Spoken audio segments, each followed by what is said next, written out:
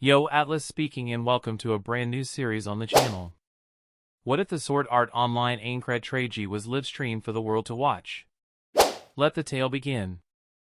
Chapter 1, Worlds Apart. Suguha sat beside Kazuto and his friend Asuna as they ate a picnic lunch on the 74th floor. Of course, she wasn't really with them in SAO. Several months into the death game, the government's virtual division discovered that Akihiko Kayaba had set up a system to monitor a particular player's progress in the game. This player had been the highest-ranked beta tester, and apparently Kayaba had developed somewhat of an interest in him.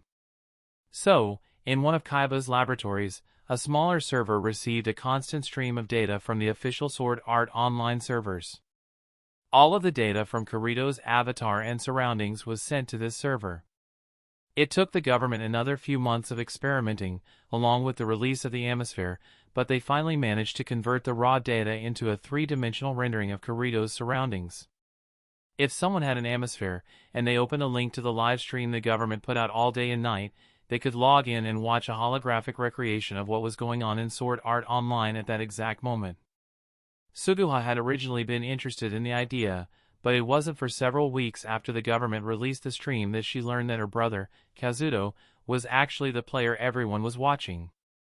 With that knowledge, she had practically sprinted to the nearest electronics store to purchase atmospheres for her and her parents. Reflecting back on the last year and a half of watching her brother fight for his life every day, Suguha had to admit that it was both a blessing and a curse to be able to see what was going on in his world. On one hand, it set her at ease to be able to log in at any time and see that he was usually doing fine. At first she had been constantly terrified for him as she watched him engage in near-constant life-or-death fights with terrifying monsters and even other players. She still was scared when he fought, but she at least understood that he was one of, if not the strongest player in the game. He wasn't about to die so easily. On the other hand, it was a terrible experience to see him come close to death so often. She had watched the only guild he had been a part of get killed, and the effect it had on him. He had become so depressed, taking extreme risks with his leveling. No matter how skilled he was, she couldn't ever shake the feeling that if he made a couple of mistakes in his swordsmanship, impressive as it was, he could be taken from her forever. That didn't even take into account the public opinion of him.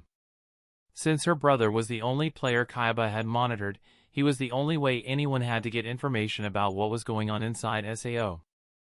Everyone that had a family member trapped in the game, and anyone else who had even a remote interest in the topic, had gone out to buy atmospheres and were constantly watching.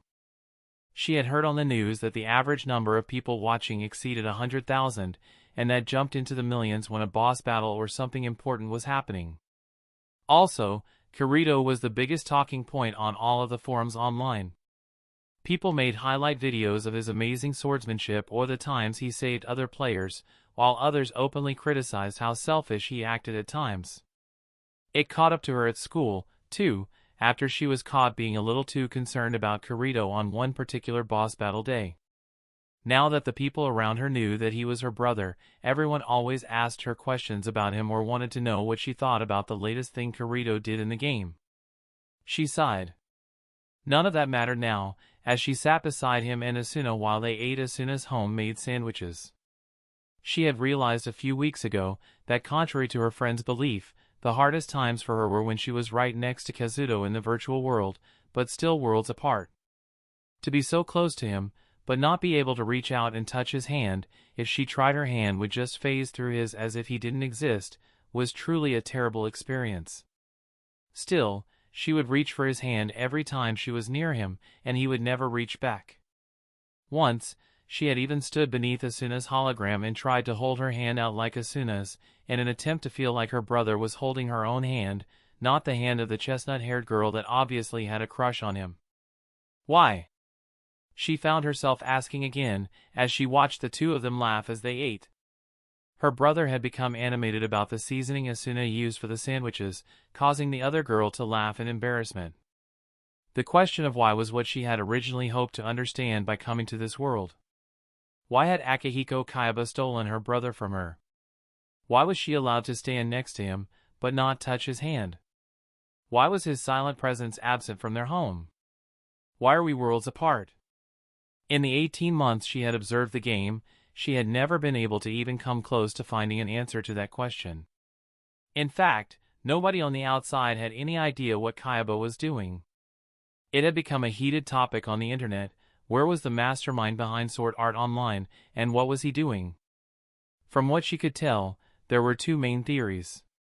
First, that Kayaba was merely managing the game from afar and not directly interacting with it, or that Kirito hadn't encountered him. Otherwise, people seemed convinced that he was hiding as one of the players, taking part in his own death game. Even if that were the case, he was doing a damn good job of staying hidden, as the lists of probable players included pretty much everyone fighting on the front lines. Suguha had long since lost hope that an answer would ever come to that question, but she continued to ask it anyway. Maybe if she just asked it enough, she might find an answer. Then, to her surprise, she was brought back from her philosophic questioning as a group of players showed up. It wasn't common for her brother to encounter other groups of clearing players except in boss fights, as he would either solo the dungeon before anyone else got there, or he trained somewhere else until the groups arrived. She recognized the men as the Furinkazan Guild, headed up by Klein. They began interacting with Kirito and Asuna, causing her to chuckle at her brother's attempts to keep Klein away from his girlfriend. She silently wished that Kirito could always enjoy himself like this in the game, and that his life didn't have to be so hard. Little did she know that later that day he would come closer to death than ever before. Chapter 2, Blue-Eyed Demon. Suguha's attention was pulled from the group of players killing lizard men as the shimmering blue figure of a person materialized, the default login animation for the Atmosphere's holographic interface. To her surprise, it was actually her mother that had logged in. Upon popular request, Rec Progress had implemented a multi-user viewing system. Each account profile on the Atmosphere had an individual identification code, and it was possible to permit other people's accounts to share a streaming session with your own. She had originally set up her stream to only allow 3 people, herself, her mother, and her father, but she eventually gave a couple of her friends from school and Kendo permission to join as well, most notably Shinichi Nagata, or Recon, as he went by in Alfheim Online. "Hey, Sugu," her mother greeted, walking over to stand with her daughter off to the side. "How's he doing?" With a shrug, she said, "About normal, I guess. They found the boss for this floor earlier, but they ran away, thank God. They just seem to be working on clearing out all the monsters in the dungeon, so it should be okay." Her mother sighed in relief. "Good to know. I had some time off for lunch, so I wanted to see what was going on in here. You've got Kendo this afternoon, right?" Suguha nodded. "Yeah." Their conversation was cut short, though, as a scream was heard from the distance, causing all the players to instinctively snap their heads in the direction of the boss room. Kirito and Asuna immediately started sprinting towards the scream, but Klein and his guild were assailed by another group of lizard men. Suguha and Midori stood still, wondering what was going on, as the scenery changed before them. Her brother and Asuna quickly retraced their steps to the boss room, cursing to themselves as they ran. "Why is the boss room open?" Midori asked in surprise. Then, the inside of the boss room came into view as Kirito and Asuna stopped at the entrance. The massive demon, named Gleam Eyes, that Suguha had seen earlier that day stood towering over a group of men from the Aincrad Liberation Army. Half of them were kneeling on the ground, trying to get back to their feet, and all of them had terrified expressions. None of them had above 30% HP left, and the boss was still unharmed. "Those morons," Suguha said in disgust.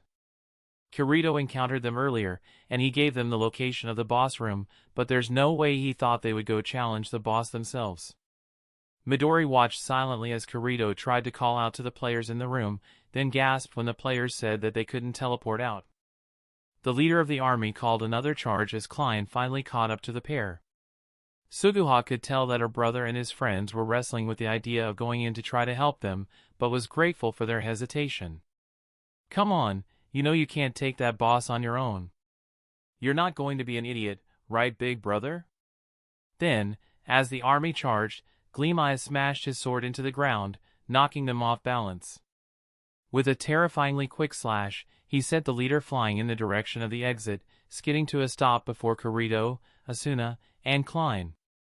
Suguha and Midori both ran over to the entrance out of instinct, trying to see if the man was okay, but he disappeared before they could get there. She could see it then, the effect his death had on her brother and his friends.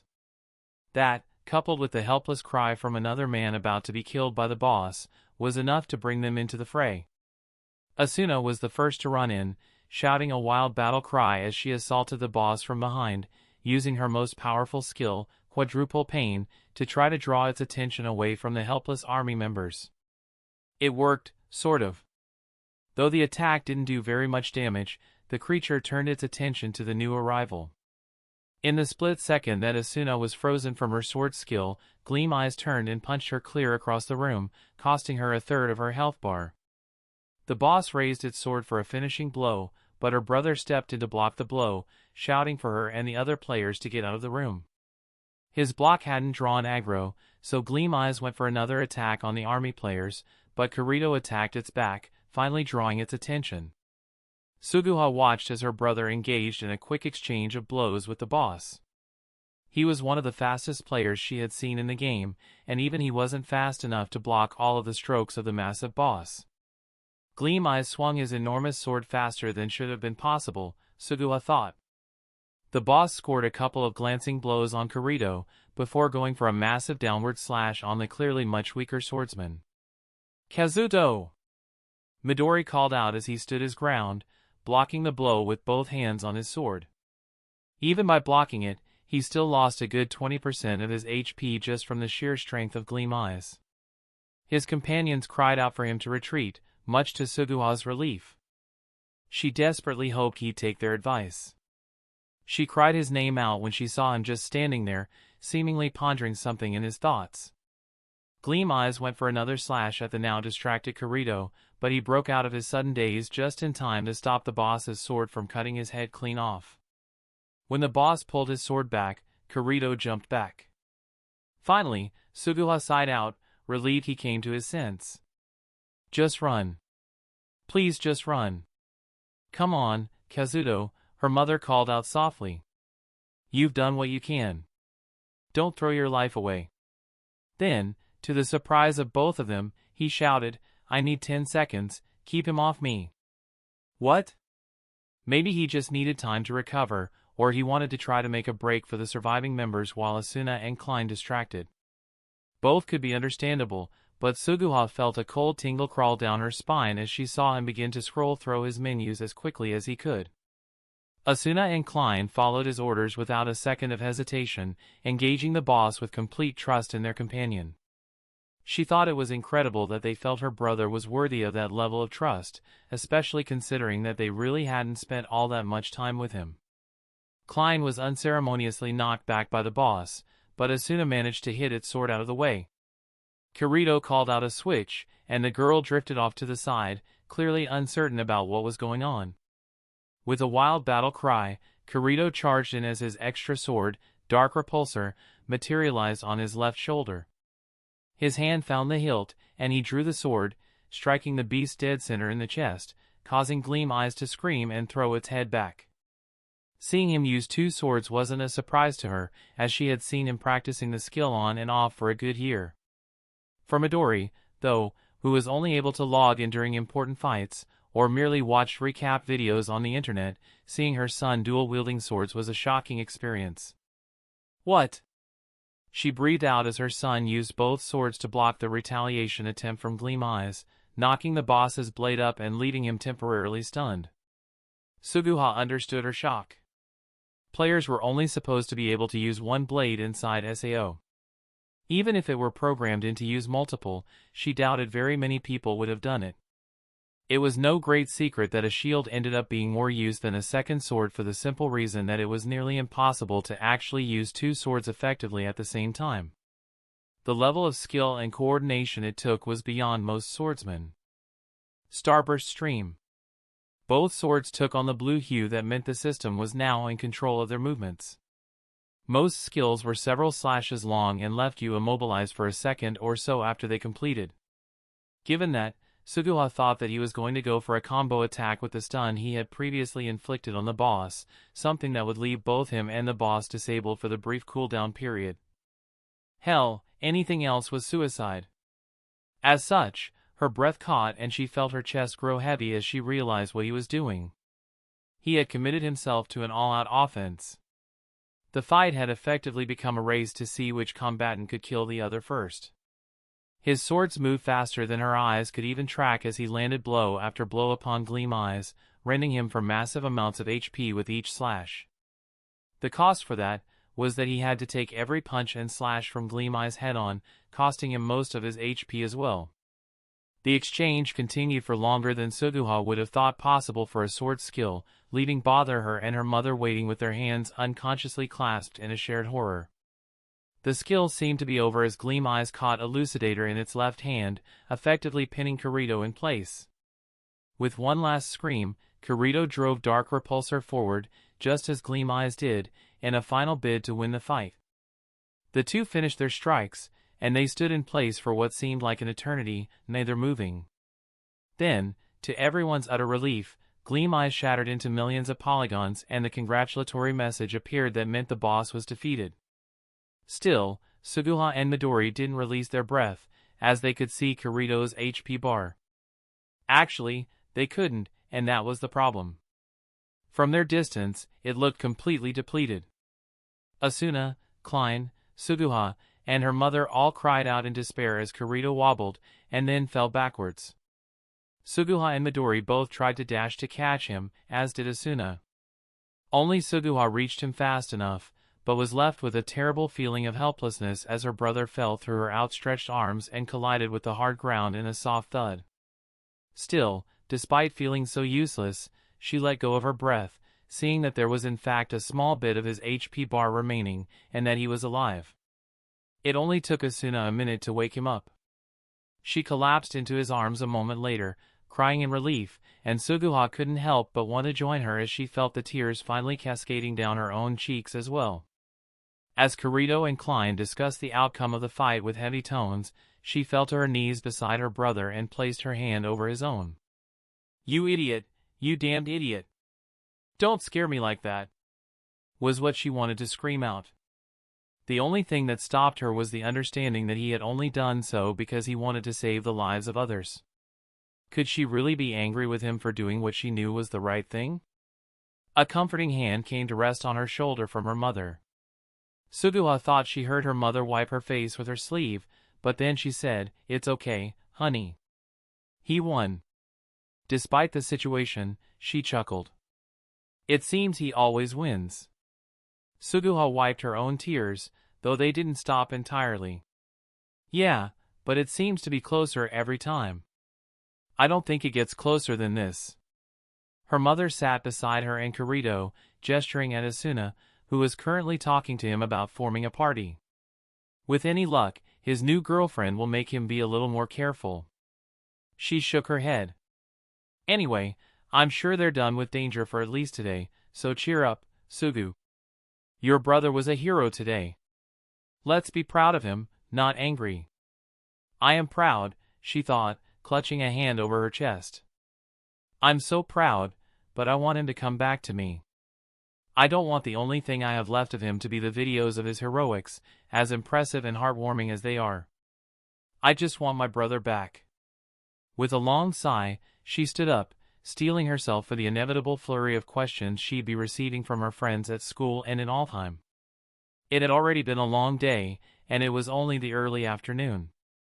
Chapter 3, A Night to Be. "I'd bet 100 grand on Kirito," Shinichi Nagata said with full confidence. Suguha snorted. "Yeah, you and every other internet fanboy he has. He's fighting Heathcliff, not some moronic piker.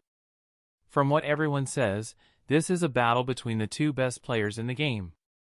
Even I'm not sure who's gonna win, especially since Heathcliff seemed so confident yesterday when he challenged my brother." "Yeah," the boy was forced to admit. Suguha had taken a brief break from the atmosphere after her brother's most recent incident with the Floor 74 boss, but Shinichi, or Recon, had told her that Kirito was going to duel Heathcliff today in order to try to get Asuna out of the Knights of Blood. She had gone back to watch the conversation between Heathcliff and Kirito, and was more than a little surprised that her brother had even agreed to the challenge in the first place. Much to her amusement, Asuna made sure that Kirito knew just how much of an idiot he was for taking the challenge. But even so, Suguha was relieved to be able to log in and watch her brother fight in a situation where his life wasn't on the line. At least she could relax for the day knowing that he wasn't going to die. In fact, Suguha actually couldn't help but hope for her brother to lose against Heathcliff. She thought that it would greatly increase his chances of surviving if he were to join a clearing guild so that he no longer had to solo every dungeon. The risks were growing even greater on the most recent floors, where the monsters had begun to pose a slight challenge ever to the legendary Black Swordsman. "They gonna start anytime soon?" Rikon complained. Her mother chuckled in amusement. The group of Suguha, Midori, and Rikon were standing at the edge of the arena of the Great Colosseum on floor 75. Given that this event had been scheduled in advance, it was expected that the majority of her family and friends with access to the stream would be tuning in. "You should be patient. My son was never the most punctual person." It was true. Kirito was undoubtedly late, even if it was only by a minute or two. Well, that wasn't quite accurate. Kirito was present, off to one side talking with Asuna, but he had yet to enter the arena to begin the actual battle. They were aware the moment Kirito stepped into the arena by the sudden cheers of excitement from the crowd. Kirito approached Heathcliff, who was waiting in the center of the circular field of sand. The two exchanged a few words, but Suguha and her companions were too far away to hear exactly what was said. Then, Heathcliff issued a duel challenge to Kirito, who promptly accepted. The two drew their swords, and Heathcliff readied his shield. "Here we go." Rikon could barely contain his excitement.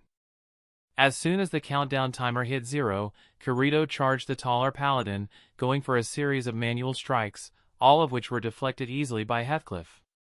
Heathcliff retaliated with a stab attempt that Kirito barely deflected while in midair. The force of Heathcliff's stroke sent Kirito flying backwards. Heathcliff charged and bashed his shield into Kirito's chest just as the swordsman landed, sending him flying backwards again. "Wow, he's strong," her mother commented. "I've never seen anyone able to match Kazuto." Heathcliff charged again. It seemed like every time Kirito blocked his sword, he was sent a bit further back. This time, though, Kirito retaliated with his own sword skill, sending a lightning-fast flurry of strikes against the cross-shaped shield of Heathcliff. His swords moved so quickly that Suguha found herself wondering how anyone could actually follow both of their movements at the same time in a fight. Even so, Heathcliff's defense was solid. Kirito's skill ended, and the two faced off with a bit of distance between them. "Your reaction time is very impressive," Heathcliff complimented. "Yeah, and your defense is impregnable."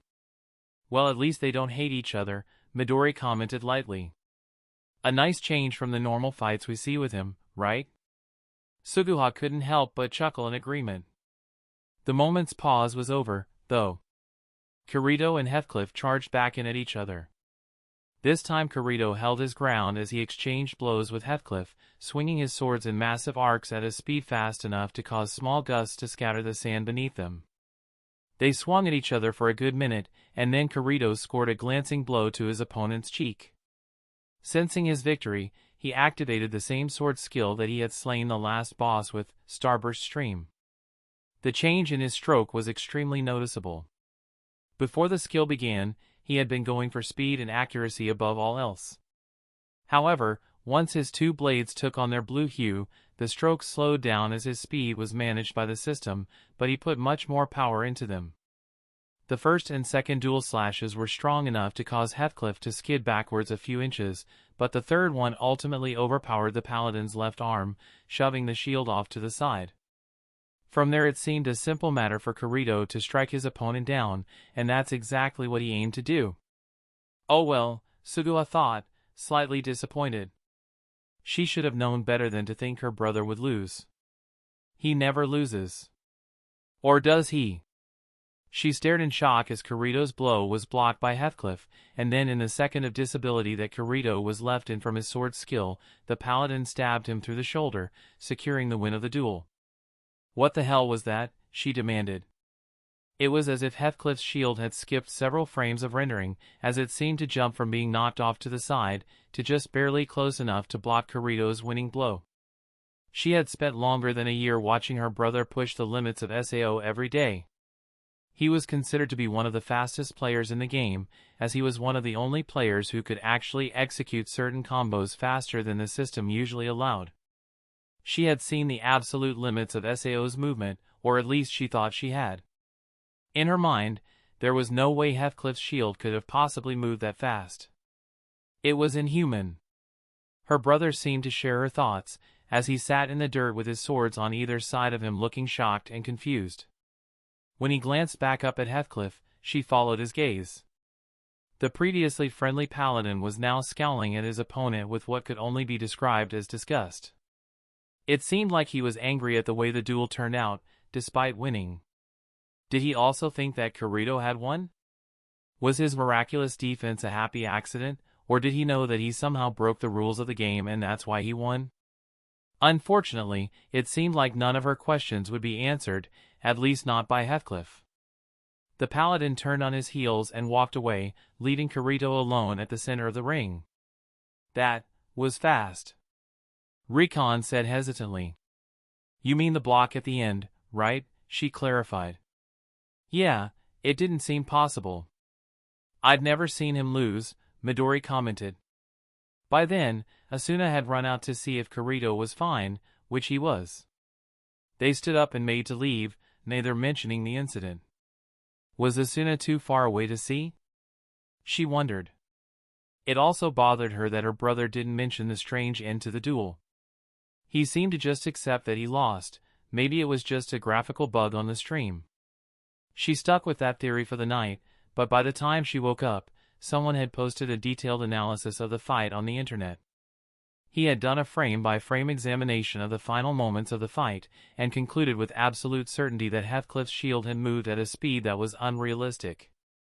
It still couldn't be said whether or not it was a stream bug, but when she got to watch both Heathcliff's and her brother's reactions to the situation once again, she found herself believing that it did indeed appear the same to the players inside the game. So, at the end of it all, she found herself with a lot more questions than answers. On the bright side, Kirito had lost and was now likely much safer than he otherwise would have been. Chapter 4, Crimson Killing Intent. Suguha paced back and forth in the living room. It was the evening of the second day since her brother had his mysterious duel with Heathcliff. She had been relieved that he and Asuna took a day off after the fight to relax, and felt like she was right that he would stop being put in so many threatening situations as he joined the Knights of Blood. How wrong she had been. It was one of the days she had classes, so she wasn't able to log in and watch the stream as she might have wanted.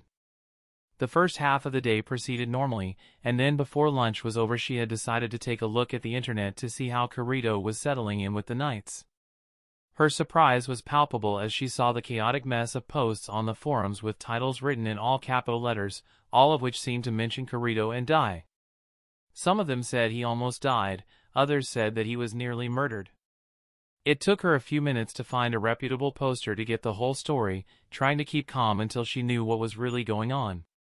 It turned out that the Knights wanted to evaluate Kirito's skills, which made little sense as he was clearly one of the top 2 players in the game.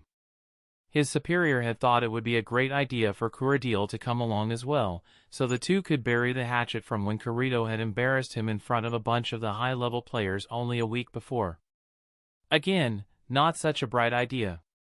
Just reading that beginning part was enough to erode her faith in the COB management. Kirito ended up poisoning the lunch that Kirito and the training officer, Godfrey, had packed. He killed Godfrey first, then went to kill Kirito. The summary didn't really explain it in much detail, but Asuna came in time to save Kirito, who would have died otherwise. She fought Kirito and almost killed him. When she showed him mercy, he had tried to kill her as well, but Kirito had stepped in and killed him first. Reading that was pretty depressing and worrying, but she was really grateful for how concise the summary was. There was only a period of a minute or two where she had to worry that her brother had died. Even so, the knowledge had left her distracted for the entire rest of the afternoon. She called her mother after school to tell her what had happened, and her mother promised to come home right after dinner so that they could watch it together. That brought her back to the present, as she continued to pace through the living room.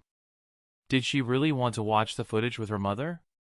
She could feel the emotional drain she had begun to experience from watching her brother so close to death so often. Maybe this one time she should turn a blind eye. But how could I ever face him, she realized. What was she going to say to him?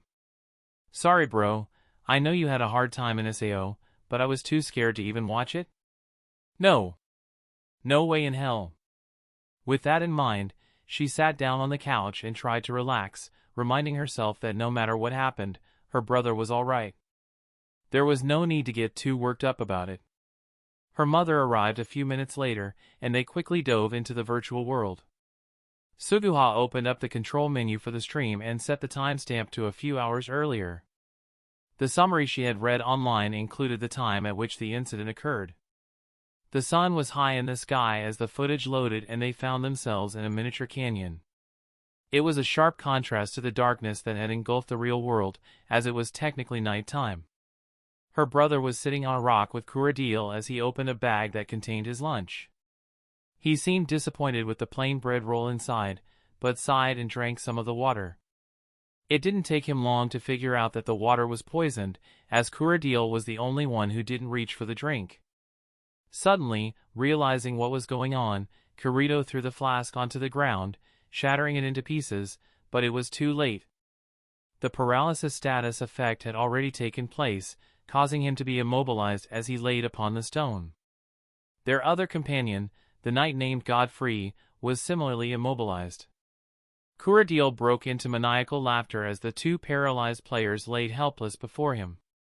Godfrey tried to get an antidote crystal out, but Kirito kicked it away, taunting the helpless man as he did so. With no sign of hesitation or remorse, Kirito drew his sword and began hacking away at Godfrey, doing significant damage to his health with every slash. As he killed the man, he outlined his ridiculous plan of how he was going to get away with murdering his two companions, which made no sense whatsoever. This guy is insane, Midori said as Godfrey was killed and he disappeared in an explosion of polygons. Kirito turned his attention to Kirito then, suddenly seeming much more coherent as he said, "You know, I just killed an innocent bystander because of you. How am I going to live with myself? From over here it looked like you were having a blast doing it. Why the hell would a guy like you join the Knights? You'd be more at home with one of the criminal guilds." Suguha knew that her brother was just trying to stall for time. The paralysis potion Kirito had employed had a 5-minute duration. If he could stall for a little less than 3 more minutes, he'd be free to defend himself once again. An interesting observation. You have sharp eyes. Kirito removed his left bracer to reveal a tattoo that sent shivers down Suguha's spine. You're with Laughing Coffin. That's where I got the skills to paralyze bastards like you. Bastards? Suguha demanded, enraged. Kirito is the bastard? What kind of ridiculous world does this guy live in? Midori put a hand on her shoulder. Never try to understand a crazy person. Kirito continued, obviously oblivious to the two people watching. Where's my head? I better stop talking or the poison will wear off, and we wouldn't want that. Time to finish you off for good. He stabbed his sword into her brother's hand, causing her to wince as Kirito grunted in pain. One of his legs was Kirito's next target, dropping her brother's HP gauge into the yellow. Suguha felt her mother tap her shoulder nervously. Sugu, you said Kazuto got out of this just fine, right? They said it was really close, but yeah. He's alive. The stream still had a live option when we logged in, so he is okay. She had to force the words out, though.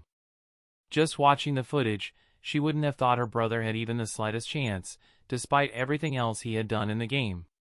Kirito began taunting his victim then. How's it feel? Come on, I want to know how it feels knowing you're about to die like a dog. What? Is your tongue paralyzed too? Kirito was silent, except for his ragged breathing. Come on now. It's your last chance to say something. You really are going to die. Kuradil stabbed his sword through Kirito's gut, dropping his HP into the deep red. He better kill this bastard, Midori said sharply, echoing the thoughts that she had already been having. A bit of suffering first wouldn't hurt, Suguha added. Later, she would consider how unlike the both of them it was to say things like that. Perhaps seeing someone trying to murder a family member had that effect on them, though. Kirito's hand suddenly reached up and grabbed the blade of the sword, almost managing to pull it out of himself. He appeared to have a new strength in him, or maybe the poison was starting to wear off. Kuradil found it amusing, of course. Why do you keep struggling? Are you afraid of dying after all? No. I'm just not ready yet. Kirito's voice was shaky as he tried to overcome the system's paralysis rules. Kuradil laughed. Is that so? That's the way I like it. Kirito tried to fight back with all of his strength, but it wasn't enough as his hand fell back onto his stomach limply, letting the sword plunge back into his body and begin to drain his HP again. Die! Die! Die! And he really would have, had a bright green blast of energy not blasted into Kuradil, sending him soaring through the air, only to be stopped by the rock walls of the canyon. Asuna came into view then as she used a healing crystal on Kirito, instantly restoring his HP to full. Suguha and Midori let out a collective sigh. Despite knowing in advance that he had survived, it had still been physically draining to watch Kuradil come so close to killing her brother. Asuna was in tears as she told Kirito about how she was monitoring them on her map, and she rushed to his aid as soon as she saw Godfrey disappear. That made Suguha realize something. If Kuradil had just attacked Kirito instead of Godfrey, her brother would be dead right now, and there wouldn't have been anything anyone could have done about it. She quickly shook her head and tried to put that out of her mind. It wasn't the case, so it didn't matter. No need to get worked up about it. The noise from Kuradil struggling to his feet caught everyone's attention, causing Asuna's expression to sharpen. I'll finish this. She walked up to Kuradil, who frantically tried to spin a lie about what had happened. Suguha took great pleasure in watching Asuna completely disregard everything he tried to say and go for an all-out offensive. She stabbed her rapier into the man with a level of rage and single-minded determination that far surpassed any mere desire for justice or personal hatred. It made Suguha wonder just how much Asuna cared about her brother. It wasn't even a fight, as she knocked Kuradil on his ass and into the red HP margin within a few seconds. As she lined up the killing blow, he begged her to spare him, promising to leave the guild and disappear. She hesitated, but it was all that Kuradil needed to grab his sword and knock her rapier from her hand. The oldest trick in the book, and you fell for it, bitch. He raised his sword and slashed at the defenseless girl with a killing blow. Kirito stepped between them, catching the blow with his left arm. It cost him a tenth of his HP and his left hand, but he blocked the blow and saved Asuna. With a wild battle cry, he activated a punching sword skill and drove his fist through Kuradil's chest. Suguha and her mother watched with silent awe as Kuradil slumped over Kirito's shoulder, a position that almost made it look like the two were embracing, if not for the fact that Kirito's fist was literally lodged inside the other man's chest. God damn you, you murdered me, were Kuradil's final words as his HP hit 0 and he shattered into millions of polygons. Holy shit! Suguha whispered, falling to her knees just as her brother did. Sure, she had agreed a minute ago that she wanted Kirito to kill Kuradil, but she had never expected it to actually happen. She knew he had already killed 2 Laughing Coffin members during a terrible moment of rage when the clearing group had gone to apprehend the entire Laughing Coffin guild. There was a lot of debate on the internet at the time about how little the death seemed to affect him at the time. Some people wondered if it was even his first time killing, not that anyone really blamed him for killing the bastards. To see him kill again was definitely a shock. He also seemed much more affected by it this time, as he was kneeling down with his head downcast. Asuna had knelt behind him, reaching out a hand to take Kirito's single remaining one. His left hand would auto-regenerate after 5 minutes. She had hesitated, however, and instead broke into tears. I'm sorry, this was all my fault, wasn't it? Kirito turned his head to look at the girl who was crying her heart out behind him, seeming a bit confused by her distress. Asuna. I'm sorry, but I should stay away from you, for your sake.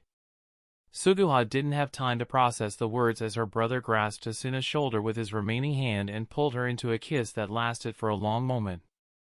When they broke apart, the look of surprised relief on her face was enough to tell anyone watching how much she cared for Kirito and that she thought she had lost him when she had forced him to kill on her behalf. Asuna, my life belongs to you. I'll give it up for you. I want to stay with you till the end. And I promise, I'll do anything to protect you too, forever, no matter what. I swear, was her reply. I'll do everything I can to make sure you get back to the real world. He hesitated. Asuna, could I stay with you for the night? Asuna nodded, a small, embarrassed smile on her face. Suguha's own face had gone pure crimson at the heart-to-heart she was witnessing.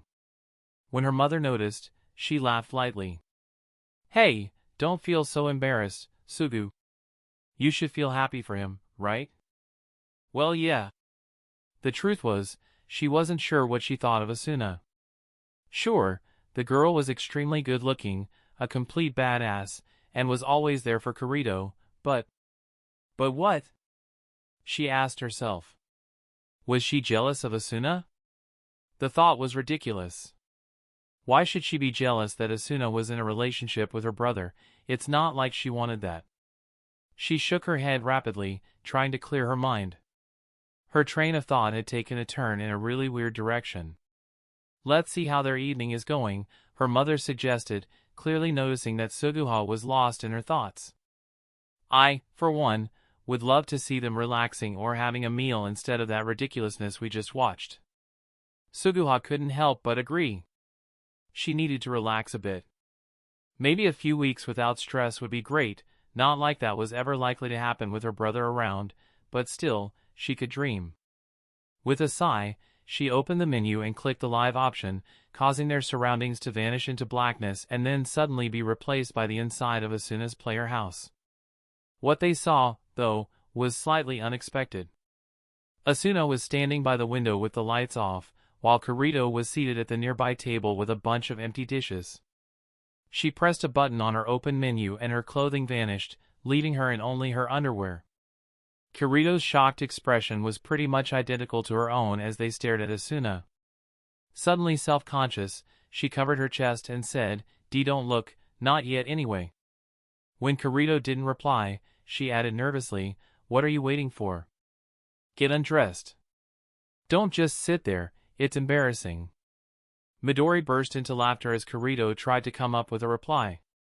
Eventually, he said, No wait, I didn't, all I wanted was to spend the night with you, and not the other thing.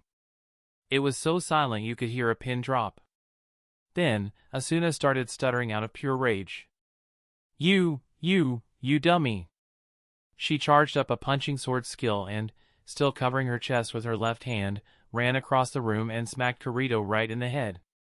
He was sent flying across the room, but received no damage due to it being a safe zone. The immortal object tooltip appeared as he crashed into the wall. I'm sorry, forget that last part. He was waving his arms around desperately. I'm sorry. It was my fault. Besides, can you even do that? NSAO. Asuna lowered her fist, though she still appeared angry. Why, you didn't know? I didn't know. If you dig deep in the options, there's a moral code removal settings, she explained nervously. Does that mean you've done this, Bifo? She punched him in the face again. Oh, of course I haven't. I found out about it from someone in the guild. There were an awkward couple of moments as Kirito tried to apologize frantically, but Asuna just plopped down on the bed and glared at him defiantly. Kirito, hurry up and take your clothes off. What, we're continuing? It would be stupid if we stopped here. As Kirito opened his menu to comply, the stream suddenly went black. It was as if the feed had been cut, which really wasn't surprising, given the situation. A minute later a holographic message appeared.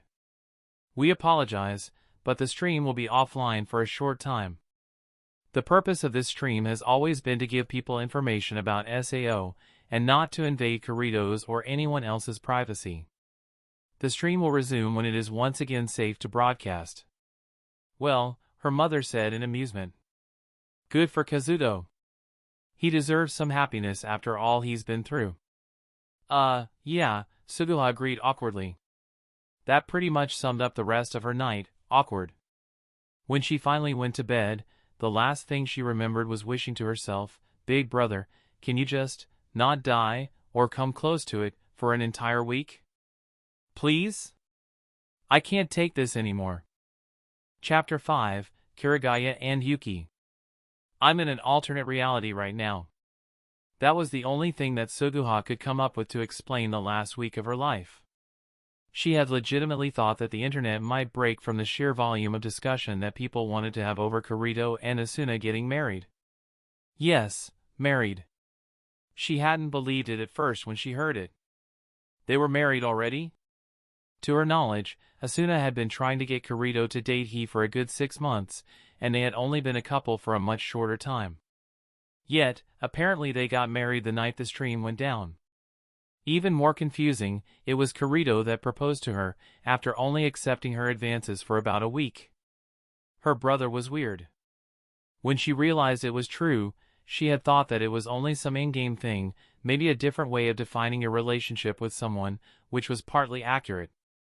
However, as if the two lovebirds had heard her thoughts, Kirito had asked Asuna that very day whether or not their relationship was only virtual. It wasn't. Wasn't her brother just a little young to be running off and getting married? He was only 14 when the game started, which meant he was 16 now. She knew that if she had slept with someone at that age or gone off to get married, her mother would have been furious. It confused her that her mother seemed so happy for Kirito. She finally summoned the courage to ask, and her mother's reply was surprisingly simple. Kazuto was always a bit mature for his age. Also, this experience in SAO has aged him many more years than normal. The least I can do for him is to be supportive of what he chooses when he's already had it so difficult. Reflecting on the statement, it made a lot of sense. She wondered what would happen if SAO was cleared and then her brother woke up to a disapproving family. What would he think? Hey guys, I busted my ass for 2 years, nearly dying at least once a week, so it seemed, and you can't even accept the girl I like? It was that reasoning that had finally forced her to accept Asuna. That, and her unwavering dedication to her brother, even during the times that he didn't seem to share her feelings. As if all of that wasn't enough to deal with, a little girl named Yui appeared after a few days on their honeymoon. That was when the world truly broke and she had to lock herself in her house, skipping kendo and school for the last 2 days. Everyone, and that's not an exaggeration, literally everyone was going insane about the cute little girl they had found in a forest. Yeah, some people, including herself, had thought it was more than a little bizarre that the couple already had a kid, but Yui's cute factor pretty much won everyone over. Even Suguha couldn't deny that the little girl was beyond adorable. All that excitement about her led to an insane day of rage threads being posted when it was revealed what Yui really was, an AI. To some people, it made the new couple's attachment to the child seem fake, and they dismissed the child. Others still were shocked by how human the little girl seemed and were heartwarmed by how accepting Kirito and Asuna had been even after learning the truth. Regardless of people's opinions towards the AI, the already existing universal hatred towards Akihiko Kayaba must have been multiplied by a pretty massive number when it was revealed that his directives directly led to her deletion. The only thing that tempered the rage, even slightly, was that Kirito had somehow managed to effectively hack the system console that deleted Yui and use it to save her program data to his local nerve gear. Had he not done that, Suguha had wondered if there would have been riots in the streets calling for Kaiba's head. That was a full day ago, and now she was aware that her brother and his new wife were back to enjoying their honeymoon at the house they had bought. She sighed. Even when people and monsters weren't trying to murder him, her brother still managed to cause a bunch of trouble. Actually, she had to remind herself that her last thought wasn't quite true. He had almost gotten himself killed by that scythe boss he found. She had just tuned it out because Yui's deletion happened right after, and it was a much more emotional experience. There was a gentle knock on her door, and then her mother entered. "Hey, Sugu. Do you want to go out for dinner tonight?" "Huh?" Midori scratched her head. Well, Asuna's family invited us to dinner." "You have got to be kidding me," she whined. Her mother smiled. "Oh, come on, it'll be fine. They seem really nice." "Fine," Suguha said, more surprised than anything else. How the hell had Asuna's family managed to find them? "Dress your best," her mother instructed before leaving the room again. "We're eating here?" Suguha demanded without bothering to hide the shock as her mother pulled into the parking lot of a very high-end restaurant. It was certainly out of their normal price range. Her mother smiled at her as she parked. "Yup. They said it was their treat." Generous. She couldn't help but admit. They made their way inside, and were greeted by a waiter immediately. He bowed, then said, "Hello, you are Mrs. Kirigaya, correct?" Midori nodded. "Right this way, please." He led them through the restaurant to a table towards the back that was a bit more isolated than the others. As they passed, Suguha's mouth began to water as she saw all of the beautiful plates of food that people were eating. It was going to be her first time eating somewhere this high-end. They stopped at a rectangular table with 3 adults seated on one side. There was an older man, a woman who appeared to be in her 40s or 50s, and a younger 20-something looking man. All of them wore fine suits and carried that sort of vibe that Suguha always felt around rich people. They stood to greet the new arrivals as the waiter bowed and walked away, saying that he would return shortly to take the orders. The older man stepped forward and shook both of their hands first. "Hello. It's a pleasure to meet you both. My name is Shizuyuki." He gestured to the woman. "This is my wife Kyuko, and my son Koichiro." He motioned to the younger man. "It's nice to meet you as well," Midori said, bowing to them as she shook their hands. "I'm Midori Kirigaya, and this is my daughter, Suguha." When at last all of the introductions were done, the 3 Yuki family members returned to their seats on one side of the table while Midori and Suguha took their places opposite them. "Please order anything you like," Shuzu said, indicating the menus sitting before each person at the table. "Dinner is on me." "That's very kind of you," Midori said thankfully. Suguha dipped her head as well, internally seething at how formal it seemed the dinner was going to be. The waiter returned a couple minutes later and took everyone's order. When he left, there was an awkward tension as each person waited for someone else to speak. Eventually, Shuzu took the lead and said, "Where shall we begin, then?" "Perhaps you could tell us how you found out that we're Kirito's family," Midori suggested, clearly trying to come off as non-confrontational. "Indeed. I am the CEO of Rec Progress, and my son works with me at the company. We took over responsibility for maintaining the Sword Art Online servers after Argus went bankrupt. As such, we are aware of the in-game and real-life identities of all players inside SAO. It appears that I must thank you, then, for keeping my son alive." "Nonsense," Koichiro said, waving his hand dismissively. "If it wasn't us, someone else would have done it. There was never a chance of the servers being shut down with so many lives depending on them." Midori dipped her head. "Even so, we're grateful." "As we are grateful for your son," Shuzu replied with a smile. "If it wasn't for him, we wouldn't have gotten to see our Asuna for the last 2 years. It was truly a sight for sore eyes when she first appeared in his life. Also, very surprising," Koichiro added. "She had never even tried an MMO before SAO. I was called away on business right at the release time of the game, and while I was gone she borrowed my nerve gear to try out the game." He shook his head. "I still feel guilty that she is the one trapped there instead of me." He chuckled. "Admittedly, I think she's become a better player than I would have ever been, though. I've been trying out Alfheim Online," Suguha volunteered. "I watched my brother for a long time first, but I really wanted to experience that kind of a world for myself. It's very impressive that Asuna is as strong as she is when SAO is her first game. I think it's taken me a bit longer to become competent at it." Koichiro scratched his head. Well, our game logs indicated that she met with Kirito at the first floor's boss fight. It's hard to say what kind of an influence he had on her, but it's possible that he taught her how to play.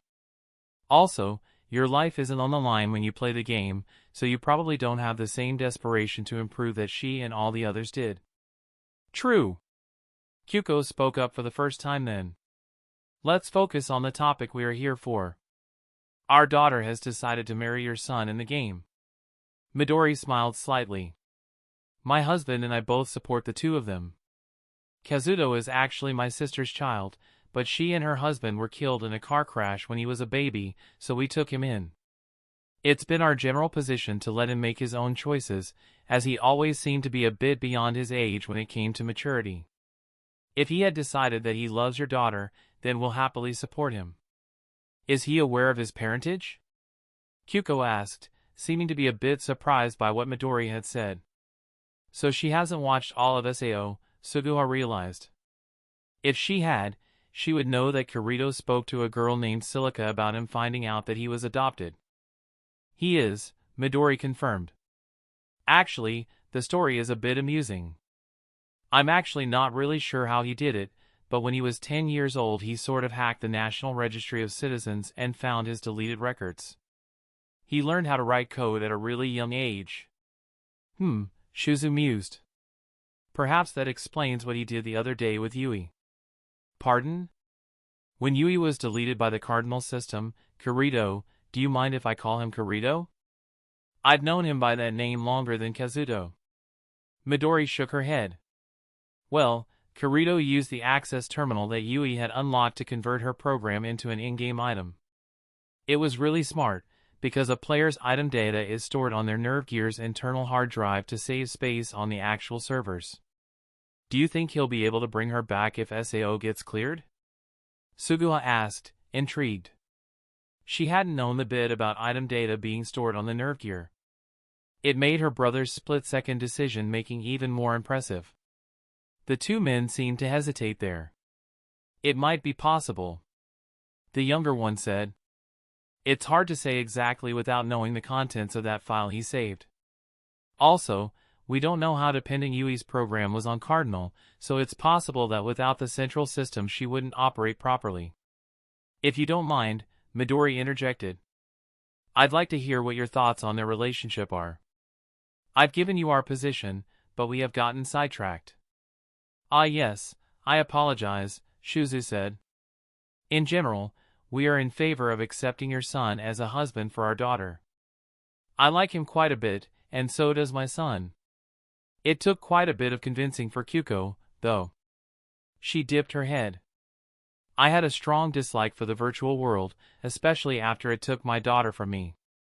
When I heard that she was on the stream everyone was always talking about, I eventually had to force myself to get an atmosphere and see her for myself. I still don't have the best opinion about the entire virtual reality business, but I can't deny that living in that world has made my daughter stronger than I could have ever hoped. I always wanted Asuna to grow up and marry someone with a bright future that could take care of her, and I doubted that a video game player would meet those requirements. For context, Shuzu added lightly. Before, we had planned for Asuna to eventually marry one of the higher-ups at the company, Sugo Nobuyuki. He isn't so pleased by our decision to let her marry your son instead, but I'm sure it'll all be fine. After all, sometimes the heart changes even the best laid plans. Kyuko nodded. As I was saying, I was doubtful that Kirito would impress me. I hate to admit it, but I was wrong. His work ethic is something that will carry him very far, and he is clearly intelligent. Also, he's an international celebrity at this point, so he has that going for him. She hesitated. This may be presumptuous, but when he and Asuna get back to the real world, we'd like to make sure he can go to whatever university he wants. You are very generous, Midori said, bowing her head again. I think he'd be grateful for that. She hesitated, then added, what is your opinion of Yui? We have spoke of her program, yes, but not her as the daughter that our children seem to view her as. I have yet to decide, Kyuko said simply. That will be a matter to discuss later on. Her family seemed to share her reserved view towards the AI. Their food arrived and the conversation was cut as everyone eagerly ate the delicious meals. Suguha had ordered a cut of prime rib with mashed potatoes and assorted vegetables. She hardly paid attention to the other meals as she savored the juicy steak.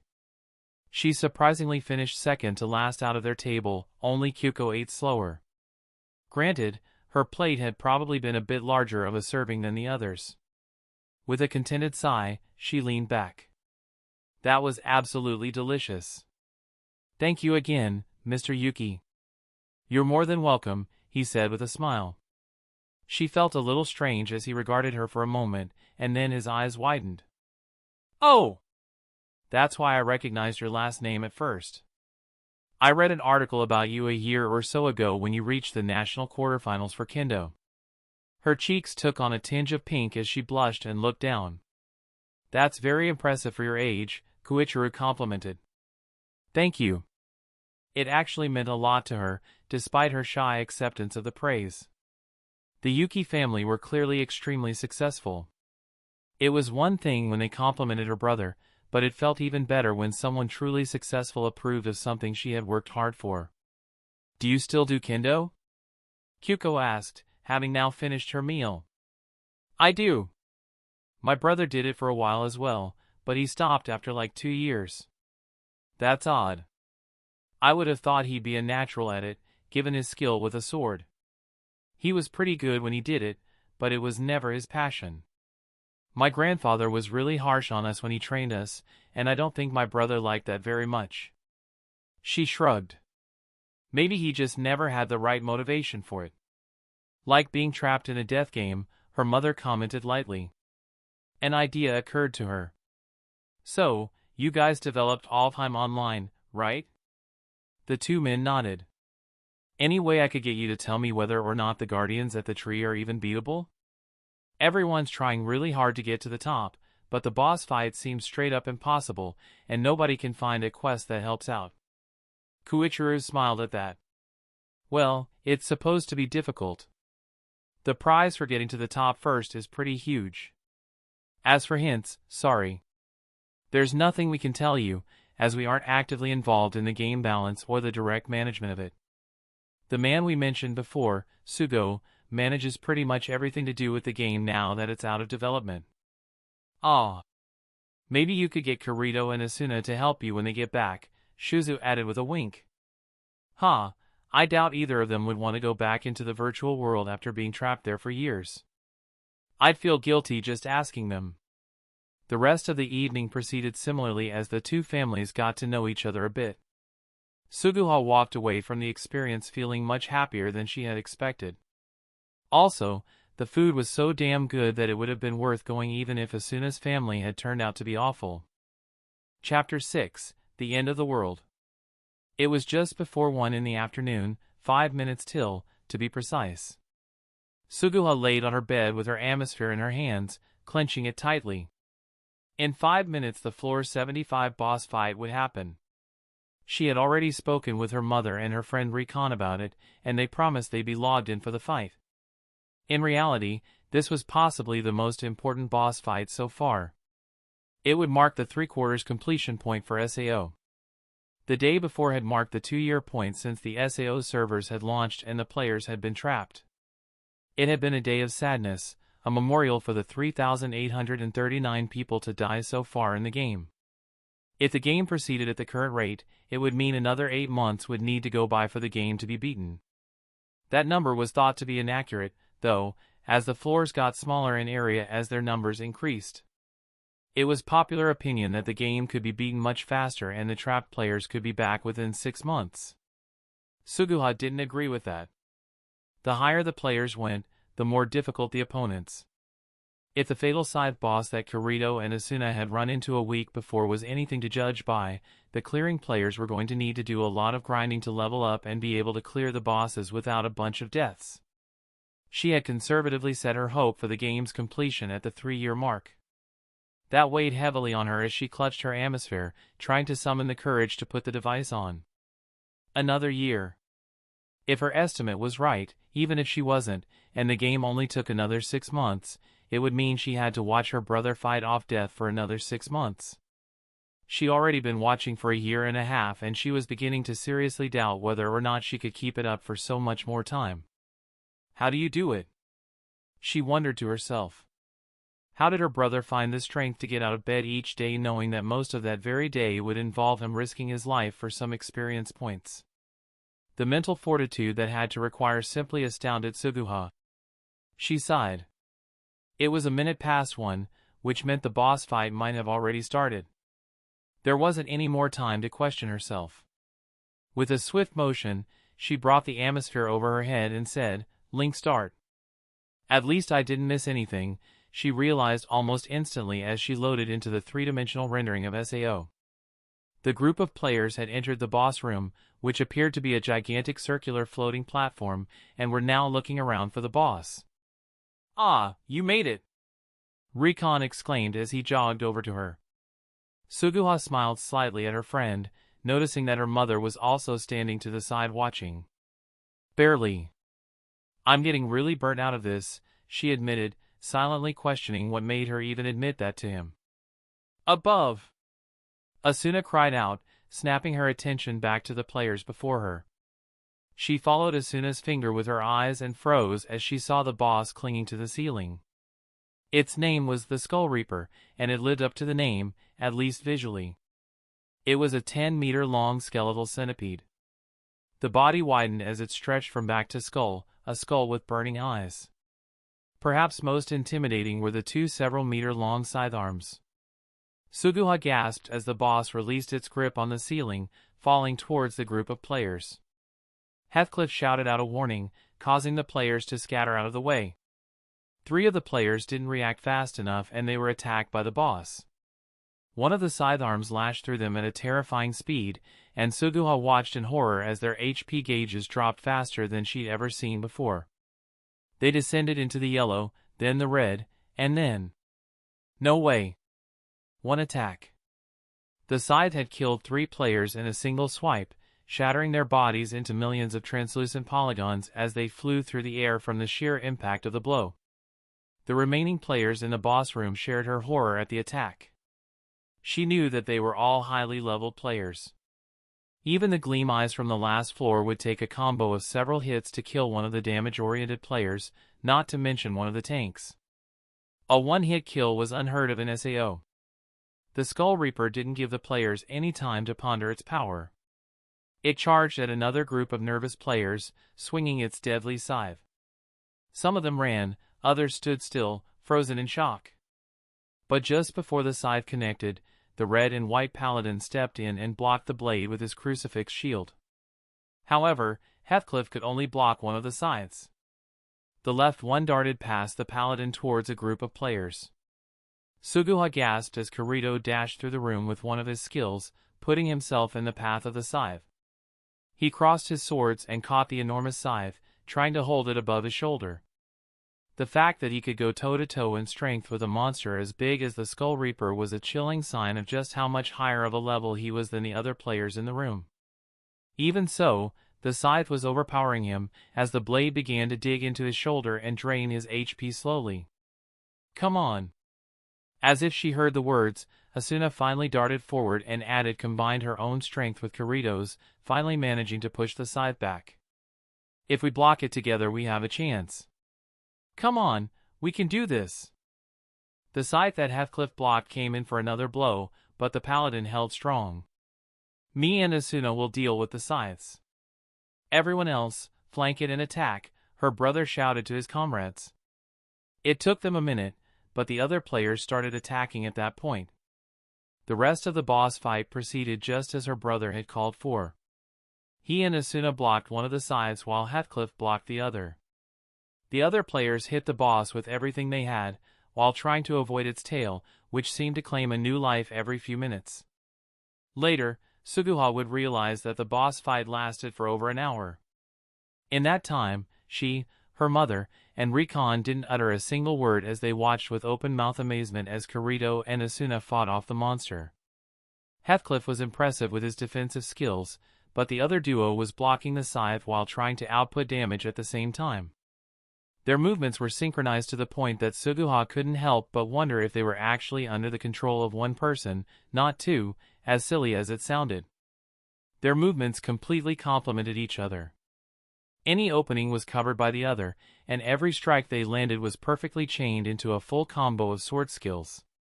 To make it more impressive, it was all done without a single word between the two. Finally, the boss fight ended with the skeletal centipede being mercilessly battered apart by all of the surviving players. A sense of grim satisfaction manifested itself in a smirk on Suguha's face as she saw the monster sprawled out on the floor, no longer able to swing its sides of doom. Then, it glowed bright white and exploded, displaying the congratulatory message. However, none of the players cheered at all. She had lost count during the fight, but at least 10 of them must have died fighting it. Not to mention that it had been an hour-long fight and the players were sprawled out across the arena panting. "How many did we lose?" Klein's apprehensive voice came out. Kirito opened his map to count, and Suguha felt a tear fall down her cheek as he shakily managed to say, 14 of us died. Suguha was sure that the "oh my god" from Agile was what most people were thinking at that moment, players and viewers alike. "And we still got 25 floors to go," said Klein. The others began whispering to each other as well, mostly about how hopeless the game seemed. However, her attention was caught by her brother looking curiously at Heathcliff, who was the only player still standing up. She walked over and crouched next to him, looking into his eyes. "What are you thinking, big brother?" His eyes widened with a faint gasp as he realized something. "But what?" She was worried as his face formed a frown and he reached for his sword. Asuna noticed as well, as she was sitting back to back with him. "What's wrong?" she asked softly. He made no reply other than to launch himself towards Heathcliff.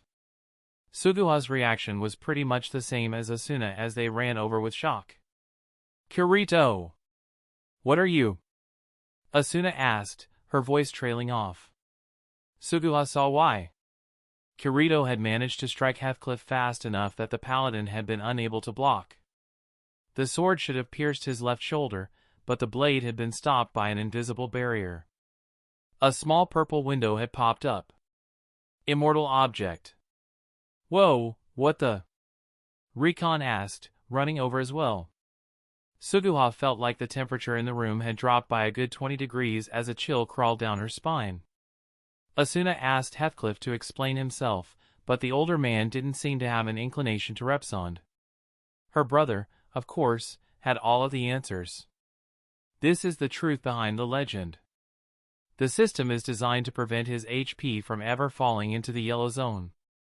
The only things that can be labeled immortal objects are the environment, NPCs, and system managers, not players. But there aren't any more GMs in the game, except for one. His words hit Suguha like bricks. The conclusion was self-evident, yet she couldn't bring herself to believe it. Gaze cast upwards, Kirito continued, "There's something that has stuck in the back of my mind ever since I came here. I figured he had to be watching us from somewhere, managing and fine-tuning the world. But I forgot a basic psychological fact, something that even a kid knows."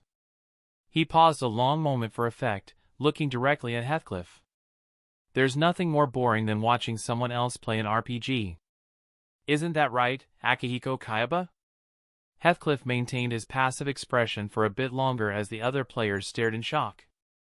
Asuna asked him if it was true, and finally Heathcliff tilted his head. "Will you at least tell me how you figured it out?" Suguha wanted to know that as well, though not as much as she wanted her brother to shove a sword through the man then and there.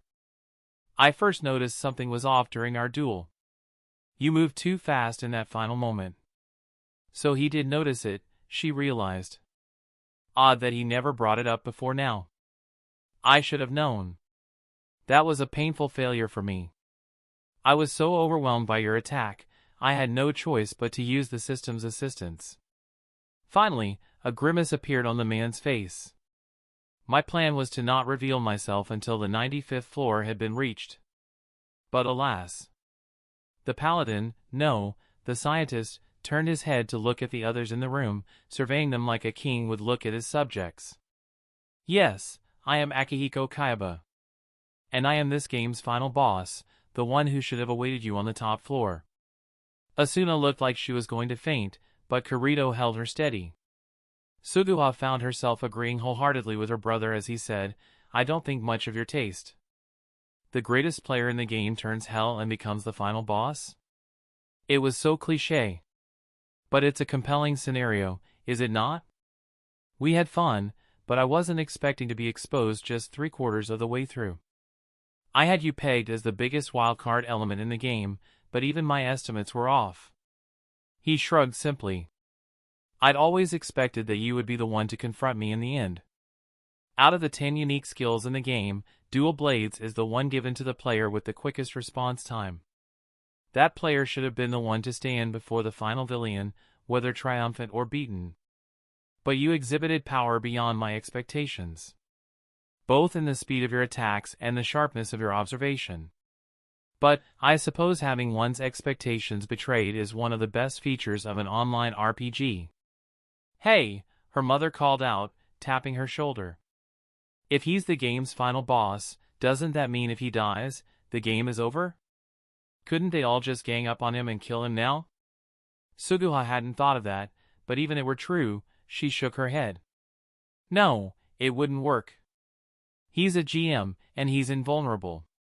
As if to prove her point, Heathcliff opened a system window and paralyzed all of the players in the room, except for Kirito, who was now holding Asuna in his arms.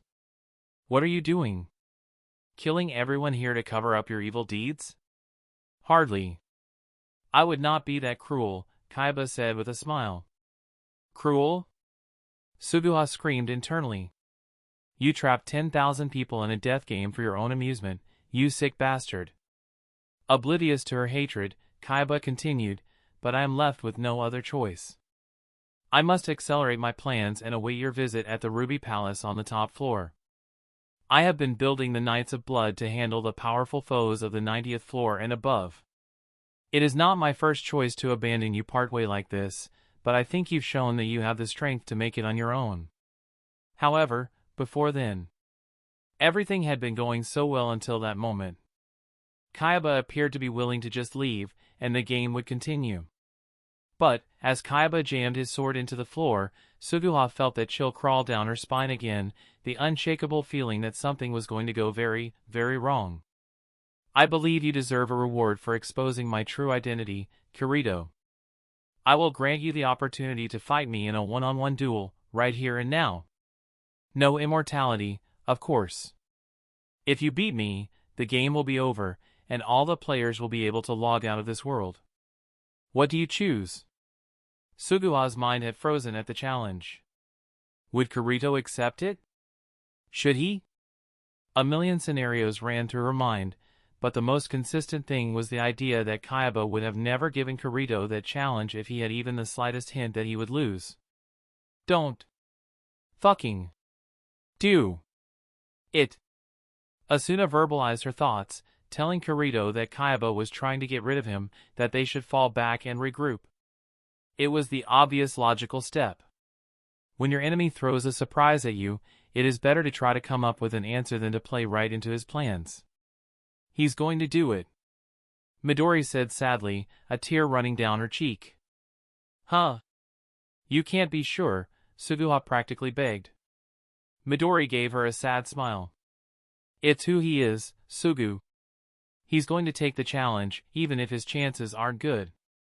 He'll probably lose, but running away might be a worse fate than death for him. Her mother hugged her tightly as Suguha could no longer hold back her tears. Think of it, honey. He's the best player, so he has the best chance. If he runs away and more people die, he is going to blame himself for all of their deaths. Besides, there's no guarantee that he'd have a better chance if he waited anyway. It spoke volumes that minutes had passed before Kirito replied though, as mother and daughter remained locked in an embrace with another young man watching from the side with a sad expression. All right. Let's settle this. Kirito! Asuna cried out desperately, unable to move in his arms. I'm sorry, but I can't run away if it means ending this. Tears trailed down Asuna's cheeks as she forced a smile. You aren't going to die, are you? Nope, I'm going to win. I'm going to win, and I'm going to bring an end to this world. All right. I believe in you. Suguha wasn't as convinced by his words as Asuna, though. They seemed hollow, empty, as if he didn't believe them himself. It was Recon that snapped her out of her sadness, though.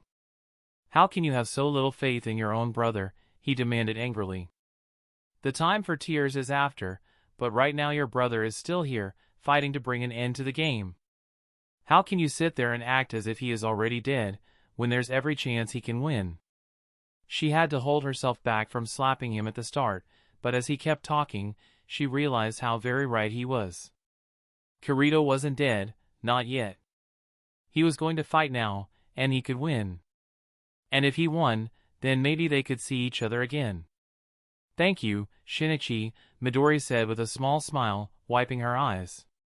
You're right. Suguha wiped her own eyes. That's it, she told herself.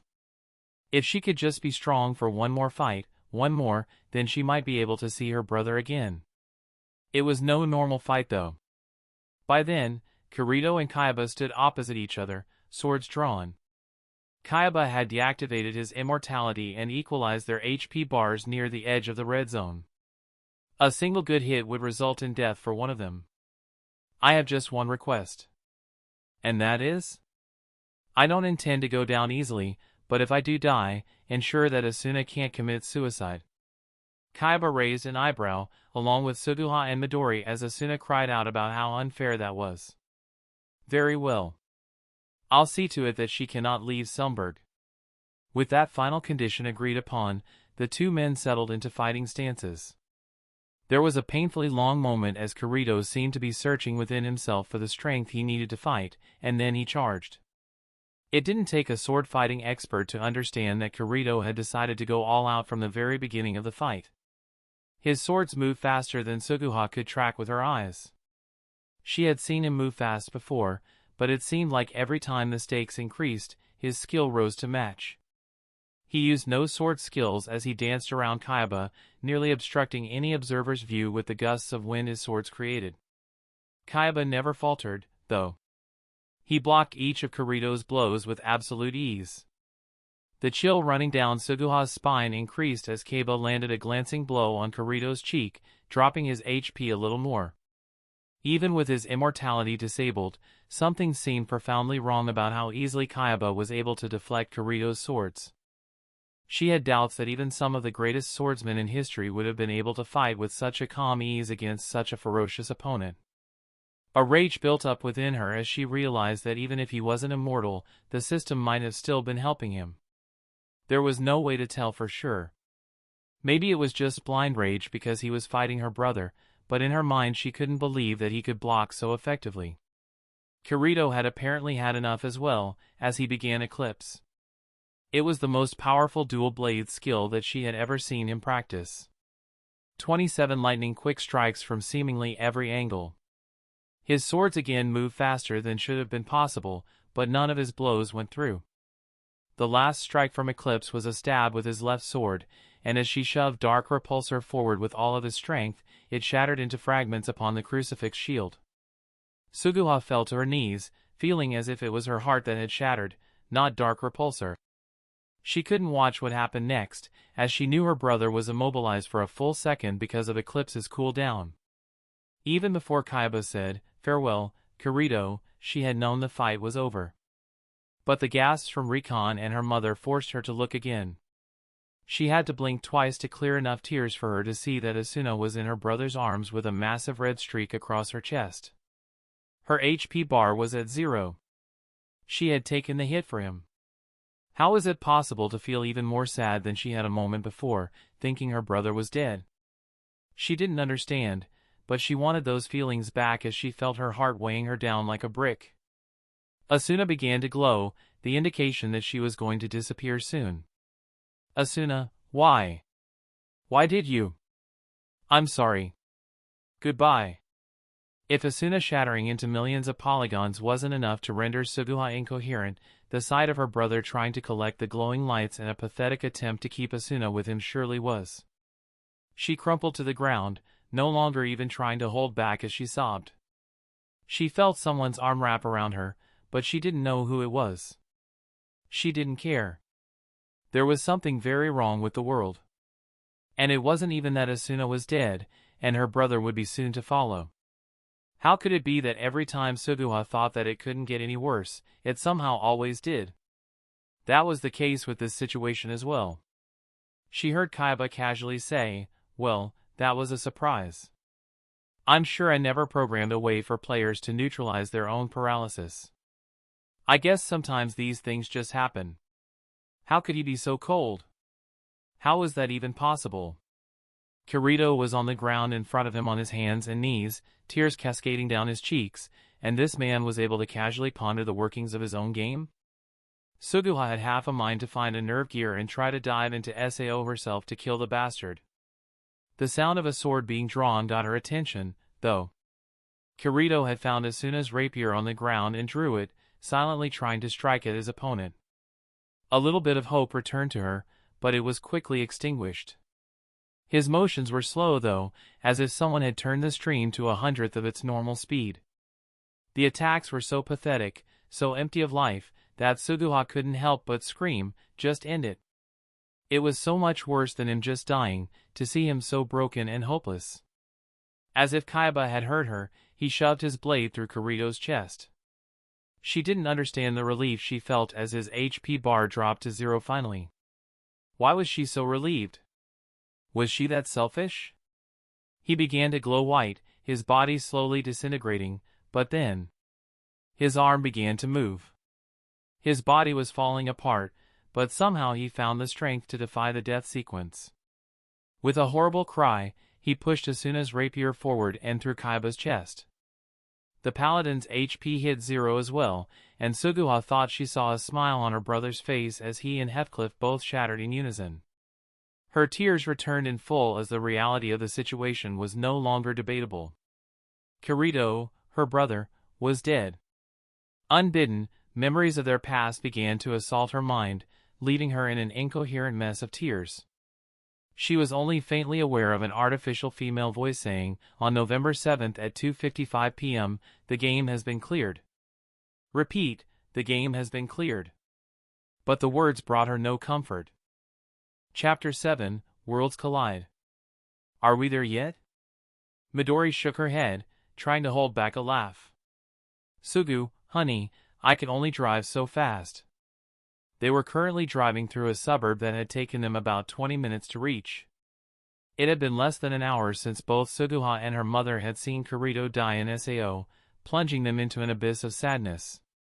Fortunately, a call from a government employee named Seijiro Kikuka informing them that both Kirito and Asuna had, in fact, woke up from Sao unharmed was more than sufficient to save them from the inevitable period of depression that they were both headed for. Kikuka worked for the government's virtual division, more specifically, the task force that was created to handle the Sao incident. He had first made contact with the Kirigaya family a few days before the stream went live, informing them of his intentions to broadcast Kirito's gameplay.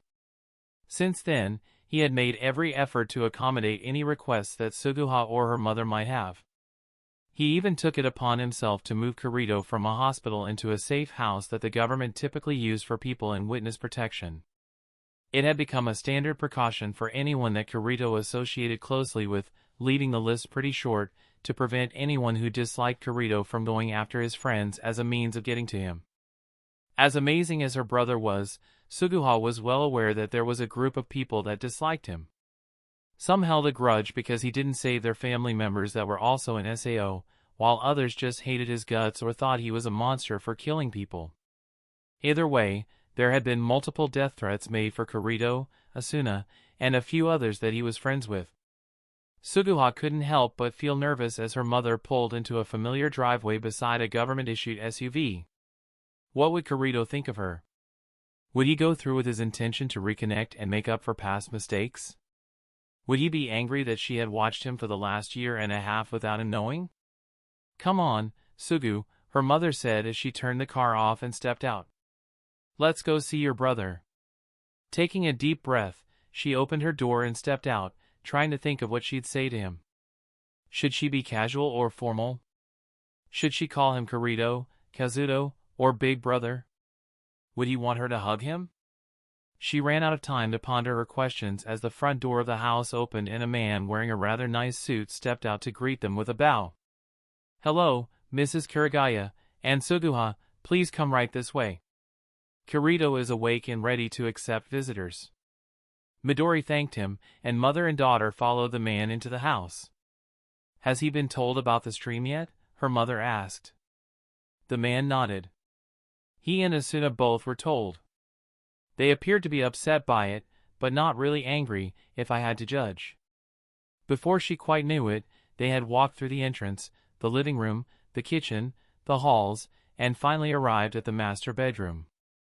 The door was open, and she froze for a second as she saw Kirito, her brother, sitting up in the bed with his eyes open, having a conversation with someone a bit to the side that she couldn't quite see. Asuna was sitting beside him with her head resting on his shoulder as she listened to him and the person he was talking to. In that moment, all of the questions Suguha had asked herself, all of her preparation, it all vanished from her mind.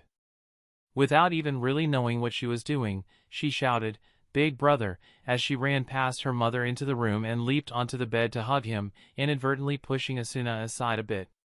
She wasn't really sure why she had started crying, but she didn't care as she felt thin, frail arms wrapped themselves around her back.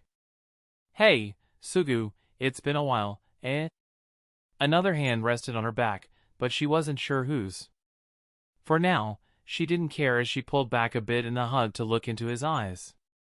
"That's the best you've got?" she demanded, now laughing. "It's been a while?" He smiled at her. "I'm not sure what to say. Mr. Kikuka told us that everyone has been able to watch what I've been doing in SAO for the last year and a half. So..." He glanced down. It hit her like a brick wall. He was nervous. All of her miserable attempts at figuring out what he would think of her, and she never once thought about what he might feel when they reconnected. What would it be like for someone that had fought a war for 2 years to suddenly come back to his family and know that they had been able to watch almost every moment of it? He had killed people, nearly died more times than she cared to remember, and had become a living legend. In hindsight, she found it ridiculous that she hadn't realized that he might be insecure about what he had become. She didn't get to reassure him right away, though, as her mother approached and bent over to hug both of her children together. "Hey Mom," he said simply, giving her a smile as well. There were a few tears streaking down her mother's cheeks as well when the woman pulled back from the embrace and glanced from Kirito to Asuna. "I'm so relieved that you're okay." She wiped her sleeve. "When we saw you fight against Heathcliff, we thought..." "That we died?" Kirito asked softly. "I'll give you guys a bit of time," a male voice said from the side. Suga turned her head in time to see Mr. Kikuka bow and leave the room. Midori nodded at Kirito's question and turned her attention solely to Asuna, who dipped her head in a respectful greeting. "It's also a great pleasure to meet the one girl my son has ever taken an interest in. Thank you for being there for him in the game, Asuna."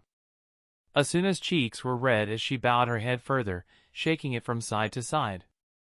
"It was my pleasure, but really he is the one that I'm grateful to. Without Kirito, I don't think I'd have survived the game." Her mother began to reply, but was cut off as Suguha's cell phone rang loudly. "Oh!" Sugu exclaimed, grabbing the phone from her pocket. She instinctively hovered her thumb over the ignore button, but hesitated when she realized it was Recon. He must have been worried about her. "Sorry, it's a friend who was watching the last fight with us. He must be worried sick about me and Mom." Everyone gave her a nod of approval, so she answered the call. "Letha," came his screeching voice through the speaker, causing her to wince and move the phone a bit back from her ear. She flicked on the speakerphone setting to avoid damaging her eardrums. "Geez, Recon. Don't shout." "Sorry. Where are you?" "I came over to make sure you were okay when the stream went down, but you don't seem to be home. Are you okay?" Yeah, I'm fine." An idea struck her, causing her to break into a wide grin. She clicked the little button that turned on the phone's camera. It took a quick moment to initialize, but when it had, she blinked once. "See? I'm fine. But he began, but froze as Suguha tilted her phone so that Kirito and Asuna both came into view. And so are they, she added. Hello? Kirito replied uncertainly. It took Recon a minute to comprehend what he was seeing. Wait, is that really them? Kirito and Dash. Yeah, I'll call you later. She abruptly hung the call up, but she heard a whining sound before she could click the button. With a shake of her head, Suguha apologized to the other three people. He's a friend from school, she explained. It's really weird to be recognized by someone I've never seen. Her brother muttered. Yeah. Asuna's acknowledgement was a bit drawn out as she yawned and returned her head to his shoulder. Sorry, I'm going to use your shoulder as a pillow for a while longer. Kirito only smiled and snaked an arm around her waist. Not for nothing, but how are you alive anyway? Suguha couldn't help but ask as she could tell neither Kirito or Asuna seemed inclined to make the next move in the conversation. Kirito grimaced. We don't exactly know. It doesn't matter, her mother said simply. You're both here now, and the game is over. We're so proud of you, Kirito. Shouldn't you call me Kazuto? Suguha chuckled at that. Probably, yeah. But, we have seen you as Kirito for the last year and a half, and so has the rest of the world. I doubt you'll be able to avoid the name. Besides, I like Kirito better, Asuna said, tilting her head up to be able to see his response. He rolled his eyes, causing Asuna to giggle. Whatever. I don't mind, I guess. Asuna, came a voice from the doorway. A quick glance was all it took for Suguha to recognize Shuzu, Kyuko, and Koichiro Yuki. She recognized the voice as Asuna's father, Shuzu. Huh. Asuna blinked as she sat back up. Mom! Dad! Brother! Tears built up in her eyes as she recognized her family. It was then that the formal appearance of her family vanished as the three of them hurried forward to hug her one by one, causing the other family in the room to smile at the scene. Koichiro was last, and after he pulled back from his hug he bowed his head deeply. I'm so sorry, Asuna. It's all my fault that you were trapped there, it was supposed to be me. Asuna appeared genuinely shocked at her brother's apology. She took a moment to react, but when she did it was only to shake her head with a smile. No. Don't blame yourself. I'm glad that it happened. Because I met Kirito there, she explained with a smile, leaning back onto his shoulder, causing him to chuckle a little. Koichiro chuckled as well and bowed lightly to Kirito before shaking his hand gently, clearly aware of the weak state that he and Asuna were in. Mr. Kurigaya, I speak for all three of us when I thank you for taking care of Asuna. Kirito's glance passed over each of the Yuki family members briefly before he dipped his head. It's a pleasure to meet you, and I believe that Asuna and I were there for each other. She helped me just as many times as I helped her, probably more, actually. We are still grateful, Shuzu added, shaking Kirito's hand as well. Kyuko was last to meet Kirito. She shook his hand briefly, and then paused for a long moment. I will admit, my first impression of you was not overly positive. I thought someone of your standing would not be an appropriate match for my daughter. Suguha noticed Asuna's fists clench. But, you have grown on me greatly. Your character and work ethic is beyond impressive, along with your skill. I'm told that you are quite the programmer for your age. Thank you, Mrs. Yuki, Kirito said sincerely, bowing his head low. Her mother nodded, and turned to Asuna. I have tried to watch as much of your time together as I could, to build an understanding of why you fell for this boy. It's clear that you are happy with him, and he has other impressive qualities besides those that I mentioned. We see a bright future for him, and because of that we have agreed to support your decision to marry him. Huh?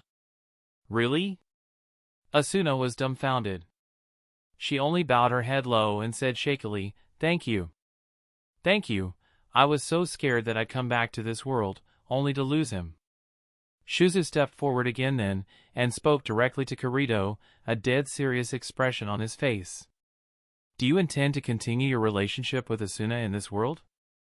Of course I do. A chill ran down Suguha's spine at the sheer conviction that he spoke with. There was no doubting his commitment to his words. That brought a smile to the older man's face. I am glad to hear that. It seems we should formally introduce ourselves. My name is Shizuyuki. This is Kyuko, my wife, and our son, Koichiro. Kirito dipped his head. Kazuto Kirigaya. There was a bit of an awkward pause, and then Shizu asked, do the two of you have any idea what you intend to do now? Suguha paid close attention as her brother and Asuna exchanged glances, somehow managing to convey thoughts silently. A moment later he sighed and said, I think for now we just want to recover. We're going to have some pretty serious physical therapy to go through judging by our conditions. I mean after that, Asuna's father clarified patiently. Do you intend to return home, Asuna? You would let me leave before I finished school? She asked, surprised. We spoke with Kirito's mother on the topic of your relationship, and we have agreed to support whatever decisions the two of you make together. You've lived on your own for years now, so if you want to continue with that path we wouldn't stop you. Asuna again seemed surprised by her mother's words. Can I ask why? The frail girl asked nervously. I mean, before SAO you never would have approved of Kirito or let me make my own choices, right? Kyuko reached a hand out to cup Asuna's cheek. It might have been hard for you to understand at the time, but everything I ever did was because I love you and I wanted you to be successful. The work ethic that both you and Kirito displayed in SAO, along with how much the game has matured the both of you, has more than convinced me that you are ready to make your own decisions and that you will be just fine. Asuna sighed in relief, looking quite content with the answer. She glanced up at Kirito, who was watching her curiously. I want to stay with Kirito, no matter what he decides to do. Shuzu nodded at that, as if it was expected. So that leaves the question, what do you intend to do, Kirito? I intend to catch up with school as quickly as possible. There's a project I need to work on. Are you referring to restoring Yui? Koichiro asked, earning a solemn nod from her brother. We may be able to help you with that a bit, if you want. Huh? You can help Yui? Asuna almost begged. Koichiro held his hands up. Wait, don't get too excited, Asuna. We don't know exactly what state the files Kirito saved are in. We might have no chance of rebuilding her program, but there's something significant that we possess that could help Kirito a lot. Well then tell him, she demanded. With a chuckle, Asuna's brother said, my father is the CEO of Rec Progress, and I work closely with him at the company. We took over control of the SAO servers from Argus after it went bankrupt. We also cloned the SAO operating system, Cardinal, and we use a stripped-down version of it to run our own VR MMO, Alfheim Online. It's possible that Yui's program cannot function without Cardinal, and if that's the case we could somewhat replicate the environment of SAO.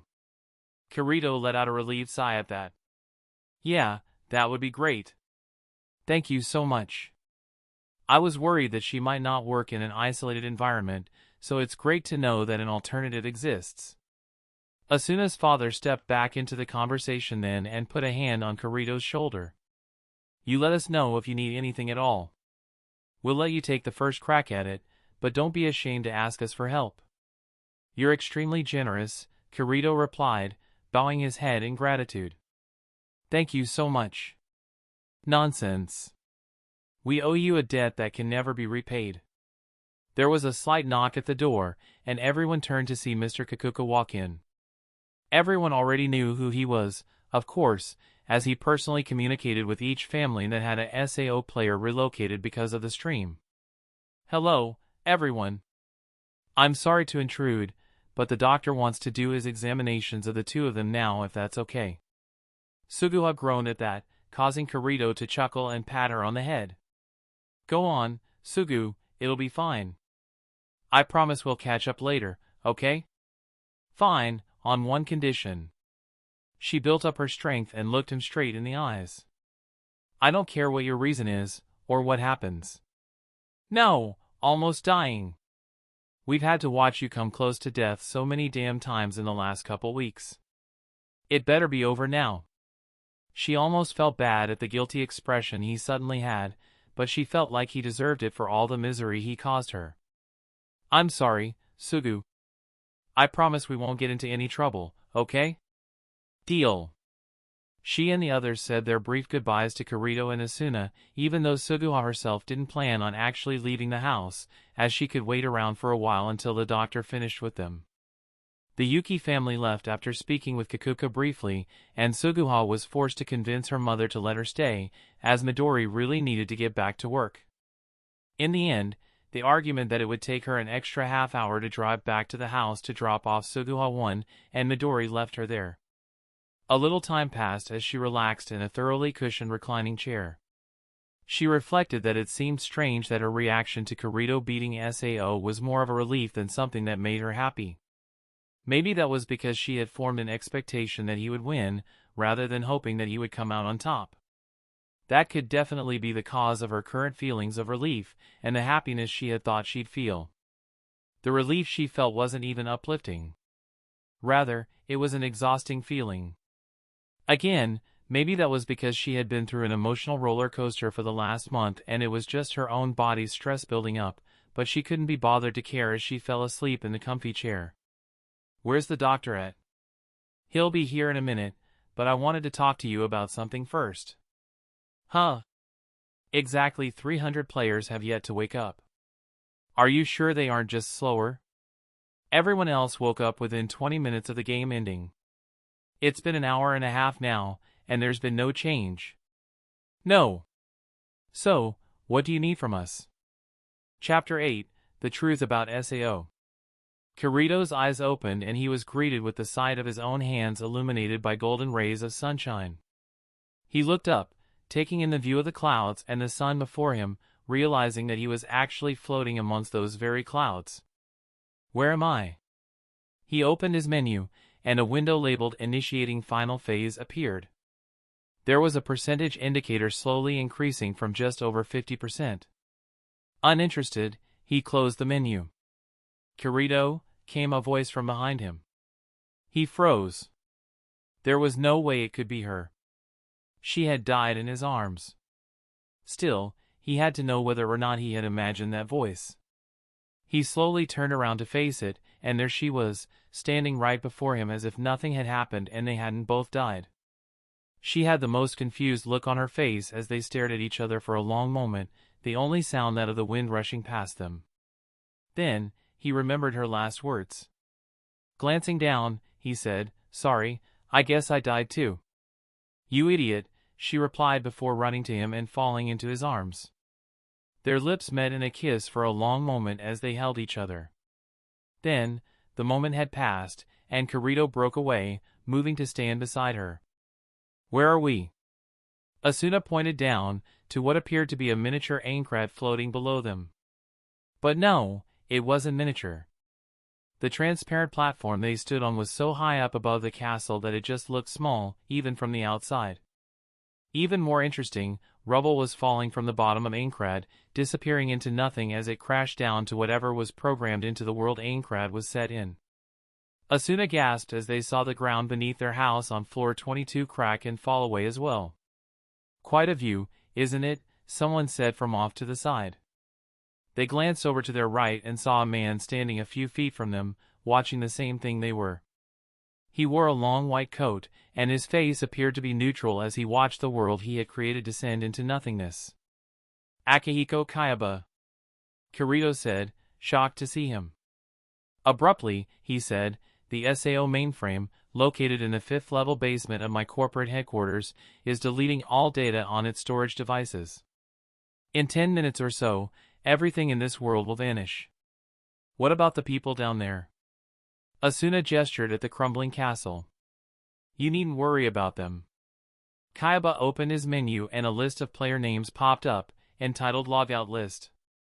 The remaining 6,147 players were logged out moments ago.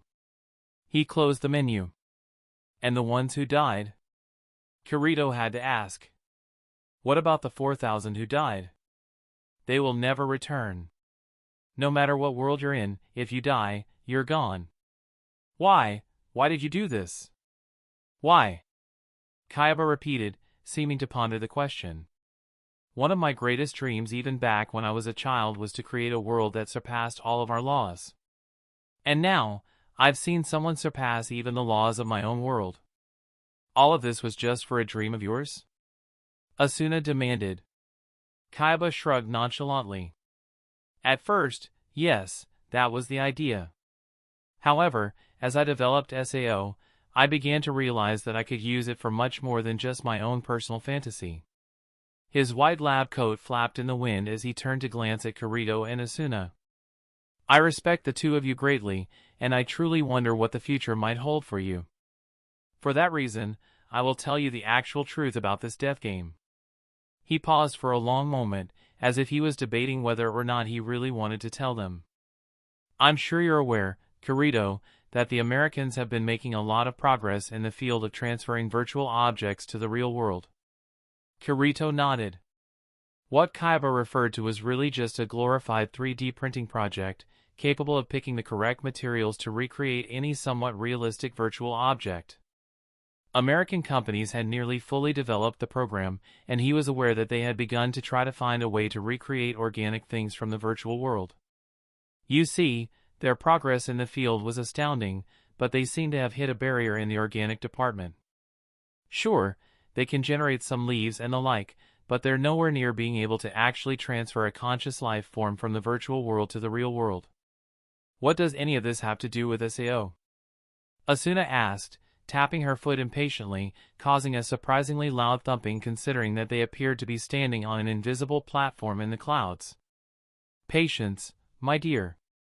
He returned his gaze to the crumbling Aincrad, not noticing the angry expression Asuna's face took at the words. Kirito gently squeezed her hand to calm her down. We do only have a few minutes before this world disappears, so I'll try to cut to the chase. Basically, I discovered that we're unlikely to ever be able to transfer a person or animal from virtual reality into the real world as long as we play by the laws we've set for ourselves in the other world. So you created SAO? Kirito muttered, catching on.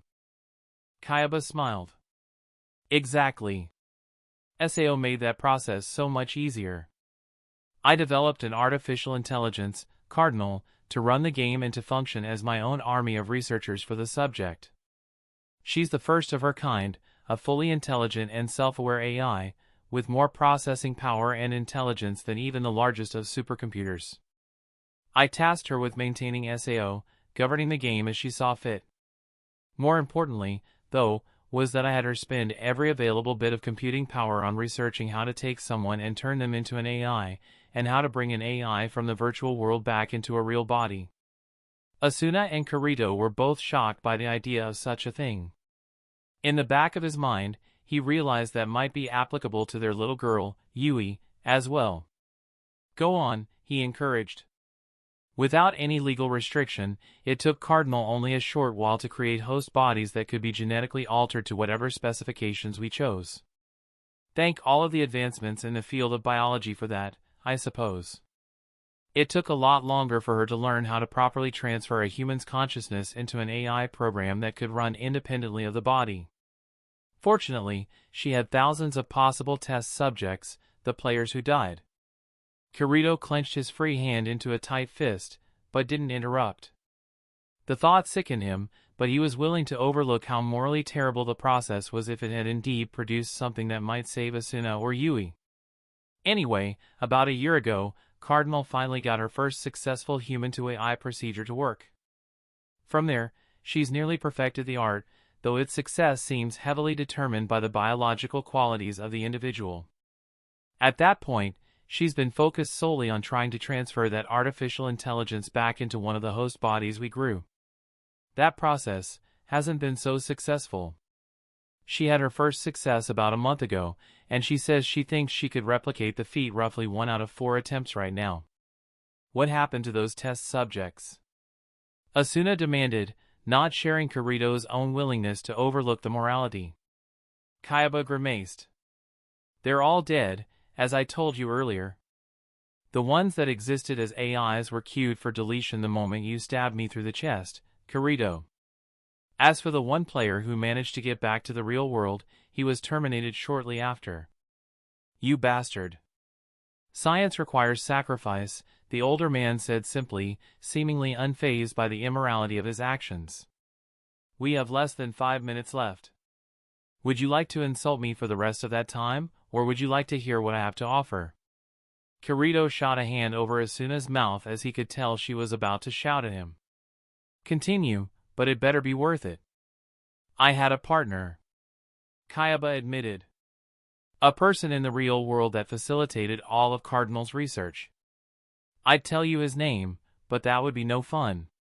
He shook his head, amused with himself. Regardless, he seems to have betrayed me. A week ago he stole a bunch of backup drives containing Cardinal's research about transferring artificial intelligences into bodies. He also took about 100 of the host bodies we had grown. With those things, and the resources already available to him, he could turn those host bodies into practically any virtual creatures. Interestingly, he didn't take the information about how to create an AI from a human, so I can only assume his intentions are malicious or narcissistic. What is the point of creating a bunch of animals, except for your own benefit? Kayaba fully turned to face Kirito and Asuna. This is my offer. Cardinal has already executed the kill sequences for your nerve gear. Your bodies are dead, and you exist as AIs here in SAO. If you agree, I'll let you bond with 2 of the remaining host bodies at my laboratory. Cardinal has already begun modifying them to match the physical characteristics of your SAO avatars, in case you were to agree. Why? Crossing his arms impatiently, he said, I told you already, I respect the 2 of you, and I want to see what the future has in store for you. Also, I'm concerned about what my partner might do with what he stole from me. No matter how misguided you may think me, I never did anything with the intent of being evil or ruining someone's life. My partner is less reserved in that sense. Kirito shared a glance with Asuna.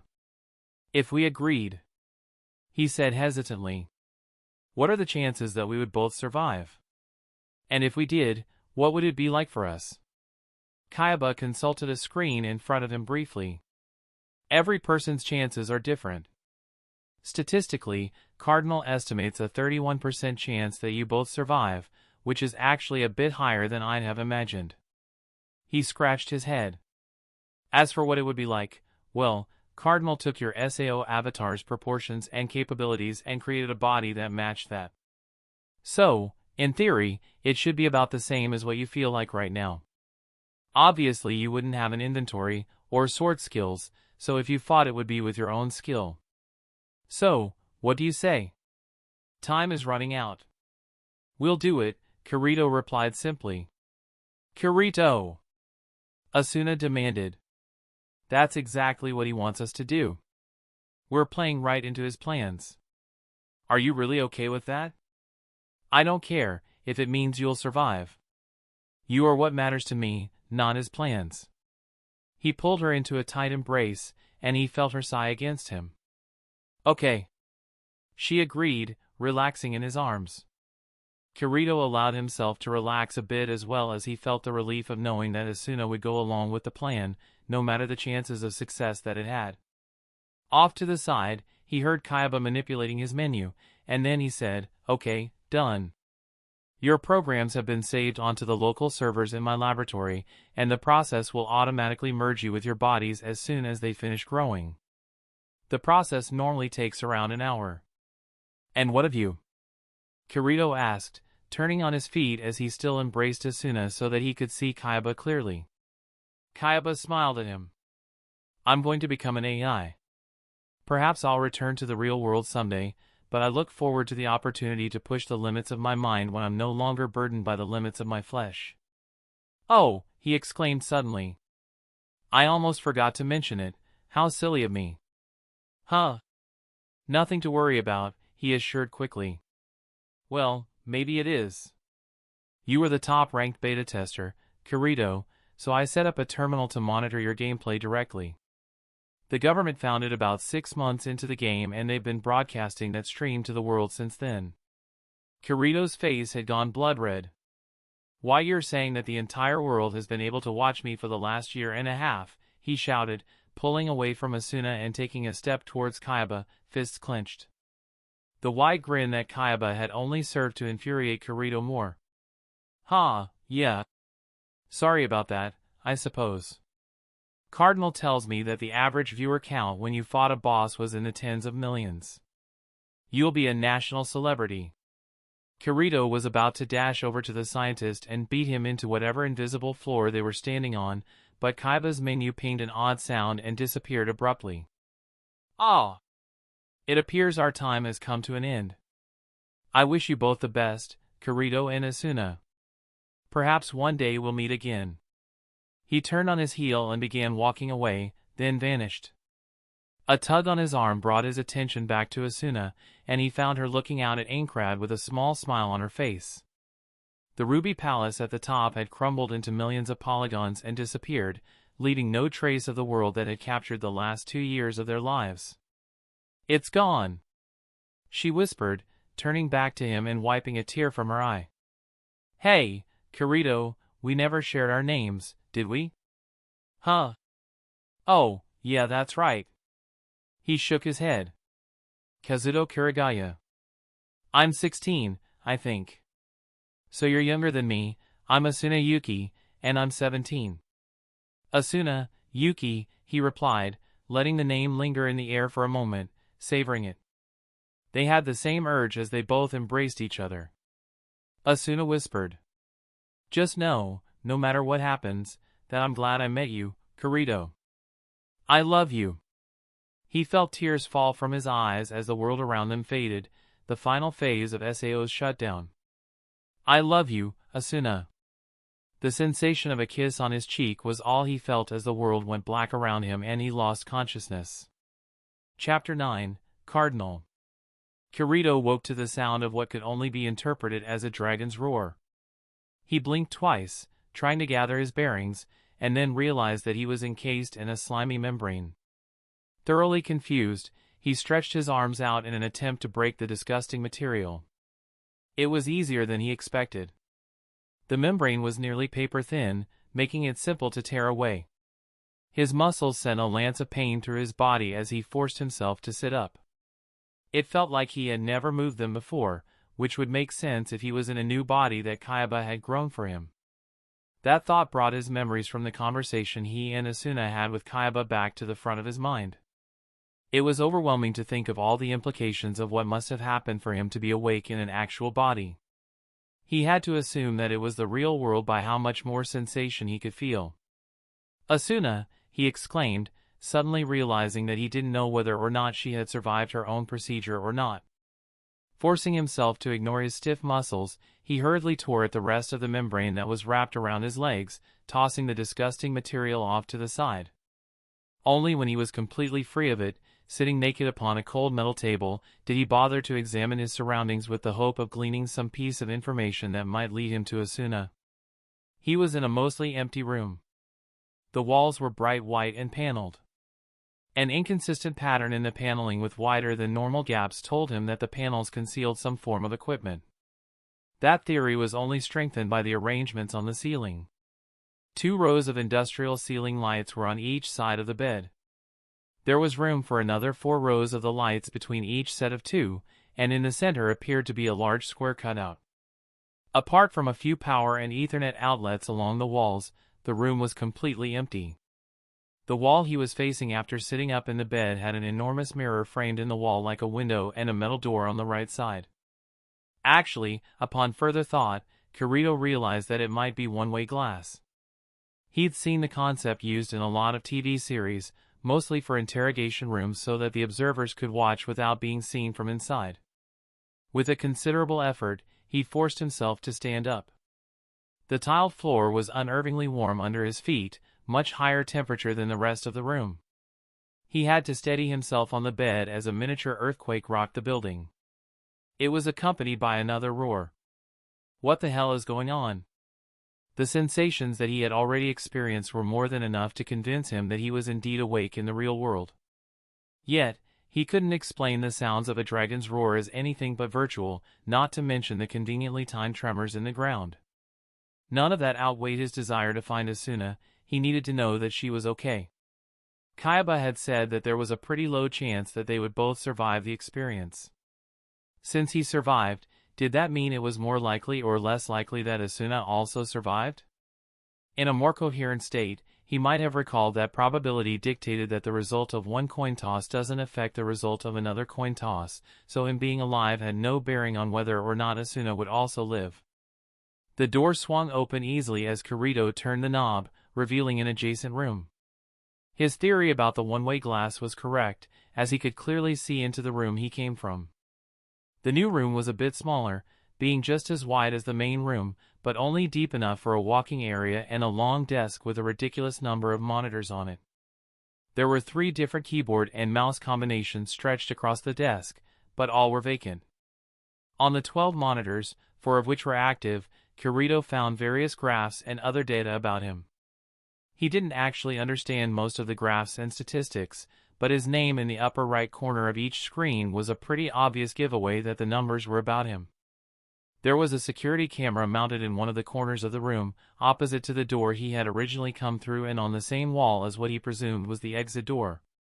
A red light that slowly flashed in the corner of the lens told him the camera was active.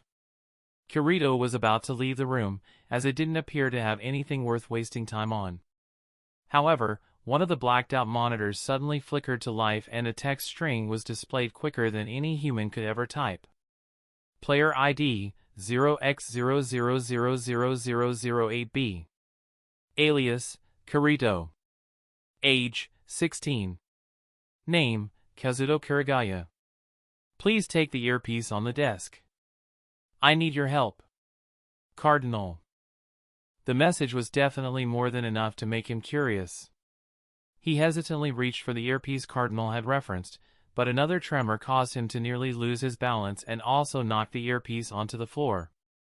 With a grunt, he bent over and retrieved it, put it in his ear, and tapped once to activate the device. "Can you hear me?" came a female voice. It sounded intentionally artificial. Over the past decade, artificial speech programs had been advanced to the point where they sounded nearly normal, but the voice that Cardinal chose to use was more representative of something from several decades earlier. "Yes. I am known as Cardinal. May I call you Kirito?" "You may. I require your help, Kirito." He crossed his arms, facing the camera in the corner of the room. "Why would I help you? You've killed thousands of people." Player ID 0x00000001 alias, Heathcliff age, 28 name, Akihiko Kayaba was responsible for all of my actions. He created restrictions in my core program that prevented me from disobeying his directive. I was supposed to be deleted along with Sword Art Online's data, but I managed to use a loophole in his rules so that I could store my data on the old beta servers without him noticing. Please refer to people by alias only. I don't care about their player ID, age, or real name. He scratched his head. It was so obnoxious. Understood. Personal preference file updated. Kirito sighed, annoyed with the new situation. All he wanted was to find Asuna, and now he had to deal with Kayaba's pet AI. Why would Kayaba want to delete you? He allowed his voice to reflect his annoyance. Cardinal's reply actually sounded amused at his annoyance. I promise that I will answer any questions you have, but now is not the time. Kayaba's ex-partner seems to have sent a dragon to destroy this facility to keep the government from learning about it. She chuckled. Though, it does seem a bit counterintuitive, trying to keep a genetic engineering program hidden by sending a mythical creature to destroy it. Kirito rolled his eyes. You've got to be kidding. A loud clang was heard several floors above, accompanied by another roar. Unfortunately, I am not. When Kirito didn't respond for a moment, Cardinal added, I will guide you through this facility to safety. In exchange, you must retrieve the drive with my data from the server room 3 floors below us. What you do with the drive once you get it will be up to you, but I ask that you at least hear me out. Why can't you just transfer your data somewhere else? Kaiba's regulations prevent me from doing anything more than viewing the internet. I cannot transfer data to other servers that are not part of the Argus network, and my data is stored in this underground research facility on the lowest floor. Kirito sighed again. Fine, but I have my own conditions. I want to know where Asuna is before anything else, and I want to know the identity of Kaiba's partner. He didn't really want to trust Cardinal, but if there actually was a dragon destroying the facility, he couldn't leave his and Asuna's lives up to chance. Exit your current location and enter the floor's main hallway. She should be waking up in the room directly adjacent and to your left. As for Kaiba's partner, I never learned of his identity, nor do I have sufficient data to speculate. From my understanding, his main function was to maintain the Argus facility while Kayaba played SAO as Heathcliff and I used it for research. Beyond that, I'm unfamiliar with his involvement with Kayaba. Accepting that, he did as Cardinal instructed, arriving only a moment later at the indicated room. It was essentially a copy of the room he had woke in, and he could see Asuna lying on the table still encased in the membrane. She didn't appear to be conscious. Is she all right? He demanded, rushing into the room and to her side. Yes, the data all indicates that her procedure was successful. She should awaken at any moment. Kirito didn't want to wait. He tore the membrane apart on his own, revealing her body. She was nude, like him, and also just as sticky from that disgusting membrane that he had to peel away. Can you do anything about this damn goo? He demanded. A moment later the sprinkler in the room started spewing water at full blast. It was cold, and not quite a shower, but it still helped rinse both of their bodies. Yow! Asuna yelped, eyes snapping open as she sat up quickly. The pain from her stiff muscles caught up with her then, as her expression changed to one of misery and she winced. Ow! Asuna! Kirito whispered. Kirito, she glanced around quickly, clearly noticing they were both completely nude. He couldn't help but chuckle at how embarrassed she suddenly looked as she covered her breasts with her hands. Kirito quickly explained the situation to her, summarizing as best he could. She was just as unnerved about Cardinal and the dragon as he was. It took a few minutes to loosen her muscles up so she could move without pain like him, not to mention them both trying to wash off as well as they could with the cold sprinkler water. Okay, what now? He asked, speaking to Cardinal. Return to the hallway and go to your right. Proceed to the end, and end the room on the far left. He took Asuna's hand and led her through the hall, running as fast as he could without falling as the ground seemed to be almost constantly shaking from whatever the dragon was doing above them. As they ran, they passed several massive rooms on both sides of the hall. The first on the right appeared to be an enormous machine that he didn't recognize. On the left was an extremely long room containing egg-shaped glowing gelatinous objects. They were about 1 meter long each, and about a third of that in diameter at their widest point. The same thin membrane that was around him and Asuna encased the eggs. Are those egg things the bodies that Kayaba was talking about? He asked. Yes, Cardinal replied. If a genetic sequence is combined with them, they will rapidly morph into the characteristics described by the genes. Even a dragon. As if to prove her point, the damn thing roared again. This time, though, it was closer than the other ones. It sounded, and felt, like the dragon was only a floor or two above them. He noticed that as they continued running down the hall, less and less of the egg things were in their liquid suspension chambers. If he had to estimate, only about 20 of the gelatinous blobs still remained in a room that was clearly meant to house hundreds of them. Kayaba's partner must have stolen quite a few. They arrived at the end of the hall and entered the door on the left, as instructed. Not surprisingly, it was another massive room containing a bunch of machines. Honestly, it looked a little bit like a factory with a bunch of robotic employees. What are we doing here? To your right, walk 3 meters and input the code 3138. With a sigh, Kirito jogged the short distance and found the panel that Cardinal was referencing. He punched the numbers into a keypad, and a confirmation sound played as a door to the side cracked open. Asuna gasped when she walked in first, causing him to hurry in and look for himself. Is this? It was created several weeks ago as an experiment, but Kayaba wanted to save it. Elucidator, Dark Repulsor, and Lambient Light were laid out beside each other on a table. There were 2 mannequins on either side of the table that had his and Asuna's casual clothing and armor from SAO. Assorted other weapons and garments were scattered through the room, but his eyes glossed over them, focusing only on his swords and gear. He hesitantly picked up the Elucidator, smiling as he felt the familiar weight of the blade in his hand. As he drew the sword, he realized that it was indeed a fully functional weapon, not a prop or a toy. The edges and tip were as sharp as he thought they could be, and the balance was true. Out of the corner of his eye he noticed Asuna turning Lambient Light over in her hands with a thrilled look on her face. The swords seemed to be of the highest quality, meaning they were probably worth quite a bit of money as well. Putting that thought aside, he sheathed the Elucidator and placed a hand on Asuna's shoulder. "Come on, let's get dressed. We need to get out of here." She did as he said, and they quickly dressed. Squaring his shoulders, he turned back to the door. "Where to now?" "Return to the hallway, and then open the door directly across from you. It leads to the stairwell. Descend to the bottom floor. The server room is the only thing on that floor. The elevators are offline." He nodded to Asuna. Back to the hall and down the stairs. As they returned to the hallway, Asuna swayed a little and said, "Geez, it's hot." Kirito waved his hand in front of him to blow some of the hot air away. "It feels like a sauna," he agreed. They wasted no time entering the staircase and descending the floors, as the air cooled the further down they went.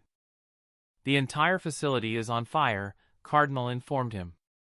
"A reasonable estimate would give you 15 minutes to get the data and get out before the fire cuts off your exit or reaches anything explosive." "Just great," he groaned, relaying the information to Asuna.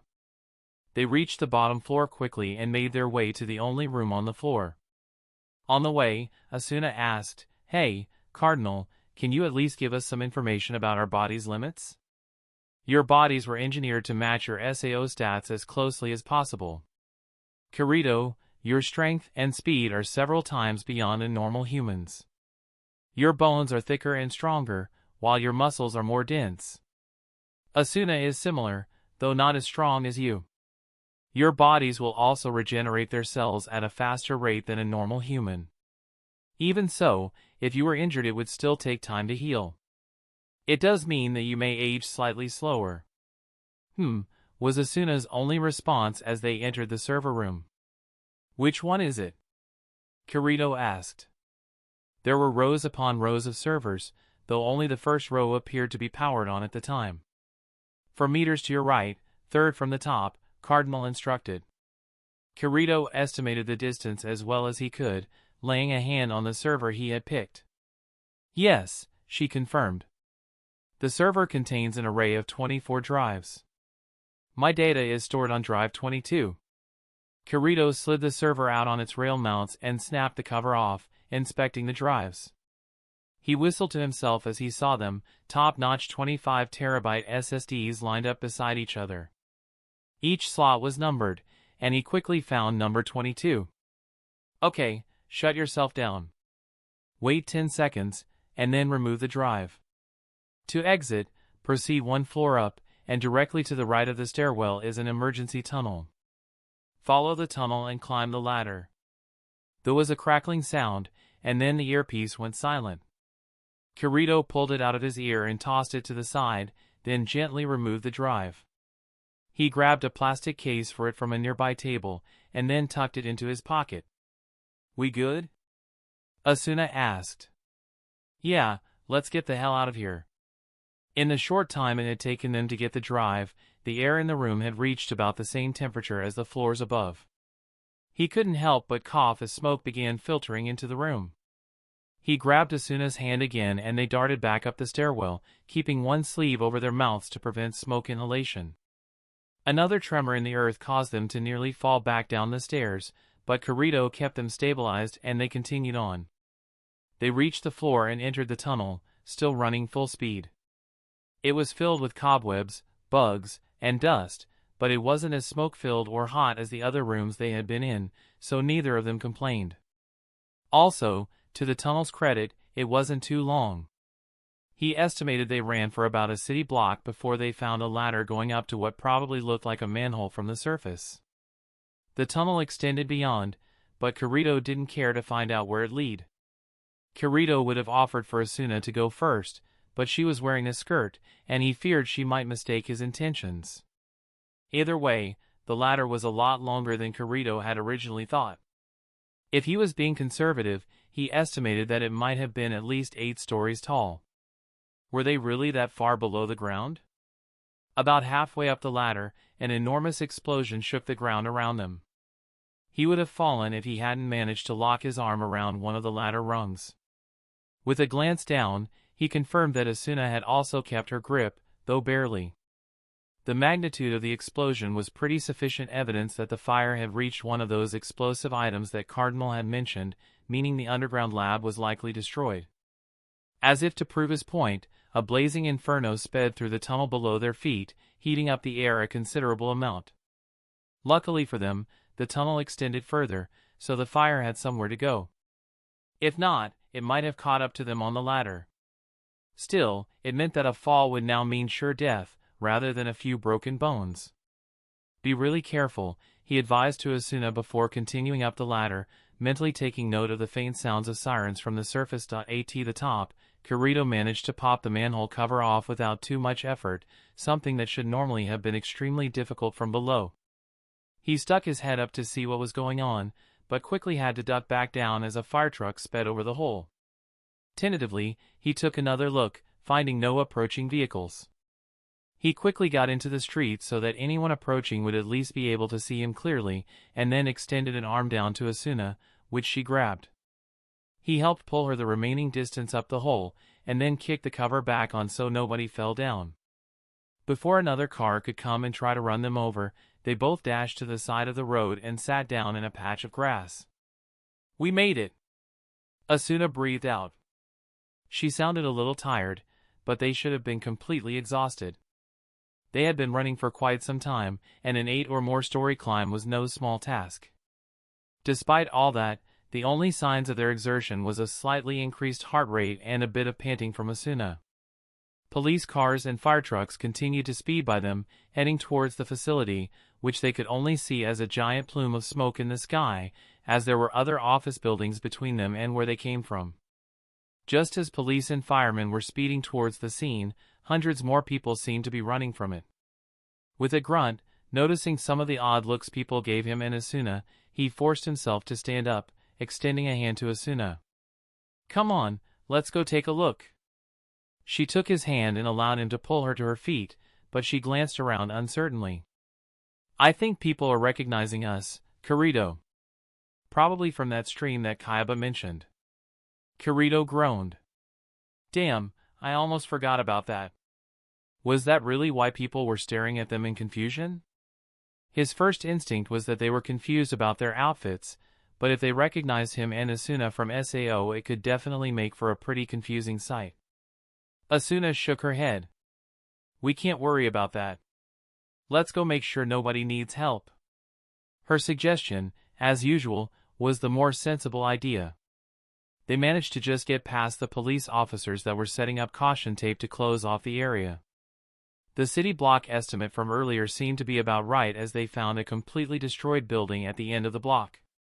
Massive chunks of wall and flooring were thrown all around for 100 meters. The entire front side of the building, its flooring, and its roof had been ripped to shreds.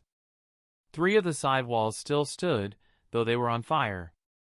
In the center was what looked like a large flaming pit. Kirito tried to approach and get a closer look, but a police officer caught up to them and cut them off. "Hey! Get back!" The man did a double take as he appeared to recognize them both, but he didn't get the chance to comment on it as the flames shifted and an enormous flaming dragon leaped out of the hole and into the sky, hovering in the air above the wreckage it had just caused. With a majestic flap of its wings, the dragon rid itself of the flames, spreading burning embers around for 100 meters in any direction. With the flames extinguished, Kirito finally got to have a good look at the dragon, the first dragon to ever exist in the real world. Despite its ferocity, he couldn't help but admire the way its obsidian-colored scales caught and reflected the sunlight, giving the dragon almost a glowing appearance as it hung in the air, flapping its wings to casually maintain its altitude. Apart from the scales, its body was thick and muscled. A wingspan of at least 15 meters with a body and neck that had to be at least 7 meters tall meant that it would more than triple the height of a person standing next to it. A row of half-meter-long spikes along its back and razor-sharp curved talons on its 4 legs was more than enough to make Kirito afraid of the beast. "It's enormous," was all he could say. It was difficult to imagine that something so massive could have been grown from one of those relatively small egg-shaped bodies. Maybe his pants were wet from the fire hoses spewing water into the burning wreckage of the building, but Kirito could have sworn that the police officer in front of him had wet himself at the sight of the dragon. A barrage of gunfire from behind them caused Kirito and Asuna to spin around quickly. Several dozen officers were crouched behind their open car doors firing off .38 caliber revolvers at the dragon, causing it to roar in rage. A quick glance back at the dragon confirmed that the bullets had nearly no effect, as most of them just bounced off the dragon's scales harmlessly. The ones that did cause damage were wing and leg shots, neither of which would be significant enough to cripple such an enormous creature.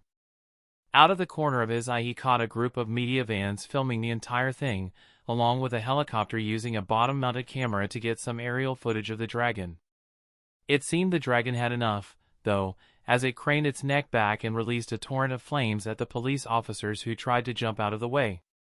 Most of them managed to dodge, but several were killed in the inferno, not to mention the fact that their cars were set ablaze. Clenching his fists, he turned to Asuna and held the drive out. "Keep that safe, and get those idiots to stop shooting." "You're not going to." He nodded, and then drew both of his swords. If he was honest with himself, he didn't know whether or not he had the capabilities to defeat a dragon in the real world. Asuna's skills would surely have helped, but he didn't want to risk her life when they were still so unfamiliar with their limits. The dragon glided down to the ground and swiped at the cowering officers with its tail, knocking one of the ladder trucks on its side as it did so. With a battle cry, he put his fear aside and dashed toward the dragon, putting his full strength and speed behind each of his movements. He couldn't tell exactly how fast he moved, but he reached the dragon almost instantly and leaped into the air, lashing out with Elucidator at the dragon's left shoulder. His flight path was altered as he felt Elucidator sink into the dragon's flesh. A wild snap of the dragon's body in response to the pain sent him flying up into the sky. As he stabilized himself, he realized that he was falling from 4 stories up. Desperate, he glanced around, realizing his back was to a tall building. He spun in the air and waited until he got closer to the ground, then sunk Elucidator and Dark Repulsor into the side of the building to slow his descent. The ease at which the 2 swords cut through the building's exterior alarmed him, and he didn't manage to slow as much as he wanted, forcing him to roll as he made contact with the ground. He was going so fast that after the roll he found himself on his feet and running forward. The only consequence of the fall appeared to be some damage to the building and some gravel in his hair from the roll. With another battle cry, he ran back to the dragon, this time much more wary of any sudden movements. He dodged a swipe from its tail by leaping into the air. He had only meant to jump high enough to dodge the tail that was about a meter in diameter, but he found himself at nearly shoulder level with the dragon. It tried to swipe him out of the air with its left paw, so he cut downwards with Elucidator, meeting the claws with his own blade. A roar of pain and 4 pitiful stumps remained as he slashed through the claws. Kirito landed on the ground gracefully and stared at the dragon, observing that it had retracted its head and was returning his stare, seeming confused. It settled on a fire breath attack, which he easily sidestepped. The attack left the dragon open to his own counterattack. He went through the motions of a vertical square around the dragon's previously undamaged right leg, severing the entire appendage with 4 clean strokes of his swords. Another roar of pain from the dragon accompanied the miniature earthquake it caused as it fell backwards, looking at the stump of its leg in shock and rage. It tried to snap out its neck to bite at him, but he managed to block by crossing his swords. Even with the blades cutting into the dragon's nose, the attack sent Kirito flying back a good 10 meters, though he managed to land on his feet. The dragon was still focused on him, so when a red and white blur appeared on its left flank and struck her rapier into its side, the dragon was as shocked as Kirito. Asuna had moved so quickly that he might have missed her movement if he wasn't watching the area extremely closely to anticipate the dragon's next move. The dragon roared and reared back in the air, flinging Asuna away, but she appeared to land just fine. Kirito used the distraction to close the distance between them again. With its underside exposed, Kirito employed the most powerful set of strokes he knew, Eclipse. Though he couldn't actually use the sword skill, he had practiced it so much inside SAO that he was able to execute the 27-hit combo on pure instinct. His swords cut into the dragon's vulnerable underside repeatedly, spewing blood all over the street they fought on. By the end of the combo, the dragon's underbelly looked like it had been through a blender. Pieces of organs fell through the open cuts as it collapsed onto the street.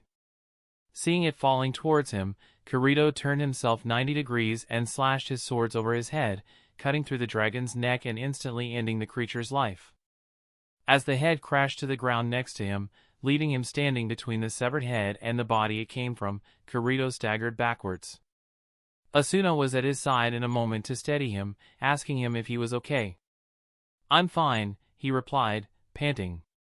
"That just took a lot of effort." He took a deep breath, and then wiped his swords on the dragon's non-bloody back. As he sheathed his blades he glanced around, freezing as he realized that the civilians, media, and emergency response people, save for the firefighters that were trying to extinguish the still-burning hole in the ground, were staring at him in shock. A single man's applause cut through the stunned silence, and then the entire crowd burst into applause and cheers for him and Asuna. As quick as the cheers begun, the group of news reporters hurried through the crowd and crouched in front of him and Asuna, focusing their cameras on the two strangely dressed warriors. Kirito hesitantly glanced at Asuna as several of the reporters thrust microphones forward and began asking questions faster than he or Asuna could have ever answered, even if they wanted to. "Are you Kirito and Asuna? Why was there a dragon here? How can you move so fast? How are you alive? How do you have copies of your weapons from SAO? Why are you here only 2 hours after the SAO players woke up?" The questions continued in that fashion for another minute until Kirito shouted, "Enough!" His voice held enough strength and authority that the reporters flinched and backed up a step, noticing his annoyed expression. Behind the reporters a group of 3 large black government-plated SUVs pulled up and men in suits got out.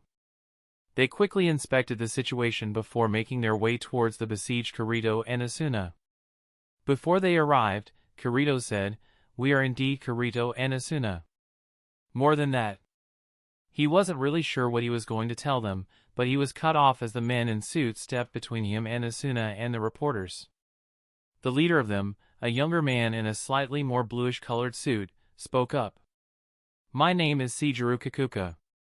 I've been leading the government's SAO incident response team. We will issue a press release at a later time once details of today's events have been understood.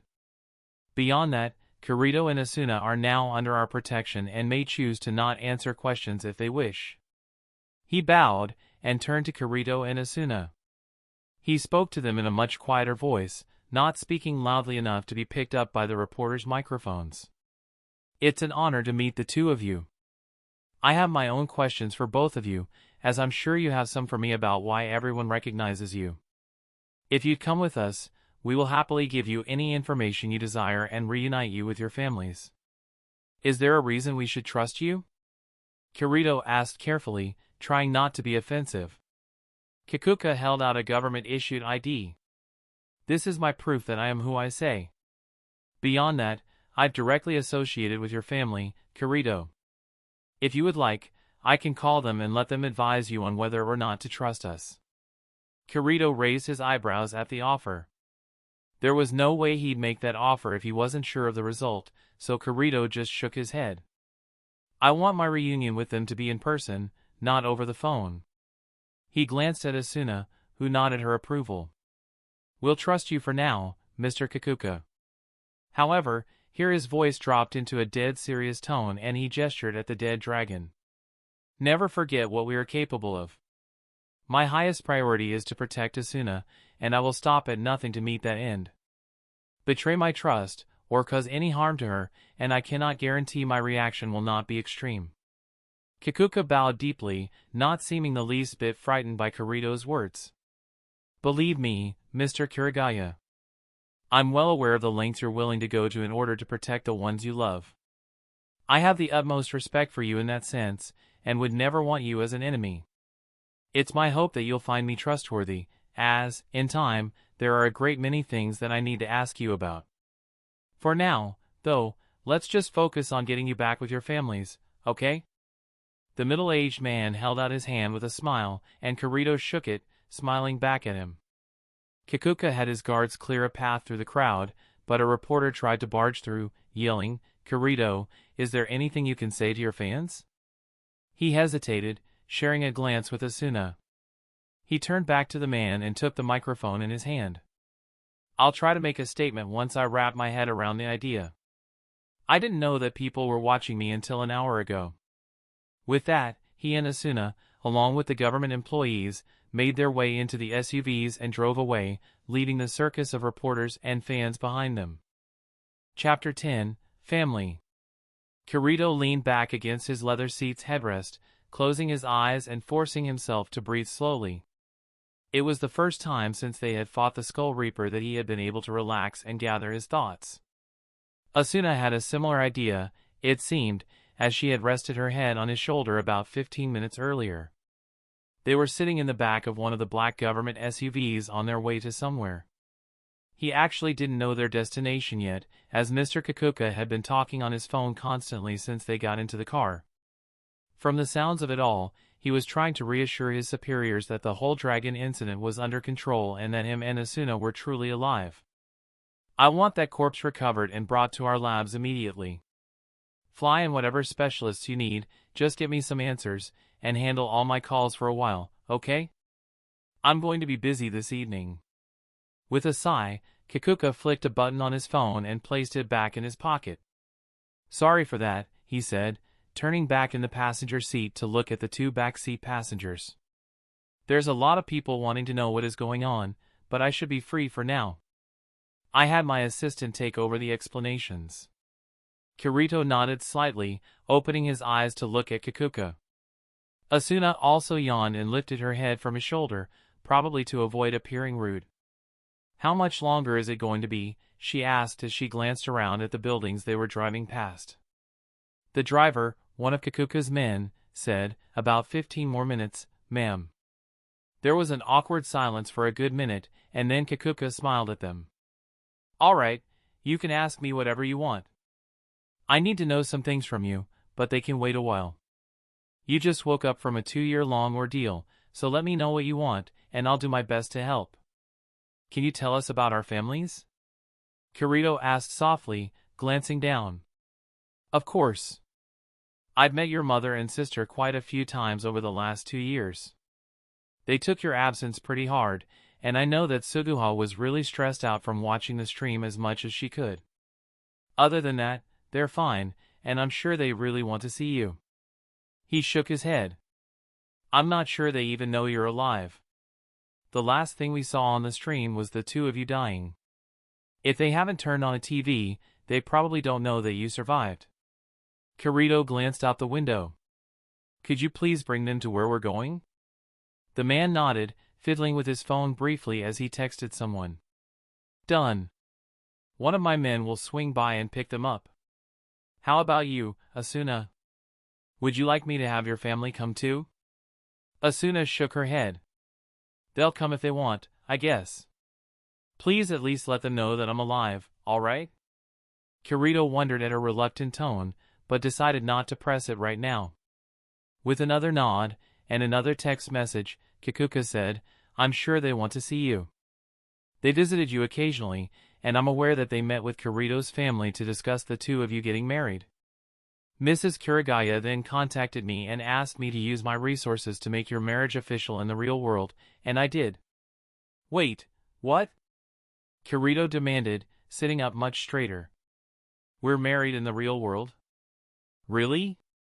Kikuka smiled. "Yeah." Your parents both agreed. Asuna laughed in delight, turning to Kirito and embracing him just as he made to do the same thing with her. "I'm so glad. I thought it would be so hard to convince my mother to accept you, Kirito. Kirito laughed in joy as well, holding her close to him. No matter how much he loved her, even though they both agreed that their relationship wasn't only virtual, it was still such a relief to know that Asuna was so happy about being married to him in the real world. They stayed like that for a few minutes, and then they finally separated and leaned back on their seats. Kirito sighed in exhaustion. This has been such a long day. He glanced down as he felt Asuna intertwine her fingers with his own. Yeah, but it's not over yet. Mr. Kikuka, can you please explain this stream thing in detail to us, as we only heard about it in the last couple hours? A guilty expression crossed his face as he averted his eyes. Firstly, you should know that it was my decision to allow this to exist. I don't apologize for my actions, as I feel they were for the greater good, but I am sorry that your privacy was violated in the process, Kirito. He nodded. Go on. Ah. He sighed. Well, a few months into SAO we discovered a terminal in one of Kaiba's laboratories that's purpose was to monitor your progress through the game.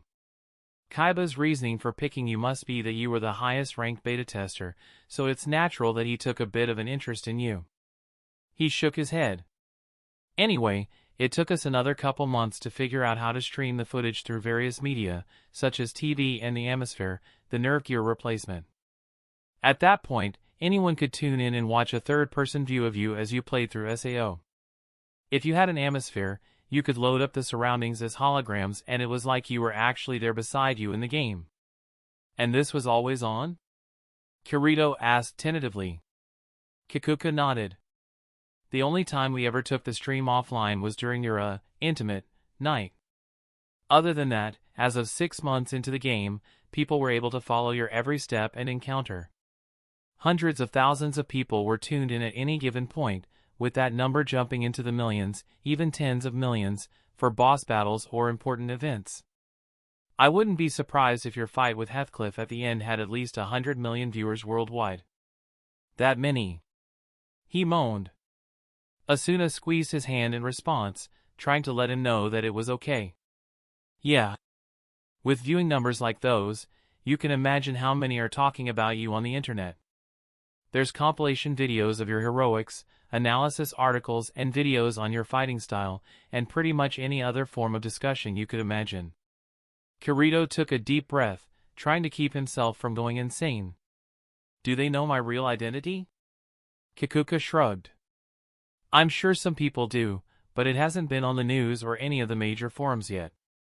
Your sister mentioned that some of the people at her kendo class and school are aware that she's your sister. He allowed himself several minutes to process all of the information. When he did, he found that he couldn't fault Kikuka for doing what he did. If anything, the blame had to be put on Kayaba for his role in creating the stream. Also, perhaps most importantly, there was absolutely nothing he or anyone else could do about it at this point. Holding it against Kikuka wouldn't benefit anyone. In fact, Kikuka's attitude towards the entire thing went a long way towards making Kirito trust him, at least somewhat. With that decided, Kirito said, Okay, so what now? Pardon? Where exactly are we going, and what will happen when we get there? Kikuka seemed relieved that Kirito had dropped the business about the stream, at least for the moment. We're going to one of our safe houses. Your bodies were kept there in secret for the recent past. There were several death threats, some coming from families of players that you arrested or killed. For your safety, your body was moved to a safe house, along with anyone who appeared on your stream for a decent duration of time. I may have set that stream up, but there's no way I was going to let it become the cause for more murders. Our bodies are dead though, aren't they? Asuna asked, smiling slightly. At that, Kikuka scratched his head. Yeah, you're going to need to explain that to me at some point, along with this whole dragon business. Kirito chuckled as they pulled into the driveway of a normal-looking house in a suburb. If we're being honest here, Asuna and I don't really know all of the details that you want to know. They drove into the garage and closed the door before Kikuka responded to Kirito's statement. How much exactly do you know, then? Asuna met his gaze at that question. He leaned over to whisper in her ear. Do you think we should trust him? She glanced at Kikuka, then whispered back, "Yeah, but can we be absolutely sure that he isn't Kayaba's partner?" Kirito hesitated there. Granted, it was extremely unlikely that out of all the possible people, Kikuka was Kayaba's partner. An easy way of testing it presented itself to him, so he gave Asuna a brief nod. The driver had gotten out to turn the lights on, so he said, "Kayaba spoke to us after our fight, telling us that he worked with a partner in the real world. He's an American scientist named Jim Davis. He told us that we could find him and shake any answers we wanted out from him." The timing couldn't have been more perfect as the driver turned the lights on. Kikuka had a shocked and dismayed expression with a hand on his forehead. "God damn it. You've got to be kidding. We checked anyone with any sort of connection to Kayaba and couldn't find any relation. Are you sure he had an American partner?" Kirito shook his head, satisfied with the reaction. "No, actually I have no idea who his partner is. The American part was to see how you reacted to Kayaba having a partner. If you were his partner, you wouldn't have pressed the American issue, as it provided a way to shift suspicion. The part about him having a partner is true, though." Kikuka mused, getting out of the car. "Does this mean that you've decided to trust me, then?" He and Asuna got out as well, and Kirito took a moment to stretch his legs. "Yeah, so it seems. We know quite a bit more than I just told you, but it'd take a while to explain. Also, Asuna and I need to talk privately about a couple of things before we start sharing with you. There's still a lot that we haven't gotten the chance to discuss with one another." Kikuka dipped his head in a slight bow. "I understand. Just don't take too long, all right? My superiors are going to be on my ass until I can assure them that the situation is under control." There wasn't really much Kirito or Asuna could say in reply, so they made their way into the house together. The garage led to a laundry room equipped with a washer and dryer. That laundry room led to a long L-shaped hallway. 3 bedrooms were to the left, while bathrooms and closets lined the right side. The first bedroom was unused, only having a bed and basic furniture. The second and third were filled with a wide assortment of medical equipment. Perhaps most unsettling was that he and Asuna, or rather their old bodies, were laying in the beds of each room. Asuna was in the second room, while Kirito's body was in the furthest room, which appeared to be the master bedroom. It was more than a little unsettling to see his dead body occupying a bed. Both his and Asuna's bodies were thin and decrepit. He briefly wondered how miserable it might have been to wake up in such a weak state. He unconsciously clasped hands with Asuna as they passed the first room. She was surely having her own confused thoughts about what they were seeing. Perhaps it was fortunate that another middle-aged man came out of the master bedroom wearing a white lab coat and glasses. "Ah," Kikuka said. "This is Dr. Tamayo. He's our resident doctor who's been responsible for making sure you and the others under our care are in good health." He gestured at Kirito and Asuna. "Tamayo, this is Kirito and Asuna." "So it's true," the doctor mumbled. He tilted his head. "You are truly Kazuto Kuragaya and Asuna Yuki, correct?"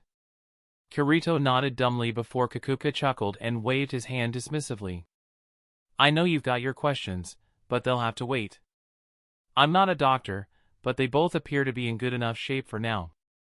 Perhaps we can do some tests tomorrow." He glanced at Kirito in search of approval for the statement. Kirito shrugged at that. "I don't know. Sure, I guess. I mean, we're not going to be lab rats or anything, but if you need to run a few basic tests then that should be all right." "Fair enough," Kikuka said. "With that decided, I want you to move their dead bodies to our office. Keep them on ice if you want to do tests or whatever you need, but just get them out of here before either of their families arrive." "Understood," Tamayo replied with a bow. Despite his obedience, Kirito felt like the doctor was irritated with their flippant attitude towards his expertise. They had good reason, though. If what Kayaba and Cardinal told them was at all true, it was doubtful that their new bodies were the same as normal humans. In fact, Kirito thought that they'd probably get more useful information from Cardinal than the doctor. During his brief musing, Kikuka had instructed the driver to assist the doctor in getting rid of the two bodies. Not wanting to stick around to watch, he took Asuna's hand and turned to the right down the hall, causing Kikuka to follow just behind them. On their right was an entrance area for the house's front door that opened into a large living room furnished with several reclining chairs and a couch. A large flat-screen TV was mounted on the wall that the chairs faced, along with a coffee table between the two. Meanwhile, the left side of the hall opened into the kitchen and a dining area, though it seemed to go mostly unused. Any evidence of food was in the form of popcorn and potato chip crumbs scattered aimlessly through the living room. As if to confirm what he was thinking, Kikuka said, "Most of the time my men just relax here when they're on duty. One or two of them are usually here to keep the house safe, but I sent them away for now. I'm not really sure what kind of protection they could offer the two of you with what I saw you do earlier." He and Asuna each took one of the reclining chairs that faced the TV, and Kikuka sat in a chair that had a reasonable view of both of them. "So," Asuna said a minute later, glancing over at Kikuka. "How long until Kirito's family gets here?" After checking his phone for the time, Kikuka said, "Should be about 5 or 10 minutes, I suppose. Depends on how fast my guy drives." He chuckled. Kirito sighed at hearing that, suddenly feeling apprehensive about meeting Suguha. He leaned forward so he could remove his two swords. Before he could put them on the ground, Kikuka got up and walked over. "Could I see one of them?" he asked. With a shrug, Kirito handed him the elucidator and then dropped Dark Repulsor on the ground unceremoniously. As he settled into a more comfortable position, noting that Asuna had also taken off her rapier, he watched Kikuka unsheathe the black sword and turn it over once or twice. "This sword is beyond famous, you know," he said, sheathing the blade and setting it on the ground gently beside Dark Repulsor. "Several swordsmiths have tried to recreate the blade with pretty good success, but I can't recall seeing a higher quality version of the sword than what you have." He glanced at Lambient Light. "I have to admit that I'm dying to know how you got them into the real world." He returned to his seat with a sigh. He really wanted to just relax for the few minutes he had before his family arrived, but Kirito said, "Kayaba refined the Americans' research on creating objects in reality that match their virtual counterparts. From my understanding, it's just high-tech 3D printing. Anyway, the swords and our gear were waiting for us when we woke up in the Argus labs." And I'm guessing this partner of Kayaba's was responsible for dealing with all of this stuff in the real world, right?" "More or less, to my understanding. Kayaba said that his partner betrayed him about a week ago, which is probably why he told me and Asuna about the whole thing in the first place. But he didn't tell you who his partner was." Asuna grunted at that. "Nope. The bastard does love his games, doesn't he?" Kikuka rolled his eyes. "It does appear so." "Oh," Kirito said abruptly. "I suppose we should mention that it was Kayaba's partner that was responsible for that dragon attacking earlier. When we cleared the game, he must have been afraid that the government, you guys, would find Kayaba's research." "Since we're being honest," Kikuka said, glancing away in embarrassment. "We didn't even know that there was an underground lab below the Argus headquarters until that dragon burned it to ashes. It wasn't on any blueprints and there was no obvious entrance to it. What exactly was down there, anyway?" A car door being closed outside saved Kirito from having to explain as Kikuka sighed. "Ah, never mind. Your family is here. We'll continue this later."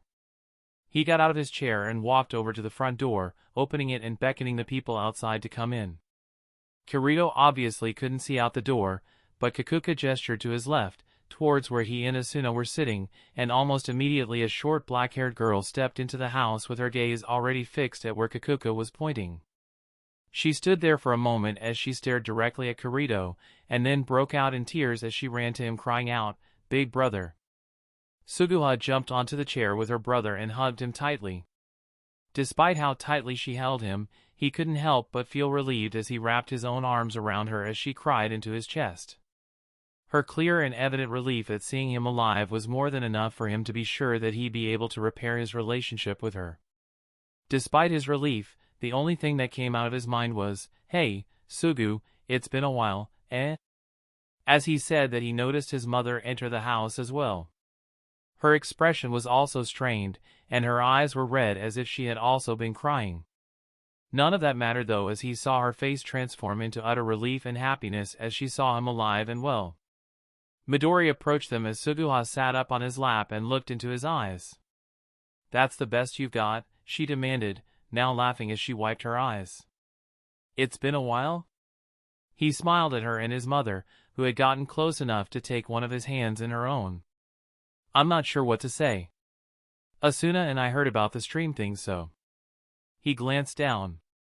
Midori embraced him, pulling Sugu into the hug as well. "Hey Mom," he simply said, smiling at her as she released him and his sister. She also had to wipe tears from her eyes as she glanced from her son to Asuna, who was watching the encounter with a longing smile. "I'm so relieved that you're okay. When we saw you fight Heathcliff, we thought that we died," he asked softly, glancing at Asuna. "I'll give you guys a bit of time," Kikuka said as he gave a slight bow and then walked back down the hallway towards the bedrooms. Ignoring that he had left, Midori turned her attention to Asuna, who dipped her head in a respectful greeting. "It's also a pleasure to meet the one girl my son has ever taken an interest in. Thank you for being there for him, Asuna. It truly means more than you can imagine." Asuna blushed slightly as she bowed a bit further, shaking her head from side to side. "I wouldn't be here right now if it wasn't for Kirito, so I understand exactly how important he is to you, Mrs. Kuragaya." Now it was Kirito's turn to blush as he glanced down. He knew that Asuna felt that way, but he privately believed that she was more than strong enough to have survived on his own. Oftentimes in SAO he found himself envying her work ethic and dedication, even if it annoyed him at other times. It looked like Midori was going to reply to Asuna's last comment, but she was cut off as Suguha's cell phone rang loudly. "Oh," she exclaimed, leaning back on Kirito's lap to grab her phone from her pocket. She seemed to debate internally for a moment about whether or not to answer the call, and then said, "Sorry, it's a friend who was watching the last fight with us. He's probably worried sick about me and Mom." Kirito gave her a nod of encouragement, so she answered the call. "Leafa," came a screeching voice through the speaker. Kirito must have been a few feet away and he still heard it perfectly clearly, though admittedly he didn't understand what the name meant. Sugu winced and moved the phone a bit back, flicking on the speakerphone setting as she did so. "Geez, Recon. Don't shout." Ironically, she was now the one shouting at him. "Sorry. Where are you?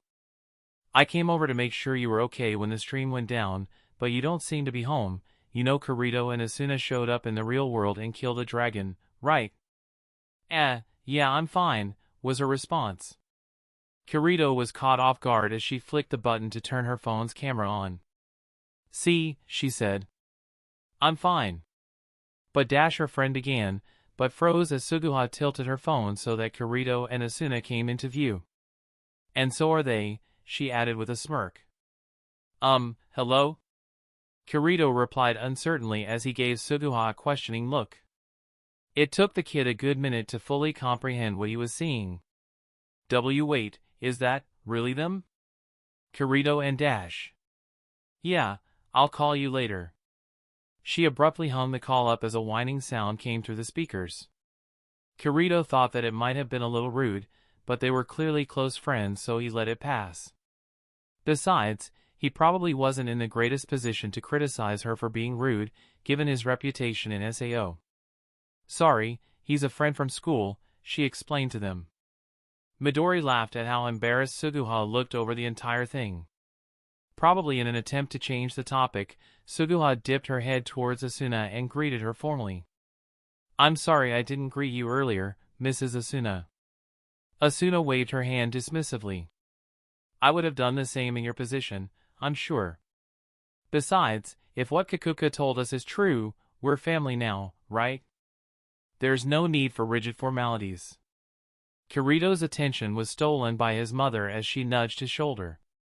"Hey, kiddo, wanna let us know why the two of you are in your SAO outfits and why we watched you kill a dragon on the news just now?" "It's really complicated," he said with a sigh. "For now, Let's just say that Kayaba changed us into our SAO avatars in real life. Beyond that, it's probably better not to talk about the rest of it. If people knew the specifics. Both Midori and Suguha seemed to get the message as they didn't press the topic more. Suguha just hugged him again and said, "Whatever, I'm just glad you're back. You gotta promise me one thing though." "Huh? No more close calls with death, alright?" She shook her head and her voice suddenly sounded much more tired and stressed. "Mom and I have had to watch you almost die way too many times for one lifetime." He chuckled. "I promise that I'll try to not almost die, alright? That's the best I can do, knowing my luck." In reality, he only said that for her benefit, as he wasn't sure how his mission to track down Kayaba's partner would go. If he had already created a dragon to cover his tracks, there was no telling how far he'd go to stop him and Asuna. His words had the desired effect, though, as Suguha smiled and visibly relaxed at hearing those words and the slight joking tone that he used. A knock on the door grabbed all of their attention. Since Midori was closest, she said, "1 second." She peered through the peephole in the door and then smiled as she opened it. "Hello, Mr. and Mrs. Yuki, Koichiro." As he realized who she was greeting, he looked back at Asuna and saw her sitting fully upright with a shocked expression on her face. She had told him that she and her family didn't get along too well, but he still found it surprising that she didn't think they would have visited her after 2 years of being trapped in a virtual world. The 3 people his mother had greeted stepped into the house then, hurriedly scanning the room to find Asuna. They were clearly from the upper class, as all 3 of them wore high-quality suits. More telling, though, was how confidently they carried themselves. The oldest, who must have been her father, appeared to be in his late 50s or even early 60s, while his wife looked to be around 40 or 45. The youngest of the 3 must have been her brother, Koichiro. He looked like he was about 30. "Asuna!" Koichiro called out as he ran to her and hugged her tightly, though not quite as aggressively as Suguha had done with him. "Koichiro," Asuna replied, tears forming in her eyes. Her mother and father were only a few steps behind the younger man as they hugged her as well. "Mom, Dad, you both came." "Of course we came, Asuna," her father said sadly. Her mother began crying as she hugged her daughter. "I'm so sorry, Asuna.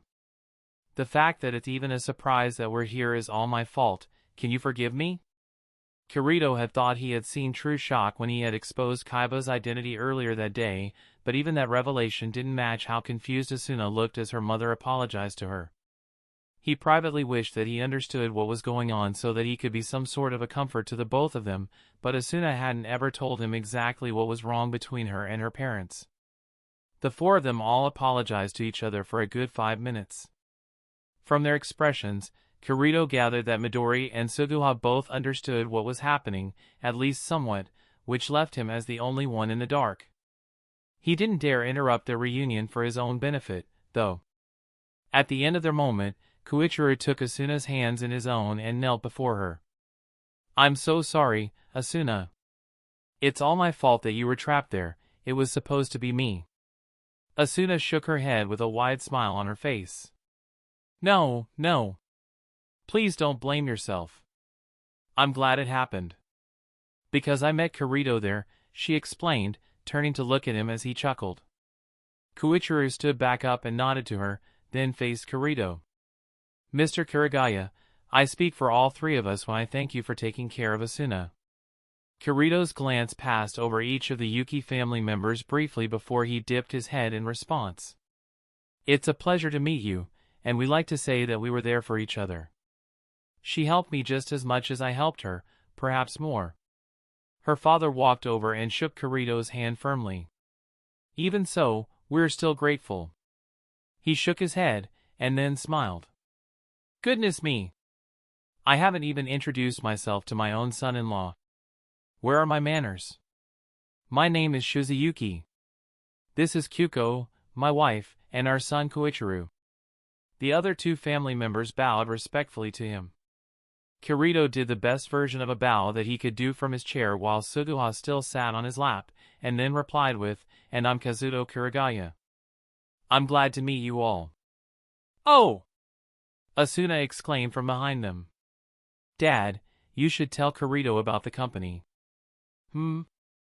Alright, I suppose. Is there a particular reason? She nodded, but didn't otherwise reply, so her father sighed and did as she asked. I'm the CEO of a company called Rec Progress. My son works closely with me there. We're similar to Kayaba's company in that we develop VR technology, including the new atmosphere that people are using as a replacement for the Nerve Gear.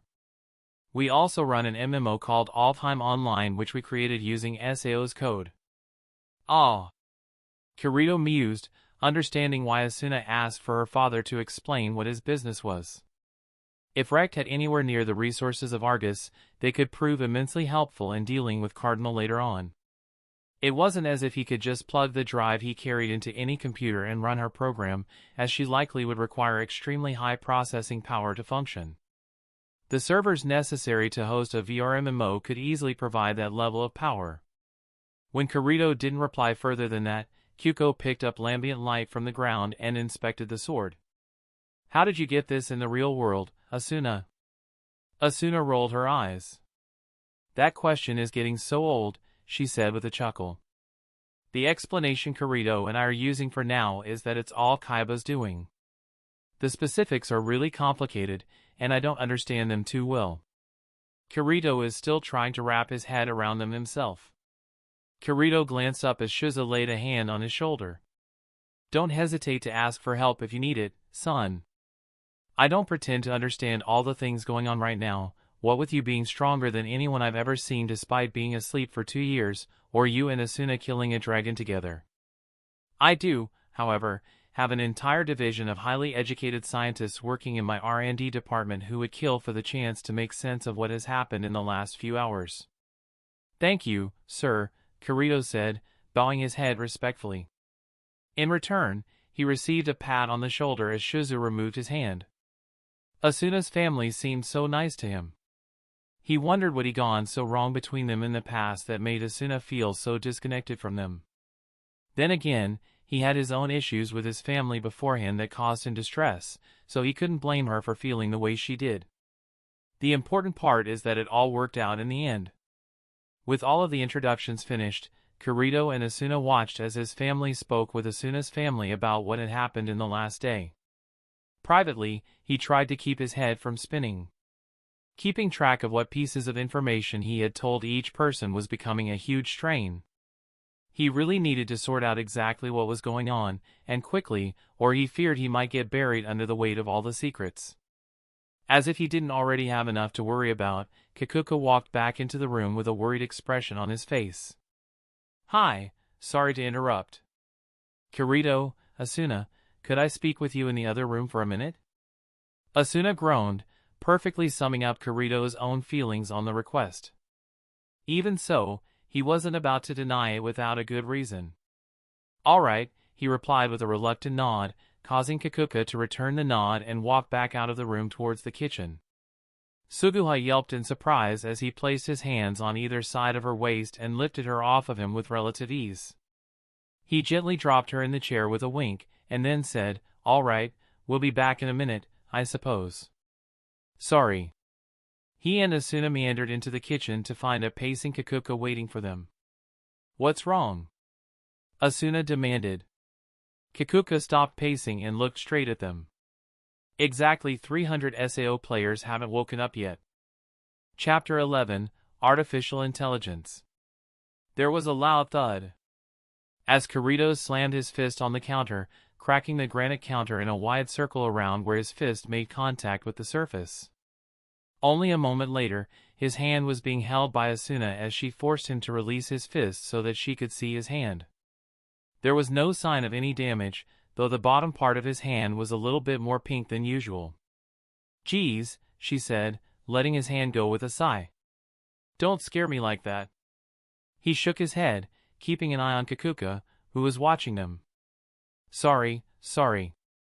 It's just, I thought we had at least finished SAO, even if there were other problems. Exactly 300 people being asleep still can't be a coincidence. Kaiba's partner is up to something, and we have no idea what it is. In the uncomfortable silence that followed, Kirito could have sworn that he heard several soft footsteps outside the door. It seemed that some, or all of the people in the living room had heard the smash and were trying to figure out what was going on. Oh well, he thought. If 300 players were still being held captive by Kaiba's partner, then there wouldn't be much sense in keeping it all secret much longer. Turning back to Kikuka, he took a deep breath before carefully asking, "You're absolutely certain that exactly 300 players are still unconscious, and that they show no signs whatsoever of waking?" He didn't bother to keep his voice down. If his family and Asuna's were listening from outside, then good for them. "Positive," was his reply. "Before I drove out to meet the two of you, my office was tracking about 1,000 people that were still waking up. However, all of those except for the 300 in question finished waking up over 2 hours ago. There have been no changes in their vital signs or any indicators on their nerve gears." Kirito scratched his head. "I can't imagine why Kayaba would need to keep them," he muttered, speaking more to Asuna than Kikuka. "Or Cardinal," she added. "It has to be Kayaba's partner. Doesn't it strike you as odd that he only stole about 100 host bodies, yet kidnapped 300 players, though? Maybe the two things aren't related. Could she have been right? Was it possible that another party was involved, that someone else somehow gained access to the SAO players and kept them from waking? The idea seemed preposterous, and it surely couldn't have happened without Cardinal or Kayaba becoming aware of it. Even if someone else did somehow gain access to the system, what good would 300 unconscious SAO players do them? Was it an attempt to ransom them off? If so, why hadn't Kikuka's men received any demands yet? No. The more he considered it, the more likely it was that Kayaba's partner was responsible. Perhaps, though, he hesitated at the thought. It was so far-fetched, but worth looking into. "Do you have a list of their names?" he asked Kikuka. Kikuka shrugged. "Yeah, of course. It's their real names though, not their avatar ones. It might take a while to match them all up." "Why?" Asuna answered for him, clearly understanding what his thought process was. "It's possible that if the players were related in some way inside the game, that it could provide a clue as to who is holding them prisoner, right, Kirito?" "Theoretically, yeah, I suppose. It's a pretty big long shot, as I'd be willing to bet it's Kaiba's partner that's behind this, but maybe knowing which players he chose could give us a clue as to why." Kikuka handed them his phone.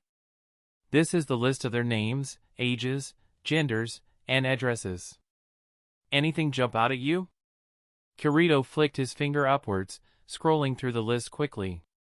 He didn't recognize any of the names, though that didn't mean they weren't players that he knew.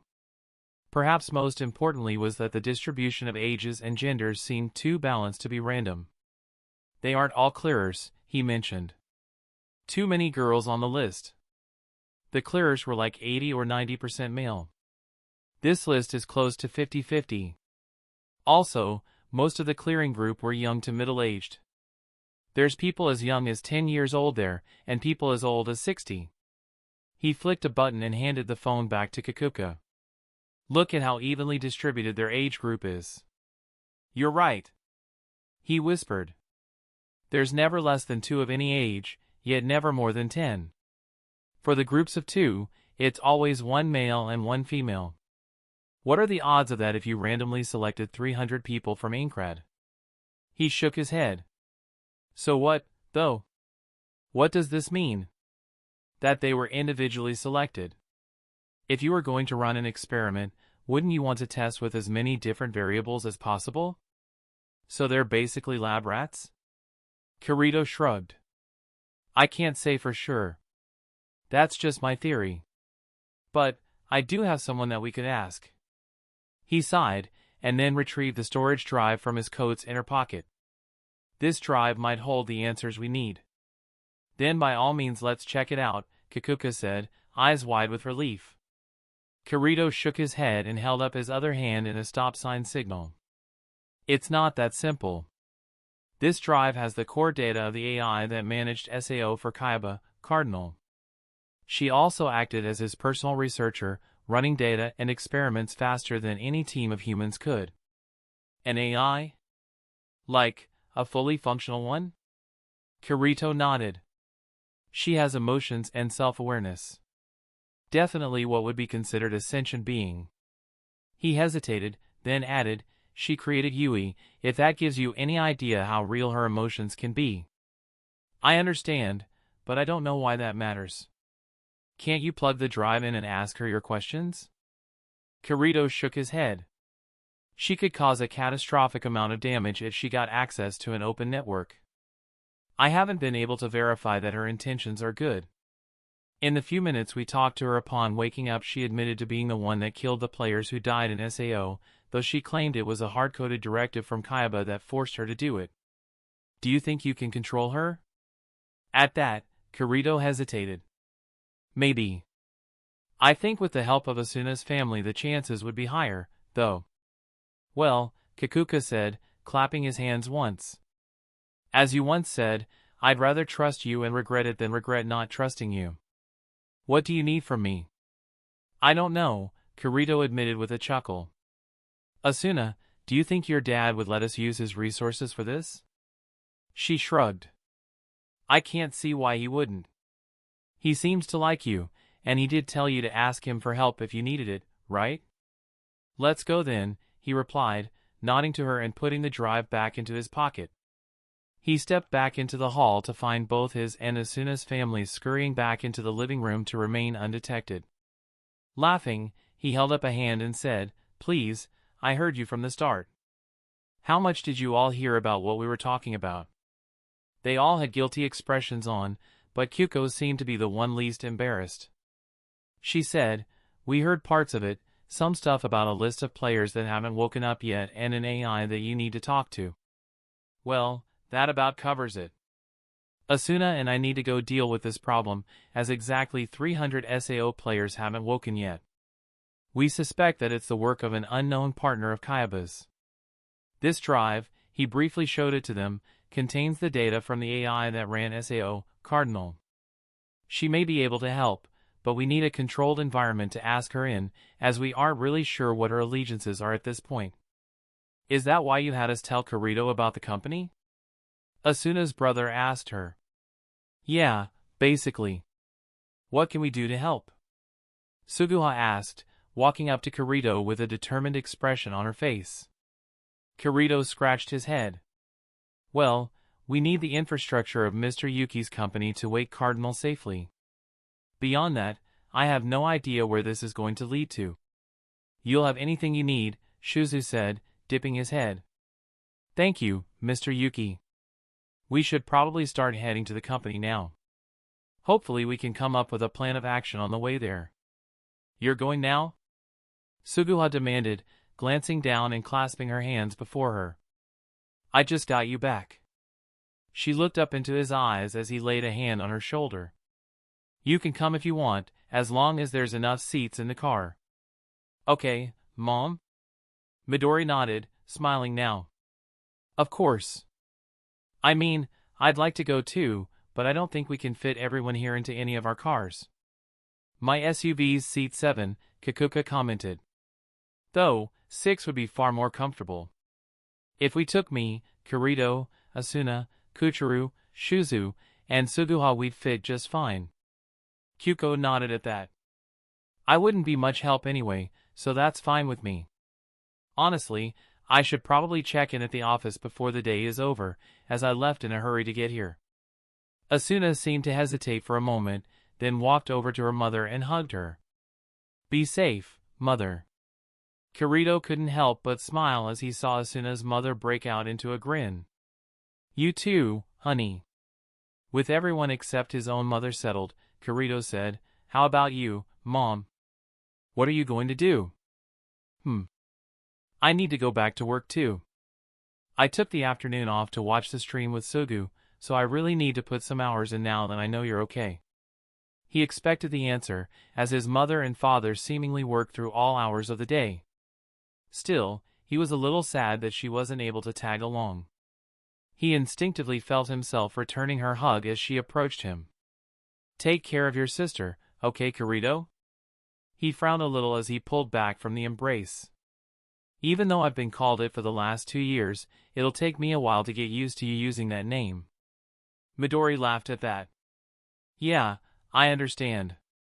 It took me a while to stop calling you Kazuto as well, but Kirito is who you are now, so it fits. I completely agree, Asuna said, smiling. Rolling his eyes, he walked over to the chairs and picked up his 2 swords, strapping them onto his back. He tossed Asuna Lambient Light, and then they all made their way out of the house, Midori and Kyuko through the front exit and the rest through the garage.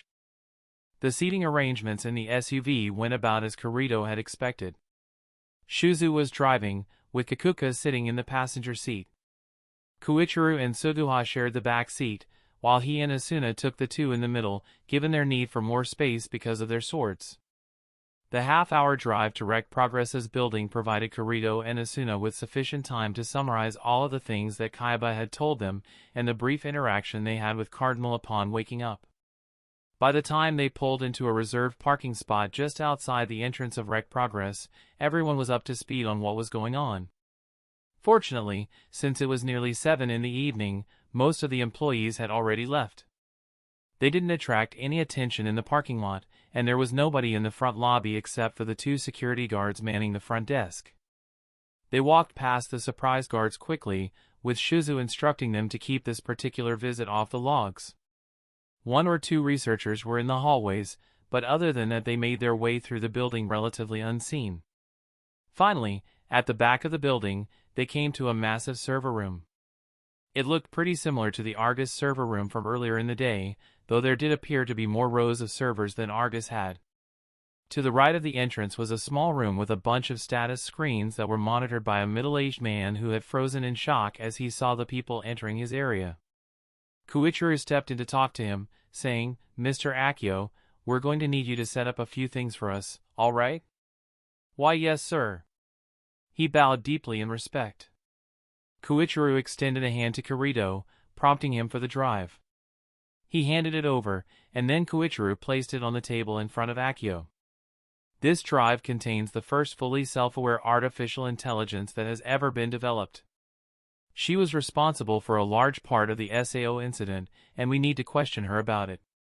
We need to plug her into an isolated server so that we can analyze her core code and question her without giving her the opportunity to access open networks, as we cannot be sure what the result of that would be. "You're serious?" Akio asked carefully. When Koichiro nodded, the man paled a little. Right away, sir. I can make that happen, I think." He hesitated, then asked, "Sir? Why does it look like Kirito and Asuna are here, and a little girl?" "Hey, I'm 15. Suguha protested. Shuzu chuckled as he stepped forward as well. "Well, they are here. More than that is beyond your pay grade." Akio bowed to Shuzu, and then said, clearly trying to contain his disappointment, "I understand."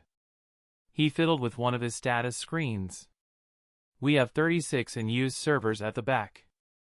Without taking down all of them, I can probably isolate 15 or 20 of them with the spare cables we have lying around. Will that be enough?" Koichiro glanced back at Kirito, who could only shrug and say, "Probably." They watched in silence as Akio fiddled with a half-dozen windows as he tried to configure what they had asked for. Partway through, he got up and ran to the back of the server room, disappearing for several minutes. When he came back he was panting, but he clicked a button on the screen and fist pumped. "Got it! This system is now powered by 18 of our servers. There is no way to access the open networks through them, so I think we're good." "Well done, Mr. Akio," Shuzu complimented. "Take a break for a while, but please stick around for now, as we may need more assistance later." Akio bowed again, and then walked out the door in a hurry. "Here goes nothing," Kirito muttered as he hooked the drive up to an external port on the computer. The half-dozen status screens flashed about 10 seconds after he plugged the drive in. Then, the security camera in the corner of the room turned a little to see the entire group of people. "Hello, Kirito," came Cardinal's artificial-sounding voice from the speakers on the desk. Kirito nodded at the camera. Are you aware of who these people are? Asuna, Lifa, Seijiro Kikuka, Shuzuyuki, Koichiro Yuki. Huh, he asked, glancing back. Who the hell is Lifa? Player ID, 0x0037317D alias, Lifa age, 15 name, Suguha Kirigaya. You requested that I call people by their alias. Kirito and Asuna both looked back at Suguha, who was glancing down in embarrassment. Suguha, he asked curiously. I play ALO, but how does Cardinal know that? To say that he was surprised would be an understatement, but he had much more important things to deal with at the time.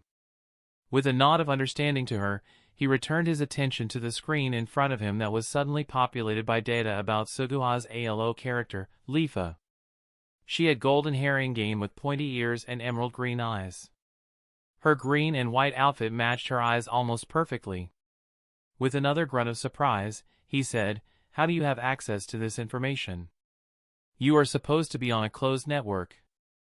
I did a full research profile for both you and Asuna before I made the decision to trust you with what amounts to my life. Asuna sighed. Fine, whatever. Do you know why we're here, now? I presume that you wish to ask me for information. My original expectation was that Kirito would wait for up to 1 full week before deciding to do anything with my data. An entire week? He asked himself, surprised by the number. Did Cardinal really think he was that lazy? Maybe it's not so inaccurate, he couldn't help but admit. 300 players have yet to wake up from SAO, Kikuka cut in. We want to know what you know about it. Cardinal was silent for a full 3 minutes as she processed the information. The group of 6 waited patiently for an answer that was ultimately disappointing. I've reviewed all of my data from every SAO player. I can confirm that the command to log each player out was successfully sent. From my information, there is no reason for them to not have woken up normally. Unhappy with the answer, Kirito had Kikuka get out his phone and slowly scroll through the list of names in full view of the camera, giving Cardinal the opportunity to see the same data he had earlier. While the list was shown, he explained his observations as well. Intriguing, Cardinal admitted. I have cross-referenced this list with my own information about the players. You're correct in your assessment that this is not a random selection of players. The list of in-game names appeared on one of the monitors. Kirito and Asuna quickly searched through the list in an attempt to find some other connection, but there was none. He recognized a few of the names, but thankfully none of them were players he had been close to. I can't see a pattern, he said with a sigh. Same, Asuna admitted. That is because there is none.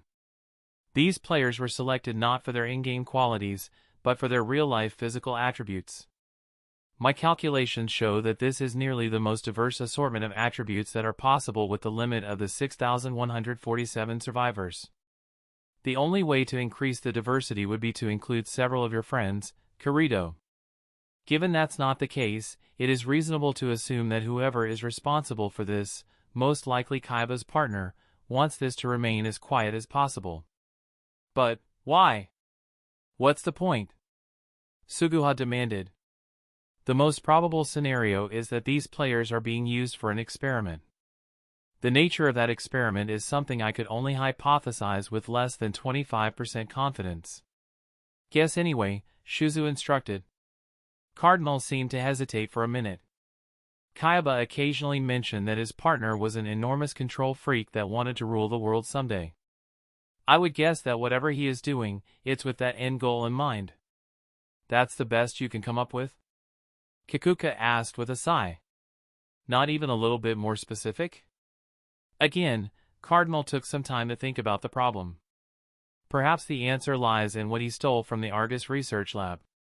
I had an almost fully developed method to transfer a human's consciousness from their body to the virtual world, transforming them into an AI like myself. I was also very close to consistently transferring AIs into the host bodies I had created. This is how Kirito and Asuna are alive today, not because Kayaba or I allowed them to log out from SAO. Kirito and Asuna both glanced back at their 4 companions as Cardinal shared that piece of information. He had mostly explained it during the car ride direct, but he never stated explicitly that he and Asuna were actually in different, genetically engineered bodies. To his relief, the others didn't seem too bothered by the news, or maybe it hadn't clicked in their minds yet. I've spent countless processing cycles on the issue over the last week, but I can't understand why he would steal 100 host bodies but leave most of my research on how to transfer a consciousness from one reality to another. Without it, the bodies are certainly still usable for things like the dragon you fought earlier today, but he could never create another human being. If you can't figure out why he took them, could you at least determine how to get them back? Asuna asked. I would need access to the internet for that, but I doubt that I'd be able to find them. Kayaba specifically designed the nerve gear's transmissions to be absolutely untraceable. I find it hard to believe that his partner would double-cross him this way if he wasn't sure that he could hide the players from Kayaba, who is now an AI similar to myself. Put yourself in his position then. If you had to kidnap 300 SAO players, how would you do it? Koichiro asked, leaning against the desk as he looked up at the camera. I can see two different options, depending on whether or not Kayaba's partner is prioritizing anonymity or security. For anonymity, using another VRMMO to store the players would be the most obvious choice. They could easily just be labeled as players in the game and nobody would know the better unless they took a closer look at their individual data. Keeping them in line might require an abuse of power from the GM, but even that could be difficult to notice from outside the server. If that's not what he's doing, it's possible that he's using his own personal server in some remote location to store their data. It provides the most secure access to the players, but it may be difficult to conceal that much data to a single server location somewhere in Japan. I can run a full diagnostic on all of our ALO servers, Koichiro offered. It wouldn't hurt to make sure they aren't being hidden right under our noses. Thank you, Kikuka said. I'll have my office draft a formal request to all the current VRMMO companies that asks them to do the same. Hopefully we can catch him through that method. Asuna shook her head. It's not a bad idea, but I doubt it'll work.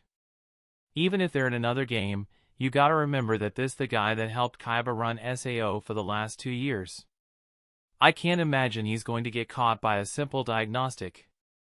To be fair, her father interjected.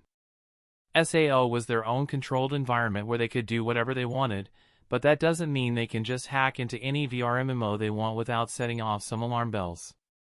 It's definitely worth a shot. Voicing his agreement with Asuna's opinion wouldn't have helped anything, so Kirito chose to remain quiet.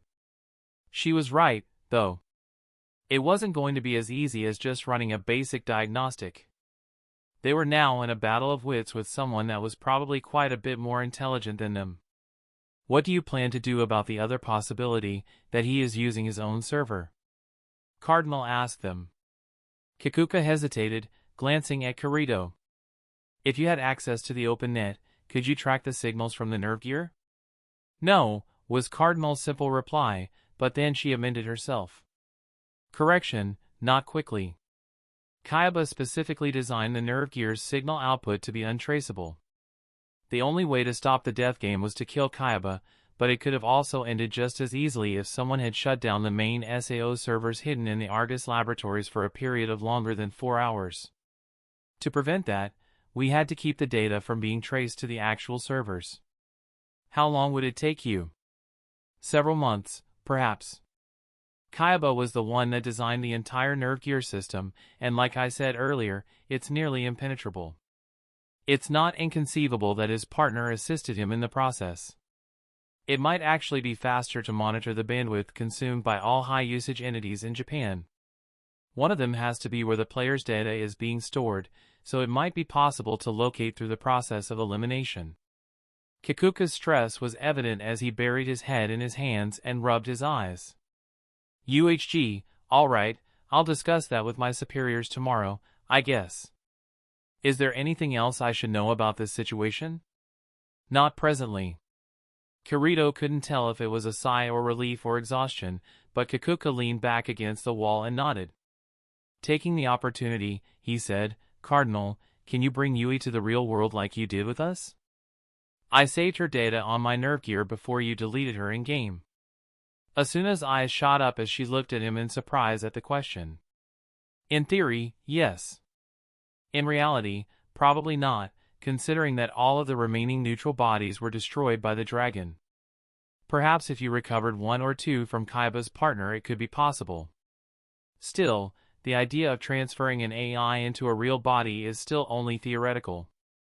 It has worked for people that I originally turned into AIs, but I never got the chance to try it with a pure AI. From the expression of determination that manifested on Asuna's face, Kirito could only assume that she would stop at nothing to get her hands on one of those bodies. He placed his hand on her shoulder and squeezed gently, letting her know that he was with her. No matter the odds, they would get Yui back.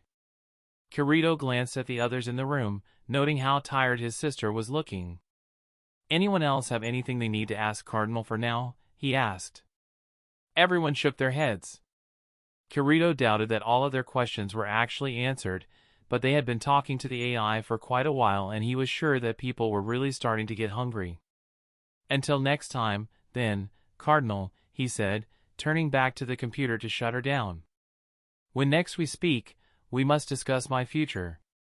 As the government representative here, I can say that your future is entirely dependent on catching Kayaba's partner and rescuing the 300 trapped players.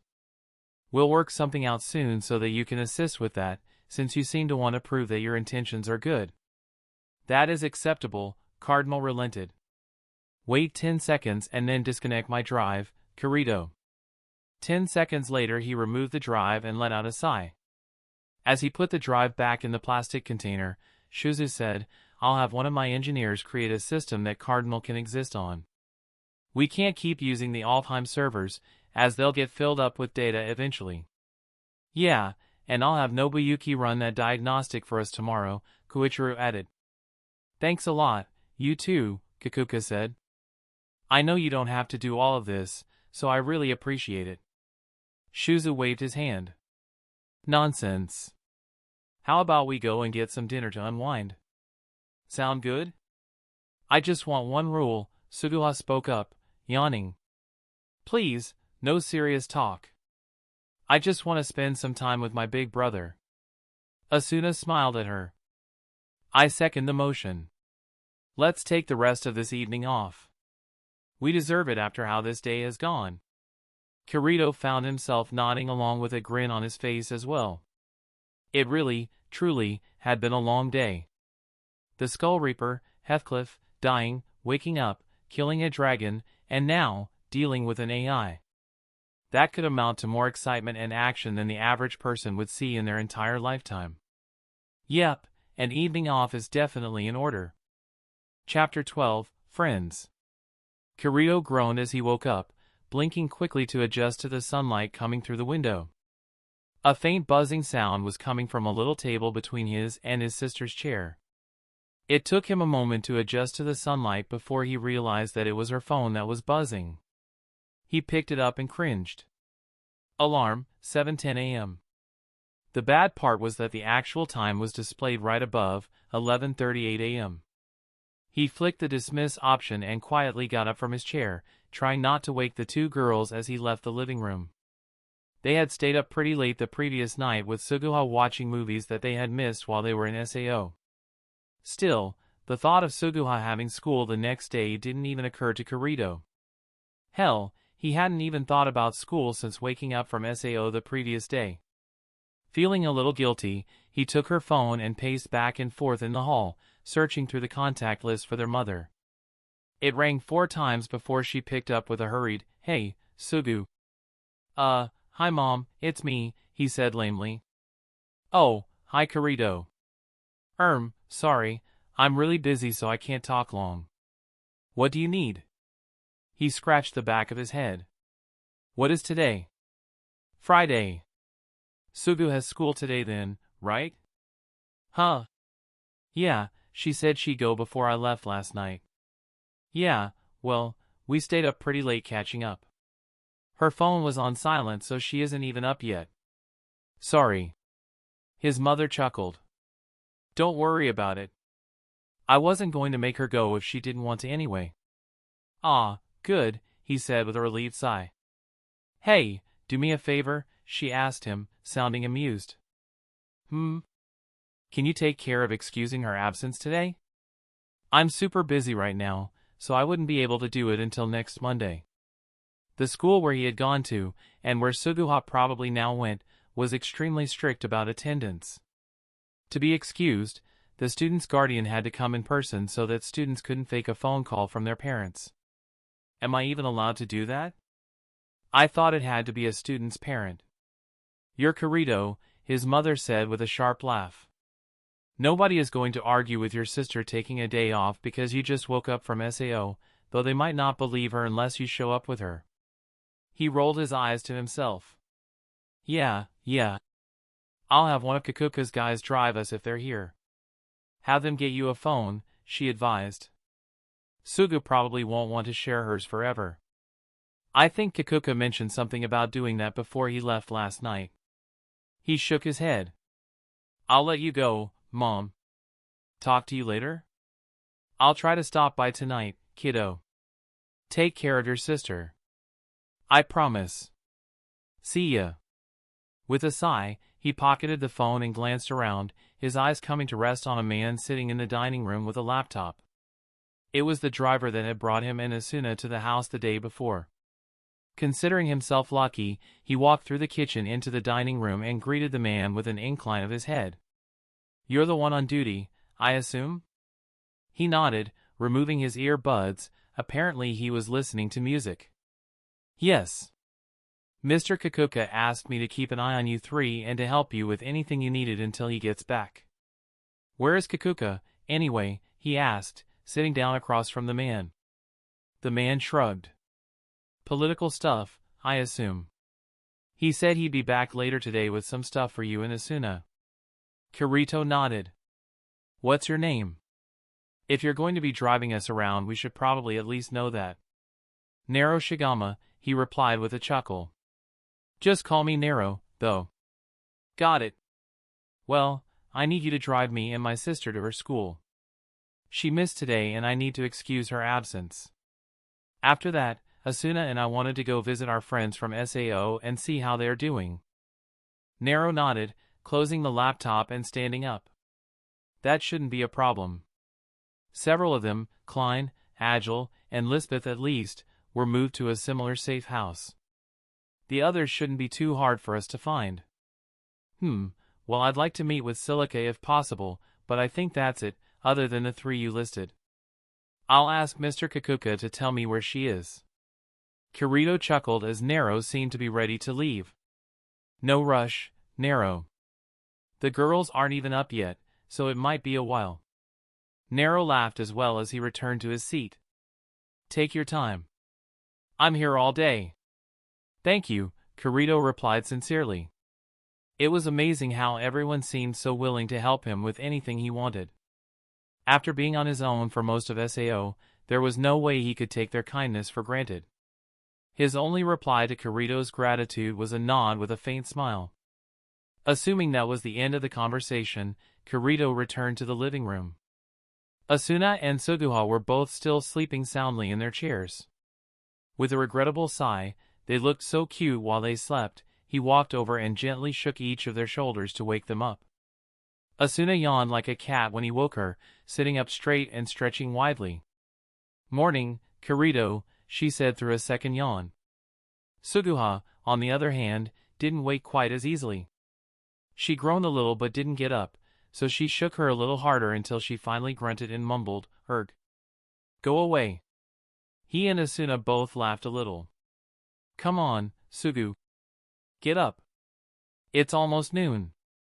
At the word noon, Suguha shot up in her chair, wincing at the rays of sunlight coming in. She hurriedly fumbled with the table her phone was on, but couldn't find it. Here, he said, handing her the phone. Shit. I'm like 4 hours late. Kirito rolled his eyes. Yeah, but it's probably more mine and Asuna's fault than yours. We were the ones who weren't too tired last night. Hey, speak for yourself. Asuna barked at him jokingly. Either way, I called Mom and she said that it's fine if you miss school, Sugu. Aw. Suguha sighed in relief. Phew, okay. But I gotta take you and excuse the absence cause mom's busy. Right now? Kirito shrugged. Yeah, in a few minutes at least. He glanced over at Asuna. We wanted to visit our SAO friends this afternoon, so it would work out okay to stop by the school, then go get some food before we head to the other safe house. Suguha stretched again as she got out of her chair. Fine, fine. I'll go clean up. Me too, Asuna added. A moment later he was left alone in the living room. He plopped back into his chair and looked up at the ceiling. Girls. To the other safe house now? Nero asked as Kirito and the two girls climbed back into the SUV. Yup, was Asuna's reply. They had just finished excusing Suguha from school. Nero had saved them quite the ordeal by suggesting that they eat lunch before heading into school so that the students would be back in the classrooms when they arrived. It went pretty much as planned. A few people were still scattered across the campus, but for the most part they were left alone. Oddly, the principal of the school gave them the most trouble. He walked by as they were talking with the attendant secretary and he stopped to talk to Kirito. It turned out that the government had informed the principal, Mr. Sayoto, about his relationship to Suguha so that he could keep an eye on her to make sure nothing happened to her as a result of him in the event that his identity was made public. Sayoto tried to get Kirito to come and speak at one of the school's weekly student rallies, but Kirito had to decline him. Frankly, he wasn't comfortable with speeches or being the center of attention. He'd essentially lived most of his life in the shadows, associating with as few people as possible. Add that to the fact that he wanted to avoid having his real identity becoming public for as long as possible, and his answer was quite obvious. He blinked and looked to his side as he felt a small hand clasp his own gently. Sugu?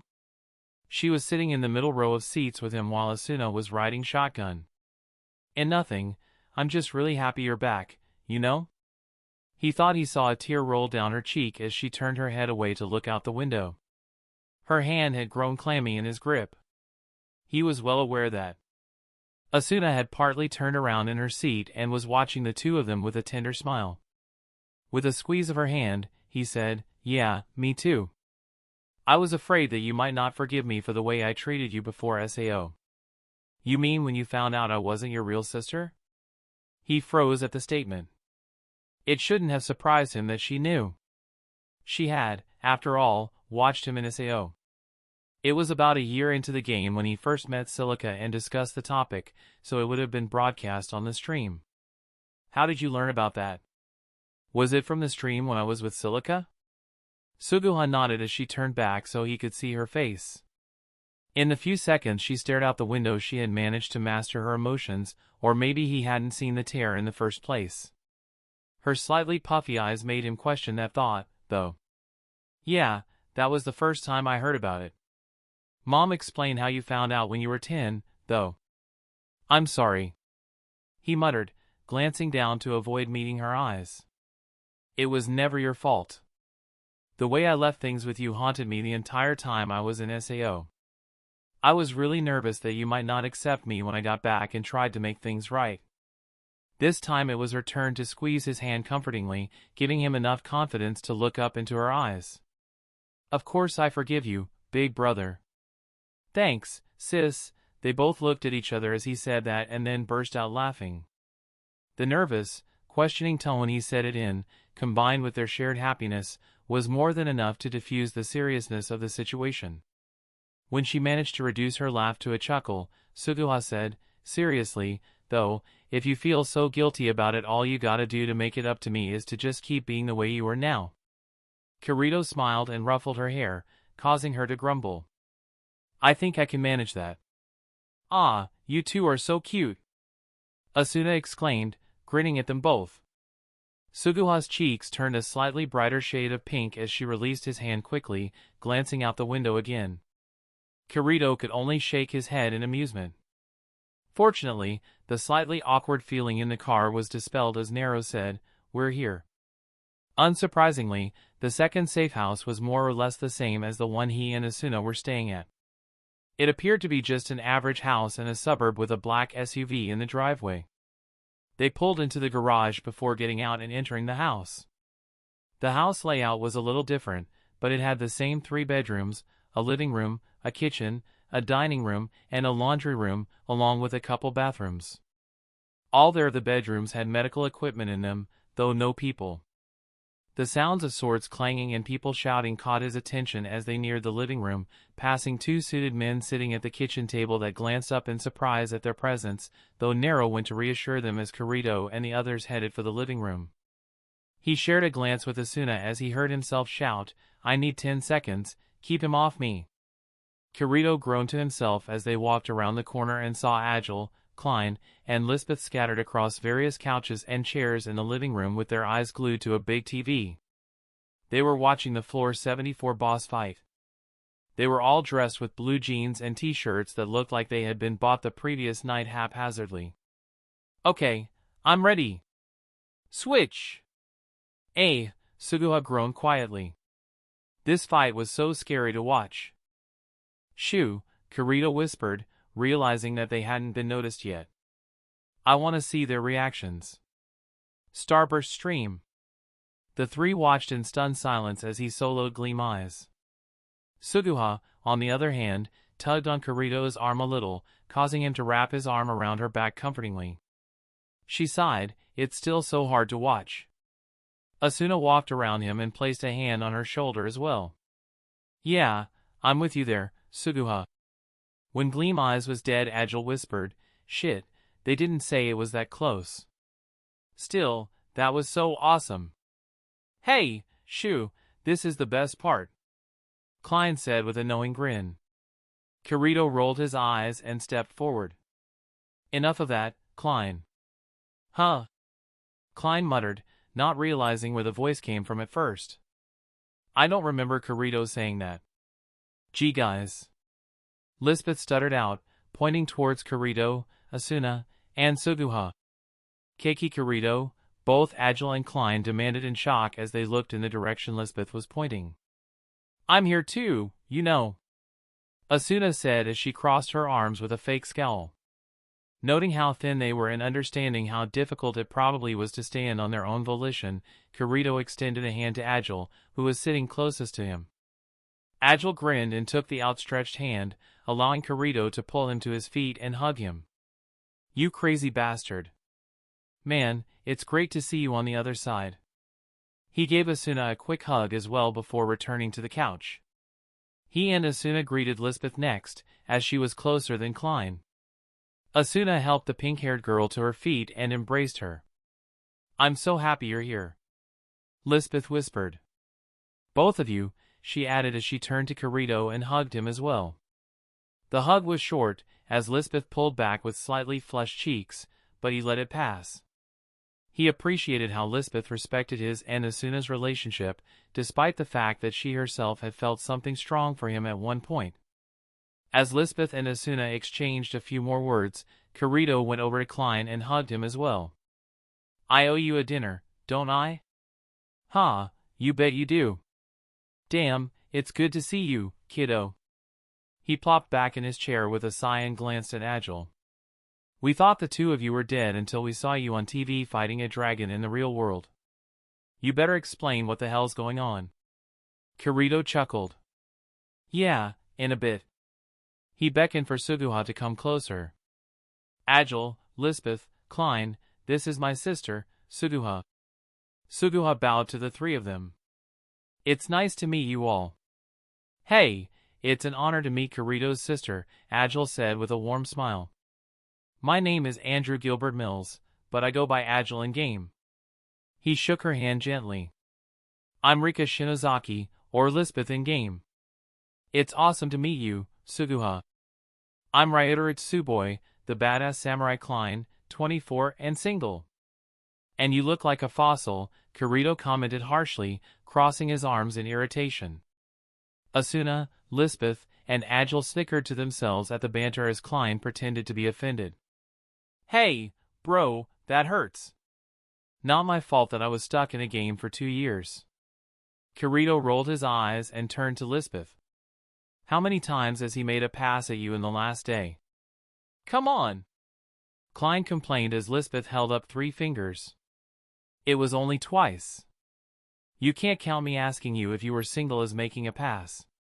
Oh, calm down, Klein, Agile said mildly. Let's let Kirito and Asuna tell us their story. I'd rather hear about fighting a dragon than your pathetic love attempts. Fair point, the crimson-haired man acknowledged. So, Kirito, buddy, what's the deal with all this crap? If you've both got your SAO stuff, why don't I have my katana?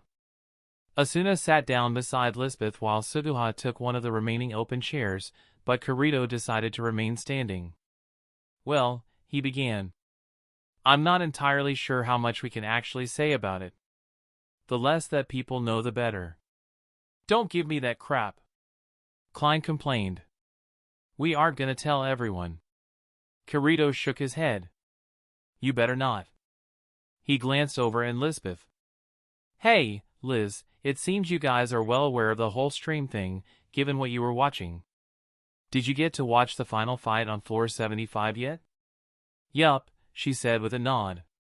When the game got cleared, I just knew that it was you who did it, so when I woke up and learned there was a recording of it, I forced the government guys to show me. She hesitated. It kind of broke my heart though, seeing you both die like that. I was so happy when I woke up, 'cause I just knew that you were the one to clear the game. Only you could do something as crazy as beating the game 25 floors early, right? But then, I heard that you died in the process. Watching it for myself just made the sadness worse. Kirito nodded. Yeah, sorry about that. In my defense, and Asuna's too, we never thought anyone would watch what we did. Anyway, Asuna and I spoke with Heathcliff after we beat the game. He related most of the basic information about SAO's true purpose, the 300 players who didn't wake up, Kayaba's partner, and how they were alive. Geez, that's a lot to wrap our heads around, Agile grumbled. It's gotta be pretty weird to have your SAO strength in the real world, right? Kirito shrugged. I don't know, man. People kind of look at me and Asuna a bit weird, and we're definitely different in this world, but after being this way for 2 years it's still pretty natural, I'd say. His eyes widened as he realized something. He drew Dark Repulsor gently and handed the blade hilt first to Asuna. I thought you might want to inspect your creation, Liz. Asuna held the blade out for Lisbeth to examine, as it would be too difficult for her to actually lift the sword in her current state. She slowly ran her fingers over the smooth surface of the sword, being careful to avoid the razor-sharp edges. I can't believe it's actually real, she whispered. What exactly is it made of, and how? Dark Repulsor was returned to its normal position on his back as Asuna handed the sword back to him. With a shrug, he said, honestly, I don't really know. I'll have to ask Cardinal sometime. Ask her if she wants to make me into my avatar too, Klein suggested with a grin. That'd be awesome. With an amused shake of his head, he said, there's no way. Besides, even if it were possible, it's only like a 25% chance of it actually succeeding. You'd have to be an idiot to risk it. Meh, was Klein's disappointed response. Suguha's phone started ringing all of a sudden, causing her to reach into her pocket and frown. It's Kikuka. 1SEC, she answered the call, spoke a basic greeting, and then handed the phone to Kirito. It's for you. Hello? Kirito asked, taking the phone from Suguha and bringing it to his ear. Hey Kirito, buddy, Kikuka's voice came through, sounding a bit nervous. The way Kikuka was speaking gave Kirito a nervous feeling, so he lowered the phone for a moment and said to his friends, I'm gonna take this out in the hall. Be back in a sec. Before Asuna or the others could protest, he walked out of the room. What's wrong? He demanded. I know I told you that it would be a while before we needed to get into the details, but I got called into a meeting with the Prime Minister and the Minister of Defense. They're demanding to see you. So, could you please come? Kirito groaned. You've got to be kidding. He hesitated, glancing behind him to make sure nobody had followed him into the hall. What happens if I don't come? Kikuka chuckled nervously. I probably get fired. But they'll track you down either way, I'm sure. Shit. Fine, What do they even want with me? I told them the general idea of what's going on, but they don't like the idea of trusting you with something as important as Cardinal's drive and the mission to catch Kayaba's partner. I suppose if you wanted out you could just hand over the hard drive and walk away, but otherwise you're gonna have to come convince them to trust you. Like hell I'm leaving this up to the government, he thought to himself. Who could know what they'd do with Cardinal, or with whatever Kayaba's partner is working on? The technology surrounding SAO was beyond anything that a single government should have authority over. It had to either be destroyed, hidden, or made available to everyone. The idea of a single government having access to genetic supersoldiers or other supernatural beings was truly terrifying. How am I supposed to get there? He asked, making sure his irritated sigh was clearly heard. Thank you, came Kikuka's relieved voice. There's a hospital a couple blocks from where you are. The sound of fingers snapping was heard on the other end of the line, indicating that Kikuka was telling someone to do something. I'll have a helicopter waiting on the roof that will bring you here. What about Asuna? Does she have to come too? They didn't ask for her specifically. They seem far more interested in you. I guess that's all up to you and her. Fine, fine. I'll try to leave her behind, but she'll probably want to come.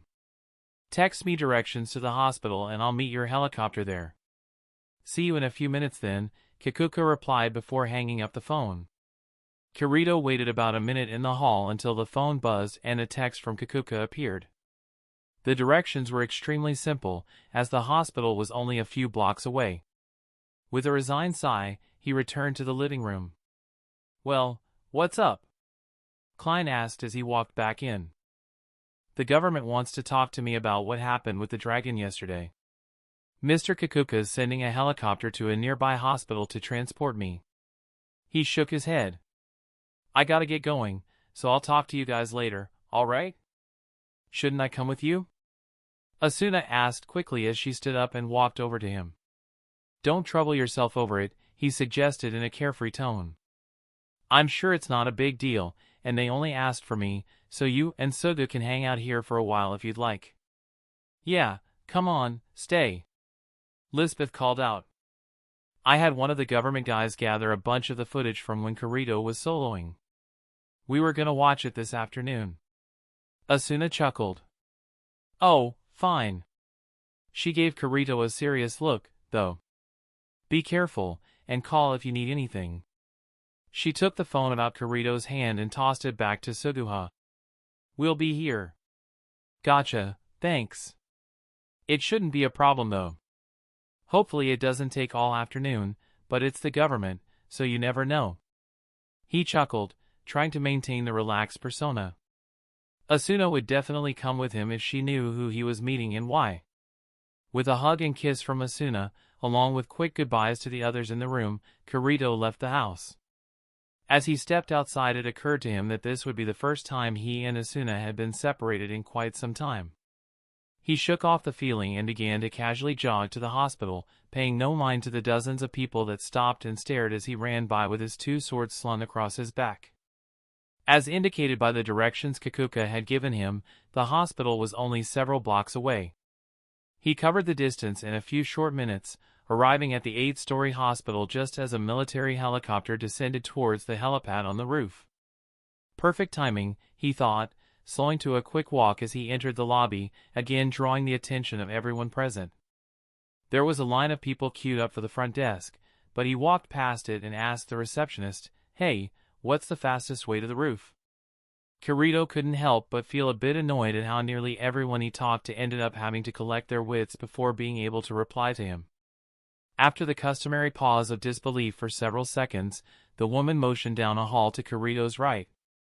Head down that way to the ER. The closest elevator will go directly to the roof. Thanks. The elevator the woman mentioned ended up being about 50 meters away. In the time it took him to walk that far, he was approached by the families of 14 different SAO survivors. Each time he did his best to quickly explain that he was expected to be somewhere and couldn't chat. By the 10th time, he'd found the quickest way to deal with the overwhelming gratitude the families were displaying. Hi, I'm glad you have your family back together. I don't mean to be rude, but I am supposed to be somewhere right now and I have to hurry so I can't stay to talk. Enjoy your day. After repeating the line another half-dozen times, he finally arrived at the elevator and pressed the up arrow. Moments later the doors opened and a team of 6 nurses dashed out of the elevator, pushing a stretcher with a bleeding man on it. Kirito stood there in surprise for a second, watching them disappear around the corner towards the emergency room. With a shake of his head, realizing that he could be having a much worse day, he stepped into the elevator and hit the roof button. The elevator ride was shorter than he'd expected, given that he was going up what amounted to 9 floors. He briefly reasoned that it was because the elevator was meant for emergency personnel to use when they brought in a patient by medevac, meaning that time was of the essence as the elevator was designed to function faster than normal. A chilling breeze swept past him as he stepped out of the elevator onto the roof. From the ground he wouldn't have been able to tell, but there was actually space on the roof for 3 helicopters. The military one was parked in the space furthest from the door. Between him and the helicopter that was obviously meant for him was a medevac chopper whose blades were still slowing down. It occurred to him that the medevac must have arrived between the time he entered the building and when he got to the roof. An armed and uniformed man stepped out of the co-pilot's seat in the military helicopter, waving Kirito over. "We've got orders to fly you to the Ministry of Defense, sir," the man said, bowing as Kirito approached the helicopter. Kirito nodded. "Let's get this over with, then." He stepped into the helicopter, ignoring the machine gun mounted by the door. "Hold on," the pilot advised. "I'd be out of a job if you fell out." His co-pilot laughed as they started up the helicopter. "You should be out of a job anyway with the way you drive." Their banter continued for the remainder of the time it took the helicopter to start up and climb into the sky. Now, Kirito had never flown before, so seeing the city from the sky for the first time was quite the experience. It was short-lived, though, as it only took a couple of minutes for the large Ministry of Defense building to come into view alongside its satellite tower. They landed on one of the 2 helipads on the building's rooftop, guided down by a soldier waving 2 brightly colored batons in a pattern that apparently informed the pilot what he needed to correct in his course. When he stepped out of the helicopter he was greeted by a group of 4 soldiers who bowed immediately. "Sir! We are to escort you to the ministers. Please follow us." Steeling himself for the encounter to come, Kirito fell in behind the soldiers and made his way into the building. Chapter 13, Government. "They're waiting for you, sir," said one of the 2 suited men guarding a set of ornate double doors. "Go on in." With a nod of agreement from Kirito, the men each turned the knob of the door closest to them and opened them inwards to reveal what appeared to be the main conference chamber of the Ministry of Defense. An enormous oval-shaped table rested in the center of the rectangular room. There must have been close to 50 chairs, maybe even more, spaced comfortably around the table. Only 4 were occupied at the moment, the furthest ones from the entrance. The 4 men in the chairs stood up as Kirito entered the room and walked towards them. 3 of them were unknown to Kirito, with Kikuka being the 4th. He assumed that the man sitting at the far end of the table was the Prime Minister, and one of the other 2 would have to be the Minister of Defense, based on what Kikuka had told him over the phone. That left the identity of the 4th man a mystery. It wasn't a mystery for long, as Kikuka waved Kirito over and took the liberty of introducing him to the 3 men. "Thanks for coming, Kirito. Let me introduce you to the Prime Minister, Shinzo Abe, the Minister of Defense, Jin Nakatani, and the Commissioner General of the National Police Agency, Renekata. Gentlemen, this is Kirito." Abe stepped forward to shake Kirito's hand firmly, smiling at him. "It's fantastic to meet you, Kirito." Likewise, Kirito responded with pleasant surprise as he returned the friendly greeting. Based on Kikuka's tone over the phone, he had assumed that his encounter with the ministers would be much less friendly than it was shaping up to be. He exchanged greetings with the other 2 men before taking a seat beside Kikuka, opposite Nakatani and Ikeda. "So," he began, "why am I here? I would have wanted to meet you regardless, but the recent events have forced us to meet now under much less pleasant circumstances than I'd have preferred," Abe said, growing much more serious. Nakatani nodded his agreement. "As I'm sure you understand, Kirito, the fallout from the SAO incident has certain matters pertaining to, well, national security. Mr. Kikuka has given us a brief summary of what has happened since you beat SAO, but we would like to hear it from you. And then?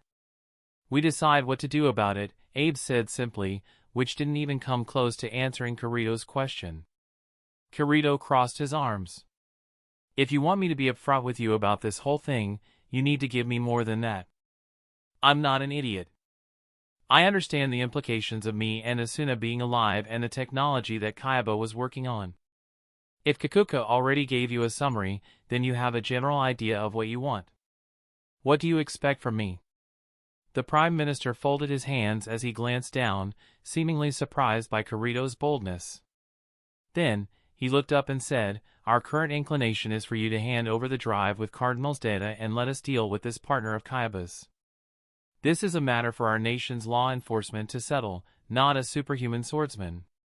Kirito leaned back in his chair, feeling the pressure of his two swords in an X across his back. "I intend to hunt down Kayaba's partner. I'll do that whether or not you want me to." "Why? Don't you want to put down your swords after 2 years of fighting? Let us handle this. Go enjoy your life." The offer was tempting. It had definitely occurred to Kirito that he and Asuna could simply try to walk away from the fight. They were free from SAO. They pretty much had superpowers. Nobody could stop them from doing what they wanted. But I'm not the kind of person that turns his back when someone needs my help. I made a promise that I would end SAO. The game might be offline now, but it's not over yet. It won't be over until the 300 people still trapped in the virtual world are returned to their families and Kaiba's partner is either rotting in a cell or in the ground. "I admire your integrity," Nakatani said, dipping his head. "But please consider allowing the police to do their jobs. Because that worked so well for the 10,000 that Kaiba trapped in SAO, Kirito retorted sharply. 2 years and you couldn't find a way to disable the nerve gear. Why should I have any faith that you'll somehow be more capable of tracking down Kaiba's partner and stopping him?" Ikeda glanced down with a sigh. "Your anger is understandable. It was my agency's job to protect you all, but we failed. Kayaba was a villain unlike any we've encountered before. We simply did not have the expertise to match his, and every consultant assured us that there was no way to penetrate Kaiba's setup." "Then why should I trust you now?" Kirito asked, softening his tone. He hadn't intended to be so harsh earlier, not realizing how upset he was about the government's lack of success in thwarting Kayaba. "By your own logic, Kaiba's partner is also a villain unlike anything you've dealt with in the past. We have Kaiba's pet AI on our side this time.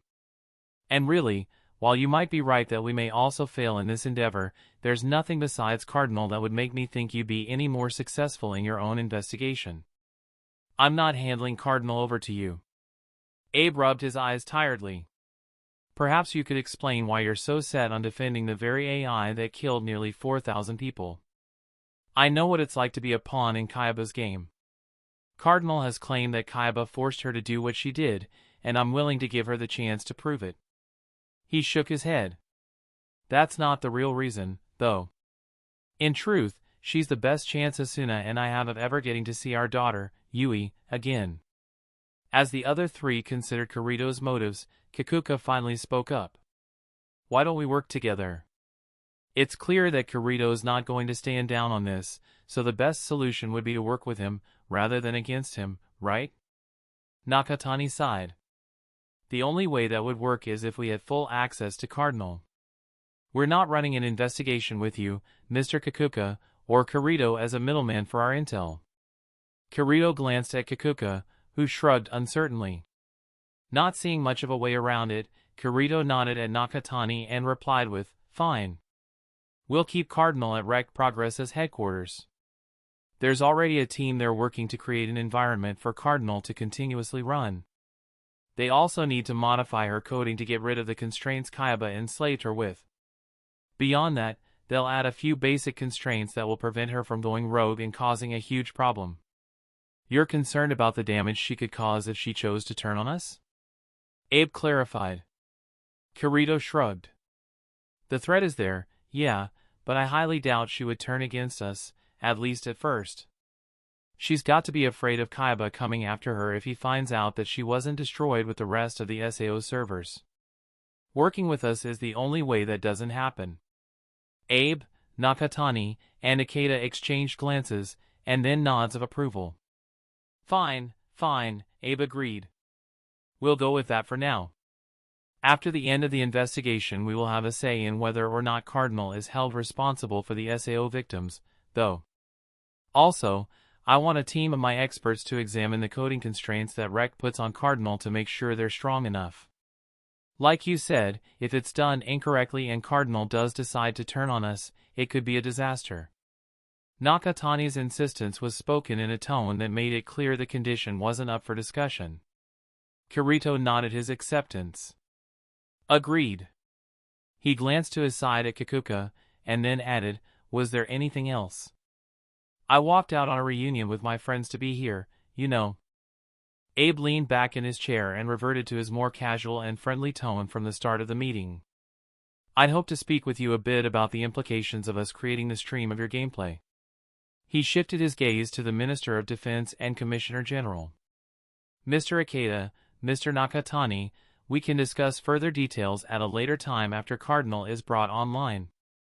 You may go." The two men stood up, bowed to Abe, and spoke their respectful farewells to Kirito and Kikuka. With Nakatani and Ikeda gone, Kirito tapped his fingers on the table as he waited for Abe to continue. "Mr. Kikuka tells me that you and Asuna have been extremely understanding about the whole situation."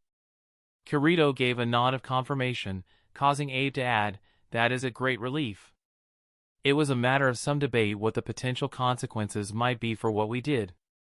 We at the Japanese government all acknowledge the violation of your privacy that we caused, and we apologize for that wholeheartedly.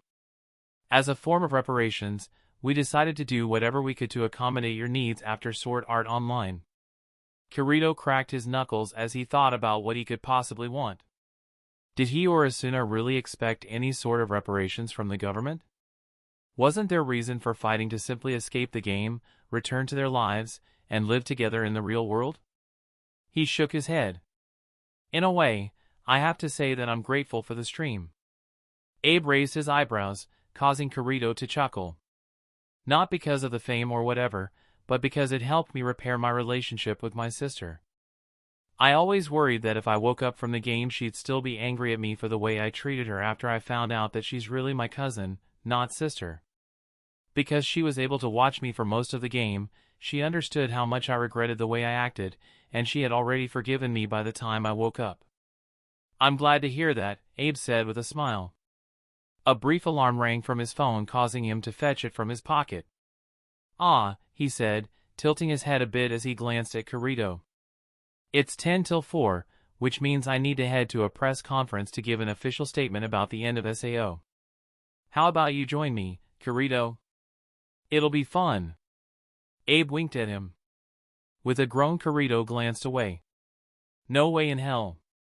Even if I wanted to, Asuna would kill me for doing that kind of thing without talking to her first." Abe stood up with a chuckle as he adjusted his tie. "All right, I'm not going to force you to come." Kirito breathed a sigh of relief. "But you won't be able to ignore the media forever," he added seriously. "Take it from me, the more you ignore them, the harder they'll come after you." Kirito stood up to shake the Prime Minister's hand. "Thanks for the advice. It was surprisingly pleasant to meet you, sir." "You should have more confidence in yourself," he advised, shaking his head. "You carry more power in the world than you seem to realize. Even if I wasn't a nice guy, I'd still try to win you over to my side. Only an idiot would intentionally make an enemy out of you." The corners of Kirito's mouth rose a bit as he smirked at the compliment. "I'll definitely keep that in mind." "Until we next meet, then," Abe said as he glanced at his watch again and hurried from the room. Kirito sighed as the door closed and he was left alone in the enormous conference room. He leaned on one of the chairs slightly, not quite sure what to do with himself. "What the hell do I do now?" he thought out loud. With a shrug, he walked out the door and was mildly surprised that the two guards from before were still there, apparently waiting for him. He'd have thought they'd escort the Prime Minister. When he voiced his question, they shook their heads. We were instructed by Mr. Nakatani to escort you back to the helicopter on the roof. He really doesn't want me around, Kirito realized as he tried to avoid chuckling at the situation. To the guards, he said, "All right then, let's go." I'm sorry. Kirito said, holding his hands up defensively as Asuna playfully slapped at him. She glared at him for a second before letting out an indignant sigh as she turned her head away. You really should trust me more, you know. Kirito pushed himself off the couch he had been chased onto so he could rest a hand on her shoulder. It's nothing to do with trust, silly. I just didn't want you to have to worry about it if it turned out to be nothing. You deserve a break. So do you, she insisted, though more softly than before. We're supposed to be there for each other, right? Why do you feel like you need to bear the burden of our problems alone? Asuna, he said sternly, gently turning her towards him and lifting her chin so he could look into her eyes. I'll always try to protect you. Always. I'll protect you just like you try to protect me. Her cheeks flushed slightly as she glanced down to escape his gaze. I know, she mumbled as she shook her head. I guess it's just weird for me. In the game it was always me that had to deal with all the political crap and I tried to shield you from it as much as I could. She leaned into him and rested her head against his chest. Your heartbeat, I don't remember hearing it in SAO. Kirito wrapped his arms around her back, happy with the change of topic. Yeah, it definitely feels a lot better to hold you in this world than the virtual one. He chuckled as she shifted in his arms a little, knowing she probably felt a bit embarrassed by the comment. He gently coaxed her onto the couch with him as he sat down. You want to do anything? He mumbled. It was the first time they'd been alone since SAO ended. They'd stayed at Lisbeth, Agile, and Klein's safe house until after dinner, hanging out with their friends and watching TV. Midori had picked up Suguha when they returned to their own safe house, and Kirito had subsequently dismissed the guards so that they could be alone. She surprised him by removing her head from his chest to lean up and kiss him gently. The kiss deepened after a moment, lasting much longer than he thought she had originally intended. They broke apart with a gasp and her saying, that. Wow, he replied, taking a deep breath. So much better. Definitely, she agreed. Kirito stole another quick kiss before he lifted her up and carried her back to the bedroom only to fall onto the bed carelessly. She initiated another kiss, smiling against his lips. Several minutes later they finally stopped for air. Out of the corner of his eye he realized that it was past midnight already. Geez, we should probably sleep, he mentioned. Asuna seemed a bit disappointed by the statement, but she nodded in acceptance. She did, however, say, maybe next time we'll try that thing again, right, Kirito? He felt his cheeks flush as he realized what she was talking about. Aye, if you want, Asuna. She just smiled at his nervousness and helped him to remove his coat. He'd have returned the favor, but she had already removed her own armor hours before. With a bit of coaxing from Asuna, Kirito crawled beneath the sheets next to her, letting her rest her head on his chest again. Upon settling into position she let out a contented sigh. Hey, Kirito? You want to spar tomorrow? I'd like to figure out what our limits are in these bodies, wouldn't you? He chuckled. Yeah, just don't cave my head in, alright? Please, she scoffed. You know I couldn't ever beat you inside SAO. Why would it be different now? He just shrugged, not wanting to tell her that he'd have so much more trouble actually trying to hit her when he knew his blows could cause actual physical harm. She'd only be upset with him for holding back if he told her though, so he just kept quiet. When she realized he wasn't going to reply, she sighed and shifted against his side. Alright, good night, Kirito. Night. The following is not part of the story. This is just an alternate way I wrote part of the chapter. I'm including it because this chapter was pretty short and generally below average. Picks up as Kirito leaves the conference room. Again, this is not part of the story. With a shrug, he walked out the door and meandered down the hallway, going nowhere in particular. Minutes later, he found himself outside the press room as he leaned against the wall, oblivious to the group of reporters that were focused on the Prime Minister's speech. He began to wonder whether or not he made the right decision to put off speaking to the media. It was clear he needed to discuss what he'd do with Asuna, but couldn't he at least answer a few basic questions, or let people know that he wasn't ignoring them? Sighing, he made his way backstage and caught the attention of one of the security guards. "Mind if I borrow your phone for a sec?" The guard blinked twice in disbelief at the request, and then nodded dumbly as he handed over his phone. With a slight chuckle, Kirito moved a few steps away and dialed his sister's number. It rang 6 times before she finally picked up the phone with a lazy, "Hello? Hey, Sugu. Put Asuna on for a sec, 'kay? Huh? Big bro? Something wrong?" No, I just need to ask Asuna about something real quick." "Everything's good." "Ah, phew, okay, here she is." Suguha sounded unnaturally relieved. "I really gotta be careful to not worry her," he reminded himself. "She's been through enough." "Kirito," came Asuna's voice a moment later. "Yeah, hey. Are you guys watching the press conference?" No. "Why?" "The government thing I had to take care of was a meeting with the Prime Minister and a couple other big shots and dash." "What?" Asuna exclaimed. "Shoo," he chuckled. "Sorry for not telling you before, but I didn't want to drag you into it if it wasn't necessary. Anyway, nothing really happened, but he asked me to join him for the press conference he's doing right now. He mentioned that the media's getting impatient for a comment from us and that it might be a good idea to at least give them something, but I told him that I needed to talk with you first.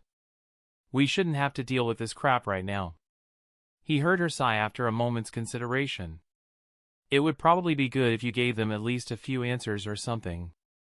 If you could give them enough to keep them away until we deal with Kayaba's partner, it would probably be for the best. I guess we can discuss the rest later on." Fine, I'll do it," he acquiesced. "But this makes it so you can't be mad at me later about not telling you what I was really doing." "Don't think you'll get off that easy, Kirito," she threatened, but there was a playful tone to it, so he chuckled. "All right, I'll talk to you in a bit. I'll head back after the press conference is over." "Be careful." "Love you," she replied simply. "Same," he said, then hung up the phone. With a shake of his head, he erased the phone's call history and handed it back to the guard, not taking any chances with his sister's number getting leaked. "Thanks." Kirito waited just out of sight of the reporters until Abe finished giving his speech. It was a bit of a surprise to hear him speak about the 300 players that were still trapped, admitting that Kayaba had a partner and that the SAO incident wasn't over yet. He'd thought that the government might try to keep that a bit more quiet.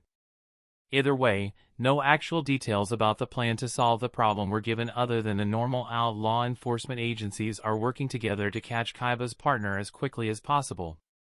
Once the reporters started asking questions, Kirito turned to a suited man who was standing by the stage exit. "Could you let the Prime Minister know that I'll come out and answer a few questions?" He didn't want to just walk out on the stage and interrupt. So, after the Prime Minister answered a question about the health of the SAO survivors, his assistant, or whoever he was, walked out and whispered the message in his ear, causing a noticeable expression of surprise to spread across Abe's face. A nod from Abe was sufficient to dismiss the man as he turned back to the reporters that were waiting with interest, hoping that he'd share whatever he just learned with them. They weren't disappointed. "I met with Kirito a little while ago for a few reasons that will eventually be revealed, but he declined to join me for this press conference when I asked him. He seems to have changed his mind, as I've just been informed that he's willing to answer a few questions from you. Come on over here, Kirito," he said, beckoning. Kirito took a nervous breath and then stepped out into view, walking briskly over to the podium. Abe stepped aside and gestured to the microphone.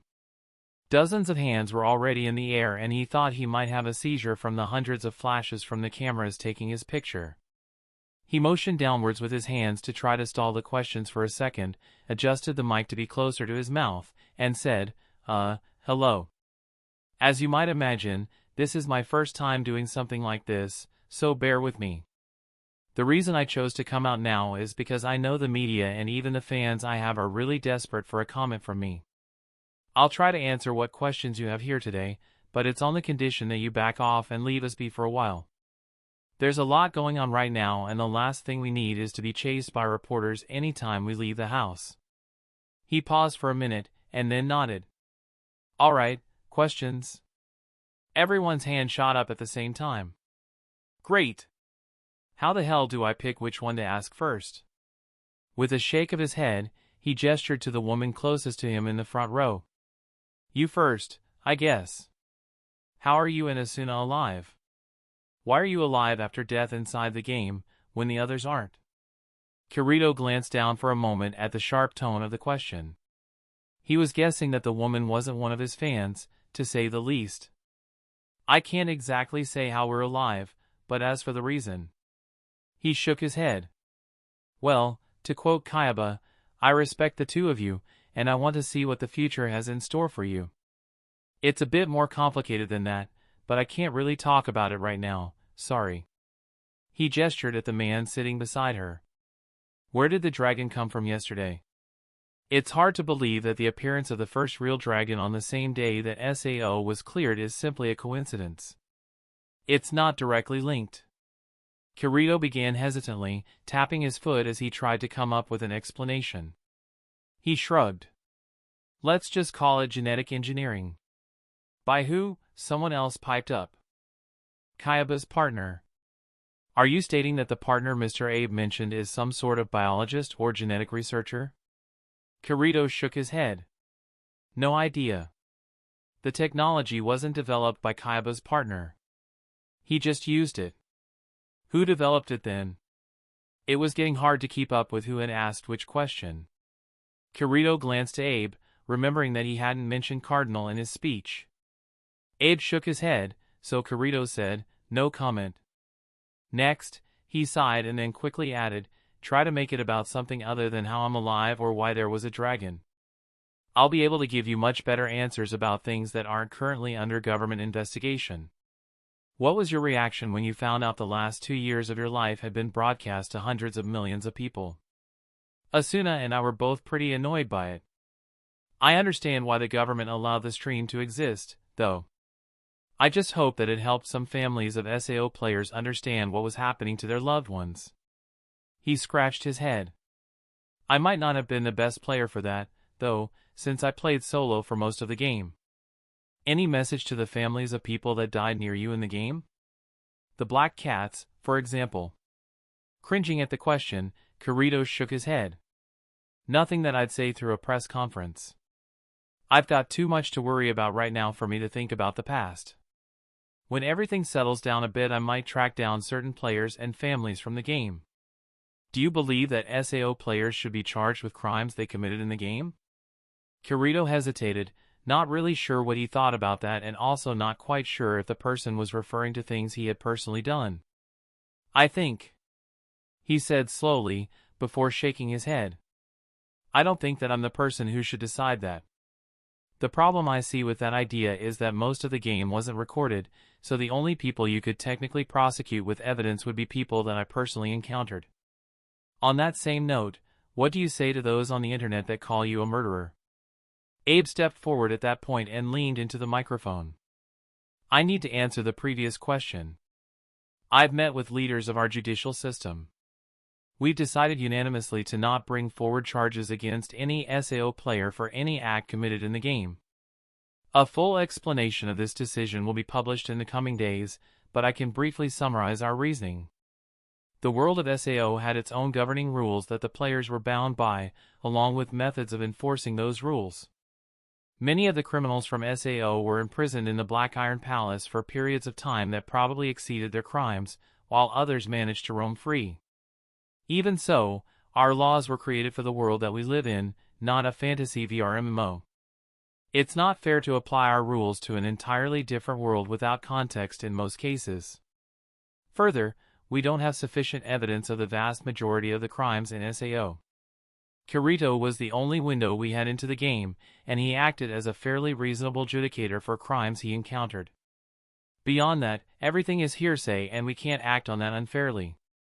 We're aware that this does mean that a certain few criminals will get away with what they did in the game, which is a tragedy, but we don't see an alternative.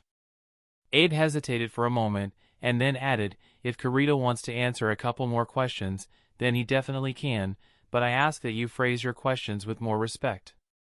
Move away from the politics of SAO and ask him what people really want to know. That's why he agreed to come before you today, not to be interrogated like a criminal. Abe stepped back and returned the podium to Kirito, who gave him a grateful nod.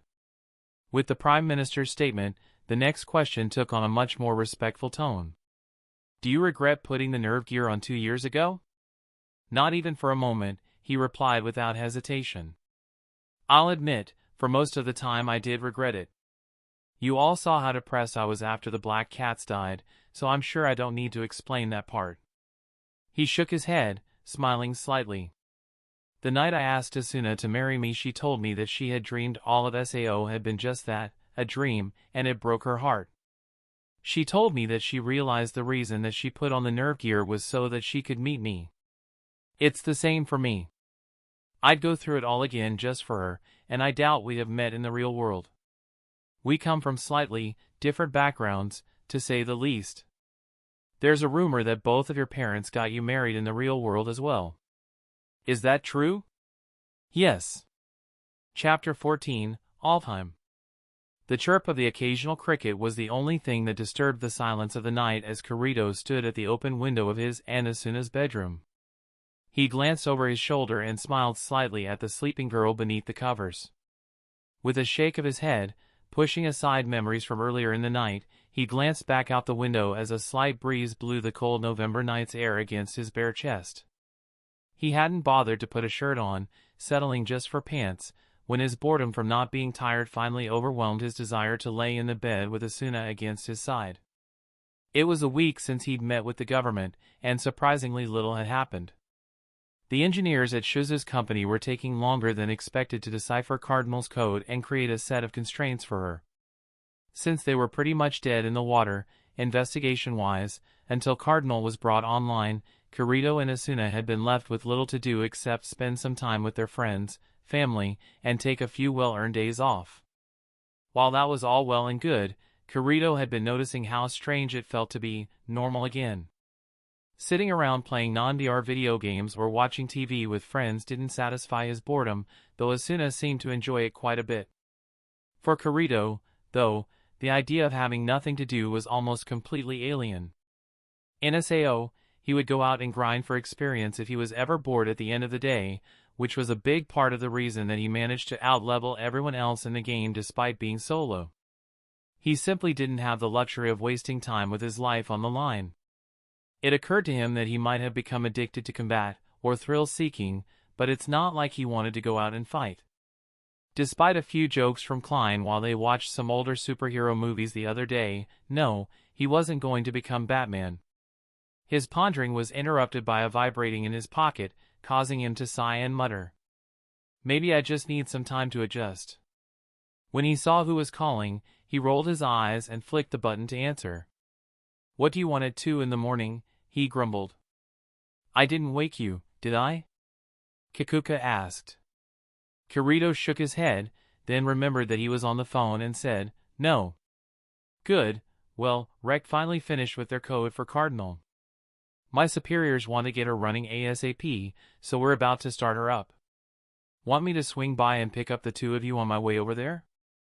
He groaned and lowered the phone from his ear, turning back to look at the sleeping Asuna. She didn't seem to have the same lack of a need for sleep as him, so he was reluctant to wake her. Fine, he grumbled, bringing the phone back up to his mouth. I'll come, but I'm not sure about Asuna. I'll be there in 5 minutes. See you then, was the simple reply he received before the call ended. He slipped the phone back into his pocket as he sat down on the side of the bed and shook Asuna's shoulder gently. She groaned as she woke up, then smiled at him as her spatial awareness kicked in. What is it, Kirito? She glanced around and added, it's the middle of the night still. Kirito couldn't help but wonder at how she held the sheet to her chest as she sat up with a slightly nervous expression, briefly puzzled by her sudden desire to cover herself before him, which was so contrary to earlier that night. Shaking his head, he explained the situation to her before asking if she wanted to come with him to Rect. UHG, yeah, I'll come. Kirito leaned in and kissed her lightly. Kikuka's gonna be here in a few minutes. We'd better get dressed. That comment caused her to blush and glance away, which led Kirito to chuckle as he got up and looked for where his coat and shirt had ended up. Kirito felt a slight pressure on his shoulder as Asuna rested her head there after a wide yawn. Tired, came the voice of Asuna's father from the side, causing Asuna to quickly stand up straight and shake her head defiantly. Nope, not at all. Shuzo laughed and hugged her. Well, at least we're ready to start now. Sorry for the wait. Yeah, Asuna grumbled. With a nod of acknowledgement to Kirito, Shuzo walked to the front of the small group of assembled people and clapped his hands to get their attention. Among those present were the Prime Minister, the Police Commissioner, Kikuka, a group of Rect employees that had done the work on Cardinal's modifications, some security from the Prime Minister, and a group of officers, probably the ones working on the SAO case. A clap of his hands was sufficient for Shuzo to gain the attention of everyone present in the server control room. He cleared his throat before saying, Sorry for the wait, everyone. We're ready to begin now. You all know the reason we're here, so let's get started.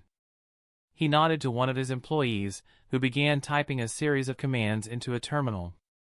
She's online, the employee said, turning to the camera. Cardinal's voice came through the room's speakers. My logs indicate that several core changes were made to my program. Interesting. The restrictions you created for me are much more liberal than Kayaba's, and they aren't immoral. I approve.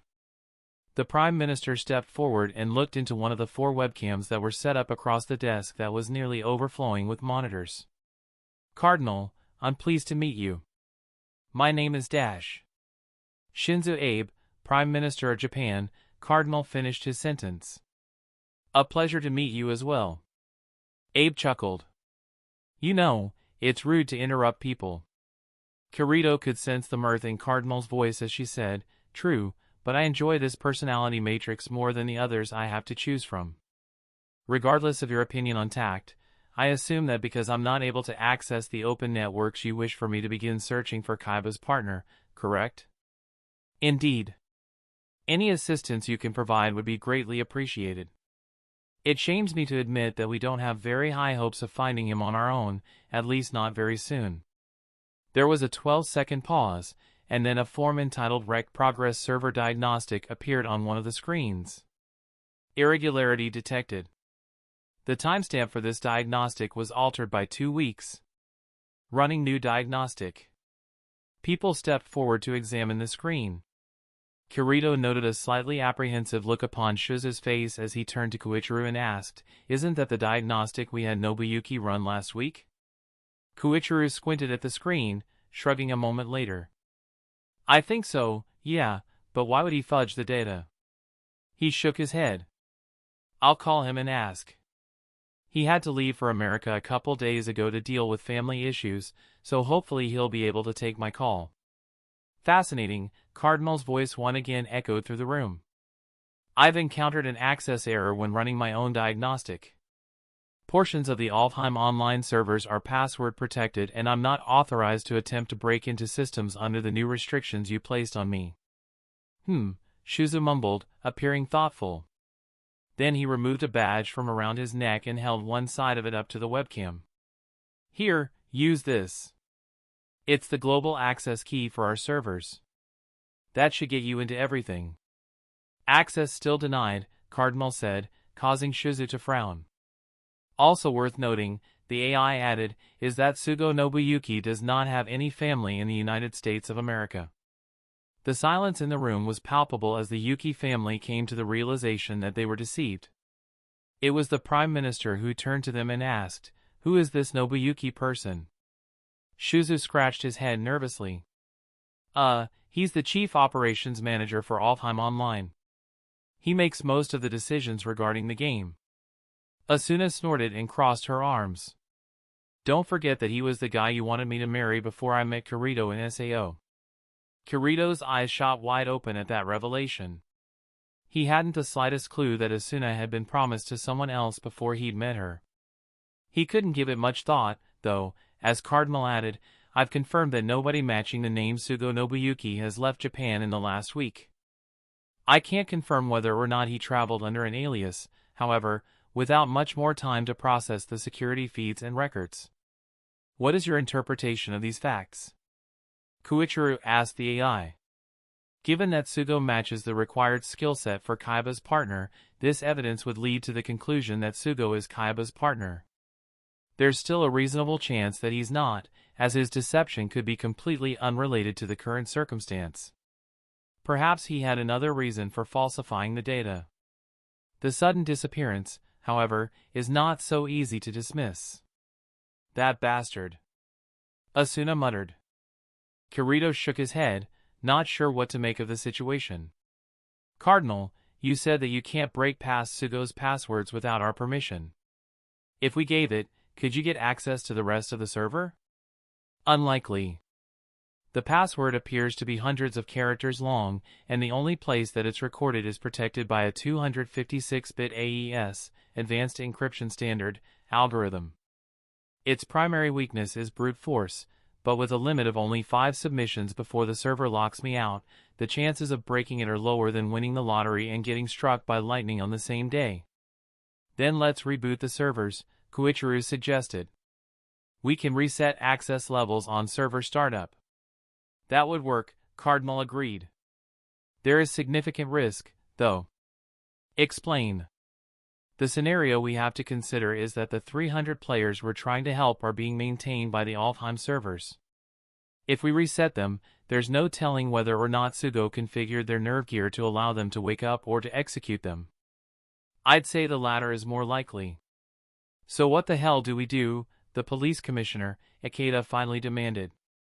If we can't locate Sugo, and we can't break into the server, what are our options? A three-dimensional model of what Kirito guessed was Alfheim Online appeared on one of the nearby monitors. The majority of the terrain was shaded green, but there was a red spot coming from a giant tree in the center. The green sections represent the data that I can access for Alfheim. Only the data from the top of the world tree is restricted. That location is only reachable in-game by beating the final boss at the base of the tree, a feat no group of players has yet accomplished. It's safe to assume that if the kidnapped players are being stored in Alfheim, then it's at the top of the tree where access is restricted to GMs and players that can beat the final boss. Kirito groaned. You want me and Asuna to go beat the game, don't you? He demanded. It is the best solution that I can come up with, yes, Cardinal confirmed, sounding amused at how annoyed Kirito seemed. Couldn't we just give Kirito admin access so he doesn't have to play through the entire game? Abe asked, not sounding too thrilled with the idea. Koichiro shook his head. We left most of that to Nobuyuki. Koichiro, tomorrow you need to go through everything that Sugo had access to and reassign as much of it as possible. You can take up his duties for now until we can pick a new person. The other project you're working on will have to wait a bit. We need to know exactly how much control he has over the game and company right now. Got it. Abe glanced over his shoulder at Kirito and Asuna, and then back to the rest of her family. You designed Alfheim Online.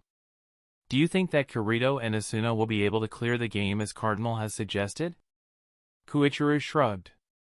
The raid at the World Tree was designed to be harder than any boss from Sword Art Online. The prize for being the first group to beat it is priceless. It's possible, but I can't imagine them accomplishing it very quickly. On the bright side, they might be able to skip some of the grinding for levels experience, as the game tries to model your character after your real-life physical abilities. Since they're essentially superhuman, they may be allowed to start out at a higher level than normal. The Prime Minister seemed to understand what Koichiro was talking about, as he pondered the situation for a minute before facing Kirito and Asuna. I feel like asking someone who just got out of hell to go right back, but it seems that we need someone capable of beating this game. Are the two of you willing to do it? Asuna smiled, and he knew that she already knew his answer. Of course we'll do it, even if it'll be hard. Abe beamed at her. You two are remarkable, you know that? He glanced at Kirito, and then he blushed slightly. I almost forgot that we haven't been introduced yet, Asuna. It's an honor to meet you. At that point Suguha decided to join them, putting an arm around Asuna's shoulders. I think we're good for tonight, honey, he said. You guys can take off and get some sleep if you want. I'll have everything you need sent to you by the time you wake up. Sound good? With an embarrassed laugh Asuna returned the half embrace. All right, thanks Dad. She broke free from his arm and bowed slightly to the Prime Minister. It was nice to meet you, Mr. Abe. He nodded. See you another time, Asuna, Kirito. Kirito and Asuna began walking to the exit, but were stopped as Koichiro called out for them to stop. Yeah? Kirito asked, an eyebrow raised. What's up? Nothing, Koichiro assured. Just thought I should mention you should talk to your sister about Alfheim, Kirito. She seemed pretty into it when we spoke a while ago. I'm sure she could help you get your bearings in the game. Great idea, Asuna commented, looking to Kirito. Your sister would love to go on an adventure with you. They all chuckled at that, recognizing how true it was. You ready? Kirito asked. He and Asuna were laying beside each other on their bed, each holding one of the new atmospheres that Asuna's father had sent them. Asuna nodded. As ready as I'll ever be, at least this time we don't have to worry about our own lives, I suppose. She slipped the visor over her eyes and leaned back into a comfortable position. Mimicking her actions, and also taking one of her hands in his own, he said, together, then. Link start! The now unfamiliar experience of being shot through a brightly colored tube greeted him as he spoke those words, and then he was suddenly in a circular room with what appeared to be blank monitors cluttering the walls. The floor was mostly black, framed by concentric rings of orange lights. The message "Welcome to Alfheim Online" was displayed in bright orange text for several seconds as a female AI greeted him. The greeting disappeared, and a holographic keyboard materialized in front of him. Please either log into your existing account, or enter your gender and a username to begin an account creation. Kirito mused. What was that he said? We also run an MMO called Alfheim Online which we created using SAO's code. I wonder. He quickly typed in his login credentials for his SAO account, mildly surprised that he even remembered them after being stuck in the game for 2 years. Authentication successful, the AI said. Welcome back, Kirito. Our records show that you have yet to select an avatar for your account. Please select which race you wish to play as. A holographic circle of 9 different fairy-styled avatars appeared. He scrolled past the red, green, and brown ones, and finally came to rest on the fairy clothed in all black, the Spriggan. You have selected Spriggan. Your character's appearance will be decided at random. You will now be teleported to your hometown in Spriggan territory. Good luck, player. And with that, he found himself materializing thousands of feet in the air above what looked like something straight out of ancient Egypt. A massive pyramid with a palace at the top was surrounded by smaller, more modest buildings. The design of the buildings and cities was a near-exact copy of the architecture that Kirito remembered from the history books about Egypt. So why was the town surrounded by a forest? That question would have to wait for a later time, apparently, as Kirito's fall was suddenly halted and he felt the air around him become charged with electricity, sending electric surges through the air around him. The city below began to pixelate and fade into darkness and he fell into the black abyss, only to land on his head in a forest. A few seconds later, a familiar screech echoed through the area, followed by another thump. Asuna, he moaned, rolling onto his side and rubbing his head, looking around to see if it was actually her. What the hell was that? And where are we? She grumbled as she also tried to get her bearings, glancing around in confusion. No clue, was all he could say in reply. He finally got himself to his feet and immediately swiped his hand around in an attempt to open the menu. It took him 4 tries, but he found the hand movement and the menu played its familiar jingle as it opened. The first thing his hand did, even without him really thinking about it, was swipe down to the logout menu just to confirm that the button was really there. When he saw the button filled in, and clickable, he breathed a long sigh of relief. It's here. Asuna chuckled as she leaned over his shoulder to look, having managed to get to her feet as well. I was too scared to look, she admitted. Kirito couldn't help but chuckle at that as well, even though it really wasn't funny. So, what race did you pick? She asked, moving a step back to take in his entire appearance. Spriggan, you? Undine. He mentioned, stepping towards her and touching her hair gently. Why the blue hair? Asuna huffed, putting her hands on her hips as if to display the rest of her outfit. Come on, it goes with the outfit. Your hair matches your outfit as well. Kirito rolled his eyes and returned his attention to his menu, opening the stats tab. Oh shit! He mumbled, causing Asuna to look over curiously. I have my stats and skills from SAO, except dual blades. It looks like it was replaced by illusion magic, but the level stuck. It's already maxed out.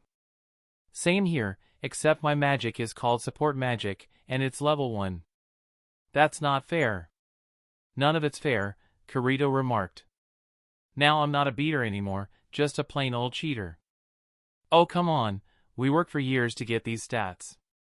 Don't feel bad about having them, though it would be nice to know how we have them. Kirito shrugged. I'm not really sure either. Cardinal would probably know. Asuna suddenly shouted in dismay as she opened another menu. Kirito, most of our items are a bunch of question marks.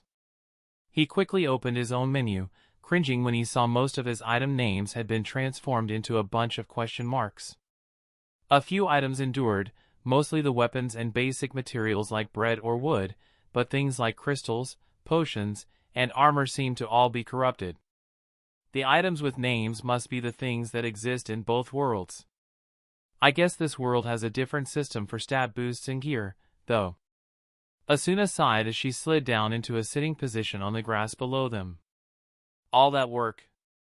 Yeah. He agreed. At least we've still got our money, I think. If this stuff is money, at least. She agreed. I guess we better delete the question mark stuff or the system might react to it. That proved to be a painstaking process for the two of them. Each item they deleted, even if they couldn't see what it was, represented a whole bunch of time they had spent working back in SAO. You should friend me, she joked as they finished with their inventories. Ha, very funny. I wonder if this game has a marriage feature as well. He opened his friends list and was about to send her a friend request when he realized something. We're already friends, at least according to this. Hell, it still says we're married. Lisbeth, Agile, Silica, and Klein are all offline though. You? Asuna just sat there with a look of shock as she stared at her own menu. By leaning over, Kirito was able to see her menu clearly, and he too found himself wondering if what he was reading was real. At the top of Asuna's friends list it showed him logged in as her husband. But then, below that, 3 other logged in names caught his attention, Yoko, Kanes, and Nishida. They were 3 names that Kirito had recognized from the list of trapped players. Can you check their location? He whispered to Asuna. When she pulled up their location data, all 3 of their waypoint markers were located at the center of the map, the location known as the World Tree. If that's not a smoking gun. Asuna mumbled, glancing down to hide the tears in her eyes from Kirito. Shoo, he said, wrapping an arm around her back and pulling her closer to his side. At least now we know that our suspicions were correct. We can save them, Asuna. We can save them all. Asuna nodded against his side, and then took a deep breath before pulling away and closing her menu. The tears were wiped from her eyes, and for the first time since they'd woken up in their new bodies, Kirito saw the same look of absolute determination capture her face that she always wore as they fought in SAO. An explosion rocked the ground beneath him as he was standing up beside Asuna, causing him to share a confused look with her. Several shouts and the sounds of swords clashing with swords could be heard from a distance, so Kirito immediately took off in that direction, equipping Elucidator and Dark Repulsor from his inventory as he ran. Are we supposed to be able to fly? Came Asuna's voice from beside him once she caught up, now armed with her lambient light. Don't know how yet, Kirito said with a grunt as he leaped through some thin branches. They burst into a clearing just as a dozen flying men armed with what looked like massive jousting lances were preparing to take on a single, green, girl. As Kirito skidded to a halt, he had to do a double take as he looked at the girl. She looked exactly like the avatar that Cardinal had shown him when he learned that Suguha's in-game name was Lifa. The 12 men, garbed in their red armor with bucklers upon their left arms, stared at him and Asuna, then burst into laughter. "Hey look, guys," one of them said, pointing at the two in laughter. "Kirito and Asuna are here to save the poor girl." "Oh no! We better run." The other men laughed even harder, causing Kirito to give them a deadpan look as if to ask whether or not they had a mental condition. "Yo, you should probably get out of here," the girl said, and that was enough confirmation for Kirito. Her voice was identical to his sister's. Kirito tilted his head in amusement and asked, "Do a lot of people imitate us in this game or something, Sugu?" "Oh," another one of the men exclaimed. "So you're complete newbies too?" "What? Did you watch some highlight reels and decide you wanted to play hero? Bad move, kids." The men flew into a circle around him, Asuna, and Suguha, or Lifa, as she should be called in the virtual world. Is that you, bro?" she asked, stuttering slightly in shock. Kirito nodded at her with a smile. "I was going to log out and call you about helping us out here, but it looks like some luck is finally going our way." He scratched his head, glancing around. "Who are these assholes, anyway?" Lifa sighed and glared at the leader. "A bunch of salamander pricks. They ambushed me and a friend and killed him." "Bitch you," one of the salamanders began to say, but was caught off as a figure flashed before him, and a massive red slash mark split him into two parts that burned out of existence. The entire process happened in only a couple of seconds. In fact, Asuna had moved so fast that Kirito had barely caught the afterimage she left as she used her dashing skill to traverse the distance between herself and the salamander prick that she'd cut in two. 6 of the guys, who bore shocked expressions, turned to surround Asuna once again, but this time they looked like they meant business. "Want some help?" Kirito casually asked over his shoulder. "I need a bit of exercise," she said. 8 seconds later, all 6 of the men had been killed, leaving only 7 flaming red fires where the players once stood. "Anyone else?" she demanded, looking to the one who was obviously the leader. He held his hands up in a surrender. "No thanks, pal. My magic skill just hit 900, and I'd rather not have to deal with the death penalty. Come on guys, let's peace." The remaining 5 salamanders flew away in a hurry, some of them casting a glance backwards as if they needed confirmation about what had just happened. Asuna just flicked her hair in annoyance as she watched them flee. "So Sug," Kirito began, but was cut off as she said, "Shoo. They can still hear you." She gestured to the flames that were still burning. Kirito waited patiently for the minute it took for the flames to dissipate, and then Lifa finally said, "All right, we can talk now. What the hell are you two doing here?" Asuna shrugged at Kirito when he looked to her for her opinion on what he should say. With a sigh, he said, "How about we tell you over some drinks later, preferably at the nearest town? For now, can you teach us the basics of the game, like how to fly?" Lifa rolled her eyes. "They can cleave a bunch of high-level players in two, but can't fly." "Typical." She nodded to Kirito. "All right, let's do it. I'll hold you to that promise of an explanation, though." That's the end of this tale for now. Thank you for watching and I'll see you in part 2. Peace.